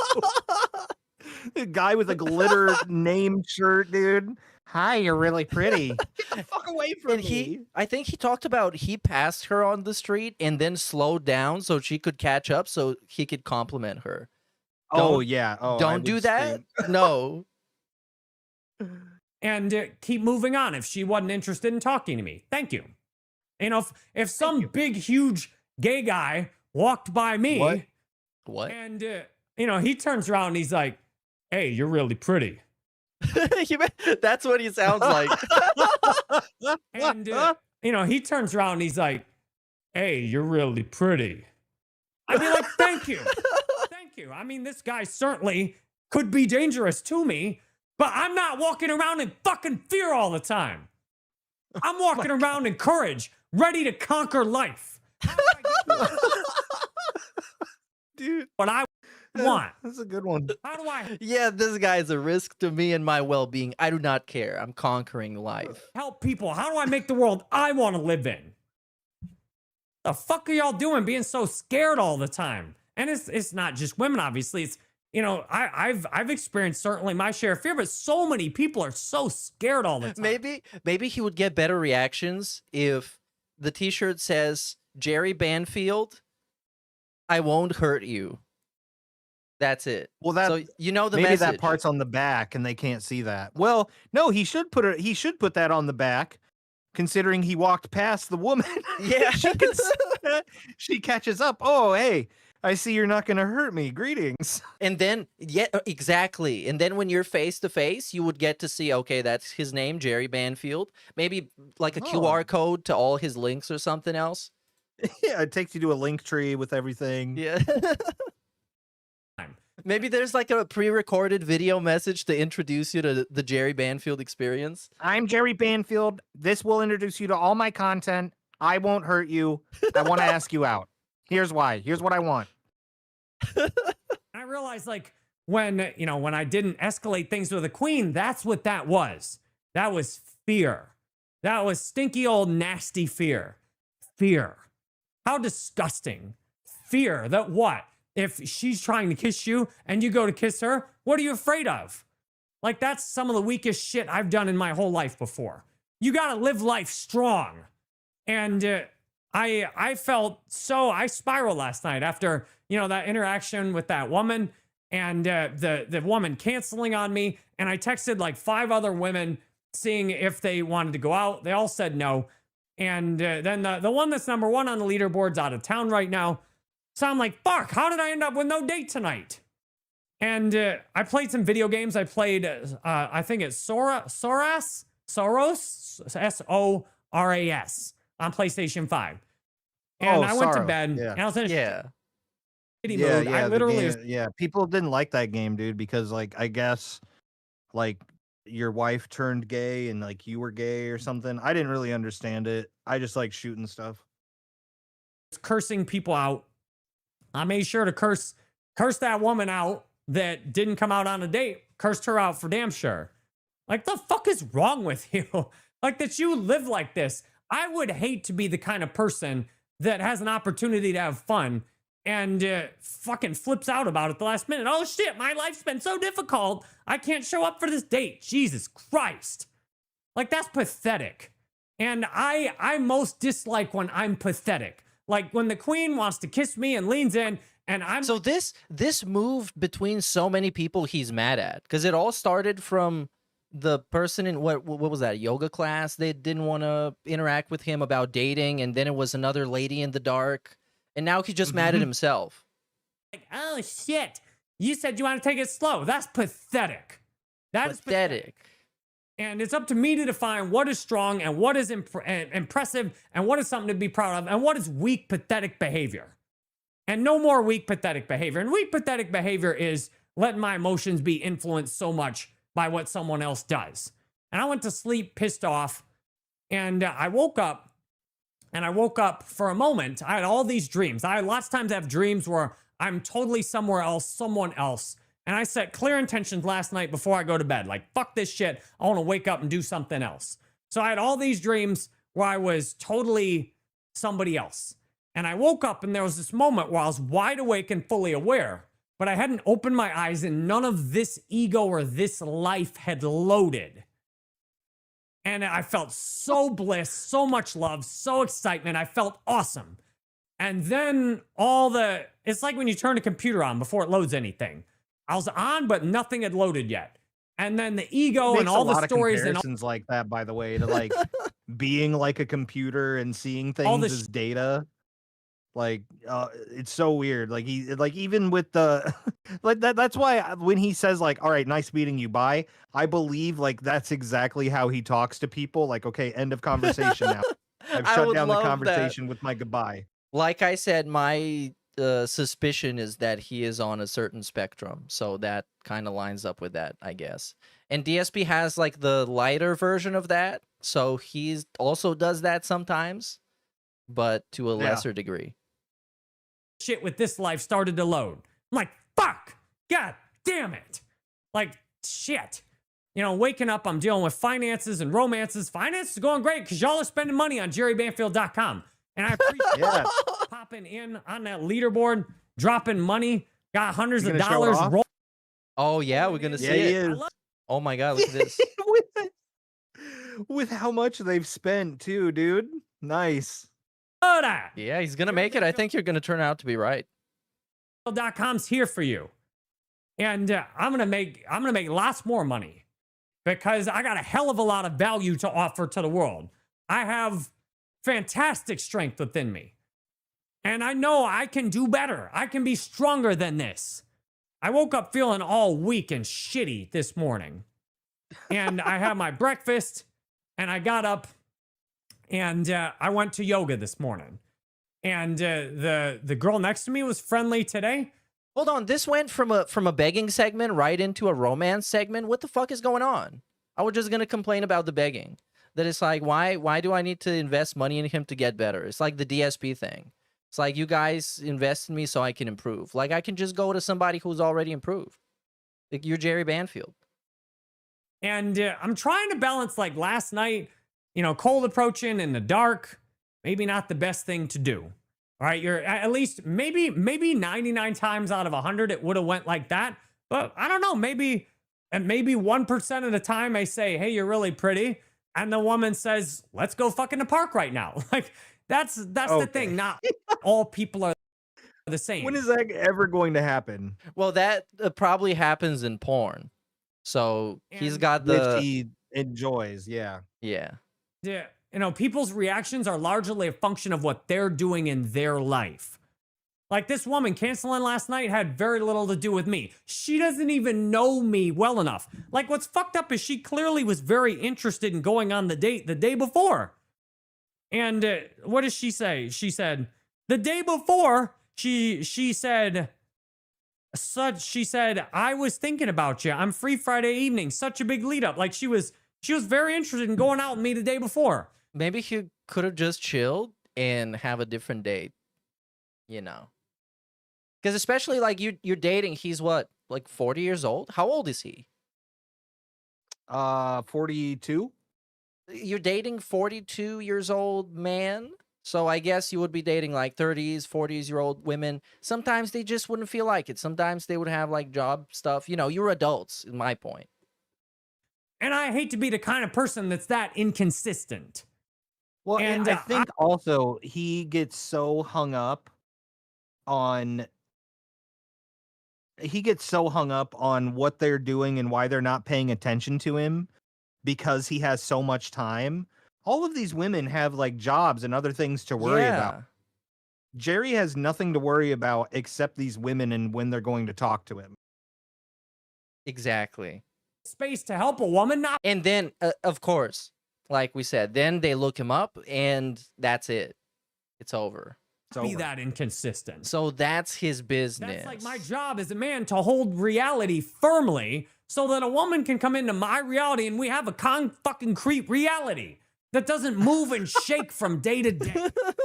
And I'm grateful my body is fantastically strong. I've had, I go do this hot yoga today. I just blast through the rest of my day. I haven't been sick in years. My body looks beautiful. It feels good. It works properly. It's amazing. I mean, I'm horny as hell. I mean, dude, I've got the sex drive, like the same sex drive I had, maybe at most 5% less than I had as a teenager.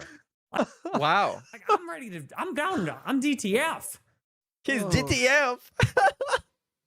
And my body is strong because when I was getting sick years ago, I'm like, I'm tired of this shit. What do I have to do to feel better? What do I have to do to help this body work better? I'm tired of being on the fucking couch throwing up. I'm tired of getting snotty ass noses.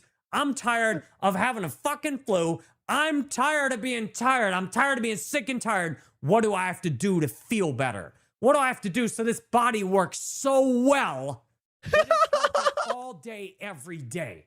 What do I gotta do to get that result? Bro, get this guy in wrestling. Get him in wrestling right now. He can just be a manager. Doesn't even have to wrestle. He's so intense. And he can sell all of these things so hard. Dude. Yeah, did I tell you what I was watching? It was suggested to me. So I was watching it. Oh, what's it called? The JCW. JCW. Lunacy? Is it that? Lunacy, yeah. Yeah. Psychopathic Records. This Yeah, was that live. shit. That's the one I was Oh, watching. that looks bootleg as hell, dude. Do they have barbed wire and shit like this? Do they go through glass? They did in the final match. They had like thumbtacks and shit, but a lot of it is just like dude, it's just every time they have like 5 people just coming in the ring at once. Okay, I don't know what this is. Yeah, that There was it like is. a Nostalgia Critic segment. Oh, that's like like Oh, that's the pre-stream. promo. Whoa. Yeah, this is the hype package. That's what it is. But the Gathering of the Juggalos was going on, and that's earlier to 2-3 a.m. And this is in like Missouri, so it was like 2-3 a.m. their time too. Oh, dude, this is such raw But content. every match was like, Oh my god, there it's he Violent is. J, the JCW co-owner. Yeah, I ended up watching like a battle royale, and they just had like, it was a battle royale. They just had a ton of people coming in. Everybody's in different costumes. 2 of the guys are just legit like zombies, dude. 2 of the guys like wrestling characters, they're just actual zombies. That's Mr. Happy. Mr. Happy, He's all like a right. big- Yep, I mean you can kind of see his gimmick there, Yeah, right? it's kind of like Vader. He's like I guess. Oh, you're not a big wrestling guy. No. The Okay. only wrestling I watched was like WCW in the 90s when I was like an actual child, but like the Attitude Era stuff, any of that. Wrestling was Oh yeah, so see they hype. had look, they got chairs hanging up there. They've got like they had there's some crutches there with some barbed wire on. I don't even know if anybody uses it. People in the audience are like throwing beer cans at him and shit. It's fucking a mess. Oh yeah, look at this. That's awesome. Anyways, what did we used to do? Oh, You said that he needs to cut a wrestle. He needs to be Oh a my God, wrestling yeah. guy. him. And I'm like, yeah, he could throw him in there with those guys. Okay, those I don't know. freaks. I think those guys. He might work himself into a shoot, which means There's people of all sizes in here, dude. There's women. They have some women wrestlers. Yeah, I think not about like size, but he's gonna get in a fight. I think that a non like out of what was that called? A shoot fight, a real fight with some dude. Like, look at these dudes. They're gonna throw him through glass. Oh my god, this guy is here. This is a big reference. This dude used to be big in TNA, but nobody watched TNA, so he stopped being big. And I put in And maybe work he was for on drugs or years. something. I don't know. I don't drink alcohol. I don't smoke cigarettes. I don't eat bullshit processed food. I eat whole plants, so that's fruits, vegetables, nuts, grains, and beans, mostly raw. And dude, my skin looks fantastic. My face looks better. What? He's eating raw beans? Like not even boiled? I mean, I'm not surprised. Baked? He's like a fucking rabbit, it sounds like. And it did 10 years ago. Look at my face. And maybe some of it was the lighting. Yeah, looking very stable. Look at my face 10 years ago. My face looks better now than it did. Maybe this is 6, 7 years ago. 6, 7. Hey, 7. Then it did. Maybe this is 6, 7 years ago. 6, 7. My face looks amazing and beautiful. And that's because I decided a decade ago that I'll do what I need to do so my body is triumphant and strong. And this morning, as I was feeling so weak, and I went to yoga and I socialized a little bit, but I can do better than that. And I called one of my friends who's much more experienced at life than me, and he listened to all my bullshit for a while. And I realized I need to be mentally stronger than this. I don't know, maybe it's because of the culture or marriage or what the fuck happened, but I got some beta male tendencies over the last decade. Being married. He sissified himself. That when I was in my mid-20s, I had a strong ass frame, and you weren't fucking with me. You weren't telling me this is how it is alcoholic. without me arguing you into a corner. I would argue He was an alcoholic abusing his power as a cop, by the way. Oh, that's why he should never be successful on the internet and famous, because he will be like the most toxic, greasy, disgusting asshole you've ever seen. Because right now he's like that, and he doesn't even know if he's gonna keep his house. Nasty as I possibly could. I mean, my now ex-wife learned when we were first dating, don't try and fucking argue with me about something. I will not stop. I will not quit. She say something like, well, I think human trafficking is a serious problem. Like, nope. I mean, it's what? That's how I. What? What? Couldn't come up with a more agreeable take? Okay, maybe we should let him finish. And I would just bear, facts and just make shit up. Anything I need to do to win the argument. And make shit up? She would just... He made up human trafficking statistics. Actually, it's not even that bad. Just give up at some point. No one is being trafficked. She'd get mad and she'd give up and she'd sit there and be quiet. You were not about to tell me anything. And that's part of why she was so attracted to me. And that's what I'm seeing. Like, women, this is general, doesn't apply to every woman. Everybody's different. Again, maybe I need a 1% woman. Maybe I just need to be better for the 58% of women. But, women often find a very strong man attractive. And, physically, I'm turning women on at the yoga studio and with my sexy ass face and lean body. How does he know any of that? Jerry.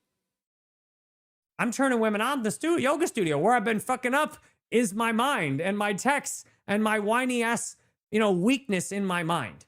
So I talked to this guy today. I'm like, I need to be doing more affirmations. I need to be focusing on how grateful I am that my body is so healthy, that I have such amazing kids, that I am doing work that I love, that y'all are getting me paid on jerrybanfield.com.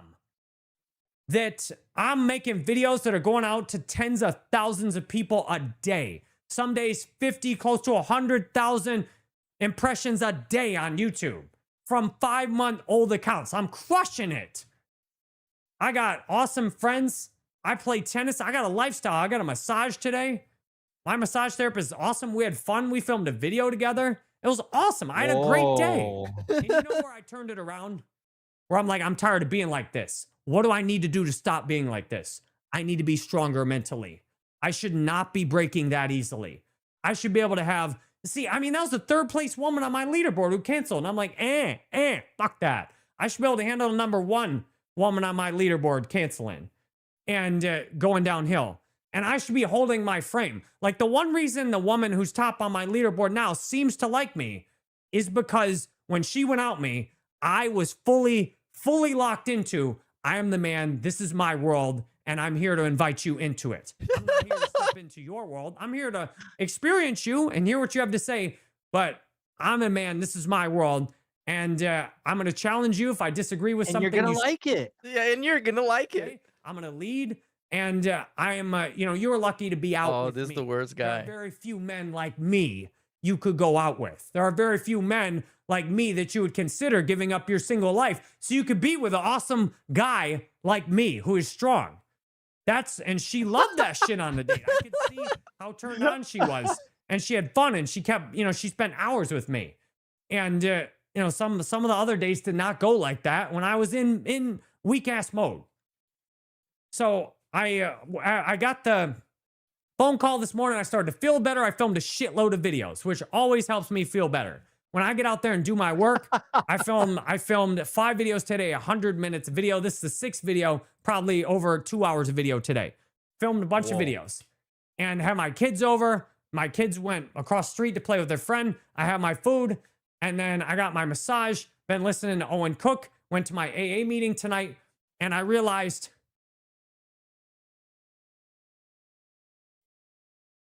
I can be the same thing I've done with my body.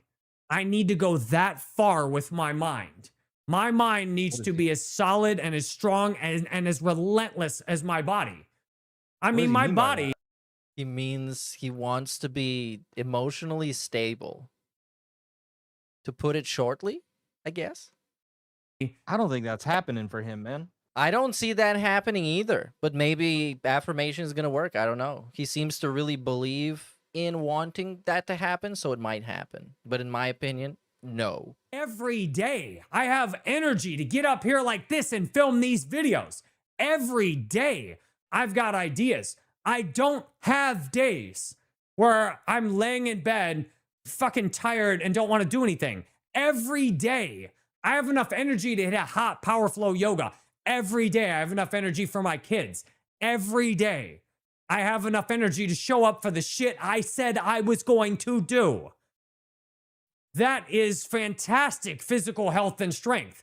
That is absolutely top 5% of all people in this country. I am a top 10% man. By my definition. In fact, I'd say I'm a top 3% man. Corey Wayne, I am a top percent man that gets access to that 58% of women. And I will accept nobody else's version of this reality. And it is time for me to lead by example and show this is how you strengthen your mind. Because there are a lot of guys out there with strong ass bodies and weak ass minds. And you think that just being a big ass muscle. But hold on.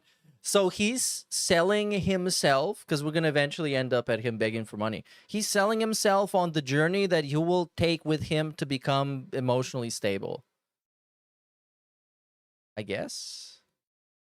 And is going to get you women. Nope. As soon as she sees what a weak ass mind you have, she's out. And I think we can balance things out. If men get stronger, like I'm doing, if you get stronger, you're going to be able to turn more women on. And it is brutal today. If you are a weak ass man, it's brutal. Dating fucking is horrible if you're weak. But it's brutal for Jerry. Enough, and I am a top 10% man. Even with coming out of the divorce and getting in this weakened shit state, now I'm leveling up, and I can feel the women being more attracted to me. And I do shit like this, like the AA meeting tonight. You know, when I scream out something while they're reading the shit, and the whole mood of the room changes. I'm a person that can make a whole room full of people feel something. I'm a person that can make people all over the world feel something with my videos. I am powerful. And my mind needs to be as disciplined and as rock solid as my body is. And that's going to take some intentional work.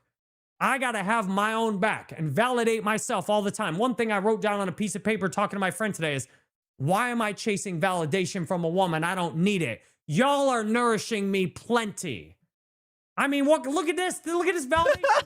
I made almost $1,000 or so, not counting YouTube. Bro, this is crazy. I've never seen him like this. He is so manic. He's so losing it. This is never getting any better than this. In school, made like $1,000 in the last Taking week. off. I don't know. Yeah, now the validation, people trolling, people troll tipping, the attention he gets from other people, I guess us included, even though like we're completely non-factor in this whole thing. And he's like, he's money buffed. He's money buffed. With new ass Yeah. YouTube channels. And that's because y'all are going to jerrybanfield.com and joining the chat and paying to talk to me. That's awesome. That's validation. YouTube is giving my videos out. I have validation. All the likes y'all are smashing. All the comments, which I don't read unless you're on jerrybanfield.com. Because I'm not reading fucking free comments on YouTube. If you want to pay to support me and join the community like the people have before you here, like the people who have before you here, then I'll read everything you have to say. But I'm not reading shit for free because you can say whatever you want. It's none of my business. I don't need to hear it. That's for y'all to have a free-for-all in the comments. Talk to yourselves. And I only have so much time to read so many comments. So I read my chat. I read my school. I'm there to talk to you full in my one-on-one calls. I'm like, I have enough validation in my life. One thing that happens with food, now I'm not a doctor, my experience and what I've seen is that food, your body takes in, there's the nourishment you take in and there's the nourishment your body absorbs. So there can be two people with the exact same food, but one person is nourished by it and the other person could be malnourished. Because if you're not accepting nourishment, the food can go right through you. And it's time for me to soak in all the validation I've got. My kids give me so much validation, so much love, so many hugs, so many snuggles. He's just saying that he's gonna get narcissistic as hell. Like it was with the AA meeting story where he said he was gonna be narcissistic as hell. And the guy wanted to fight him. You are My retarded. mom has got all kinds of validation from me. And I have so many friends. I go to AA meetings. Motherfuckers love me at AA. I mean, some people hate me at AA meetings. I'm polarizing. Love me, hate me, say what you want about me. I go to a meeting, you're going to feel something when I share. You're going to feel love or you're going to feel hate. But you're going to feel something. And one day it might be love and one day it might be hate. People feel something when I talk. And that's good. That shows I'm alive. And it's time for me to soak all that validation in and say, look, I'm validated constantly. I'm validated just as much, if not more than some guy that's like a DJ banging 10 chicks. Like I've got at least that much validation.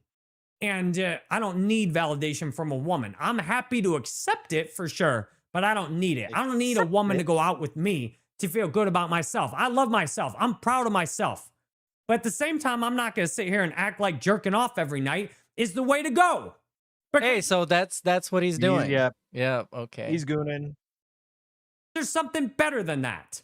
And everybody who's living that way and thinking that's as good as it gets, there's better. There's better you can have. And if there's better you can have and you're not going for it, what the fuck are you doing here? Come on, go for it. Go for everything you want. Everything you want. Go for it.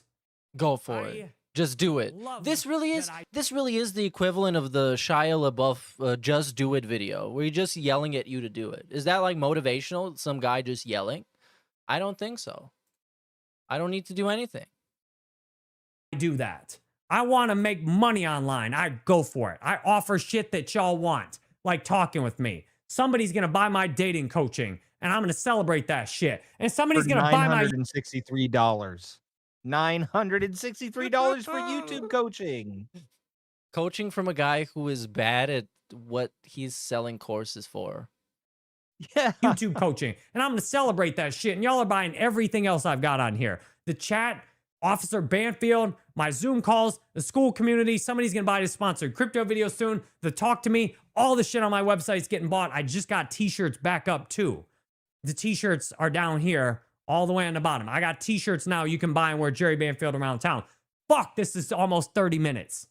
I love listening to myself talk. The best part about my videos is I get to listen to them while I'm making them.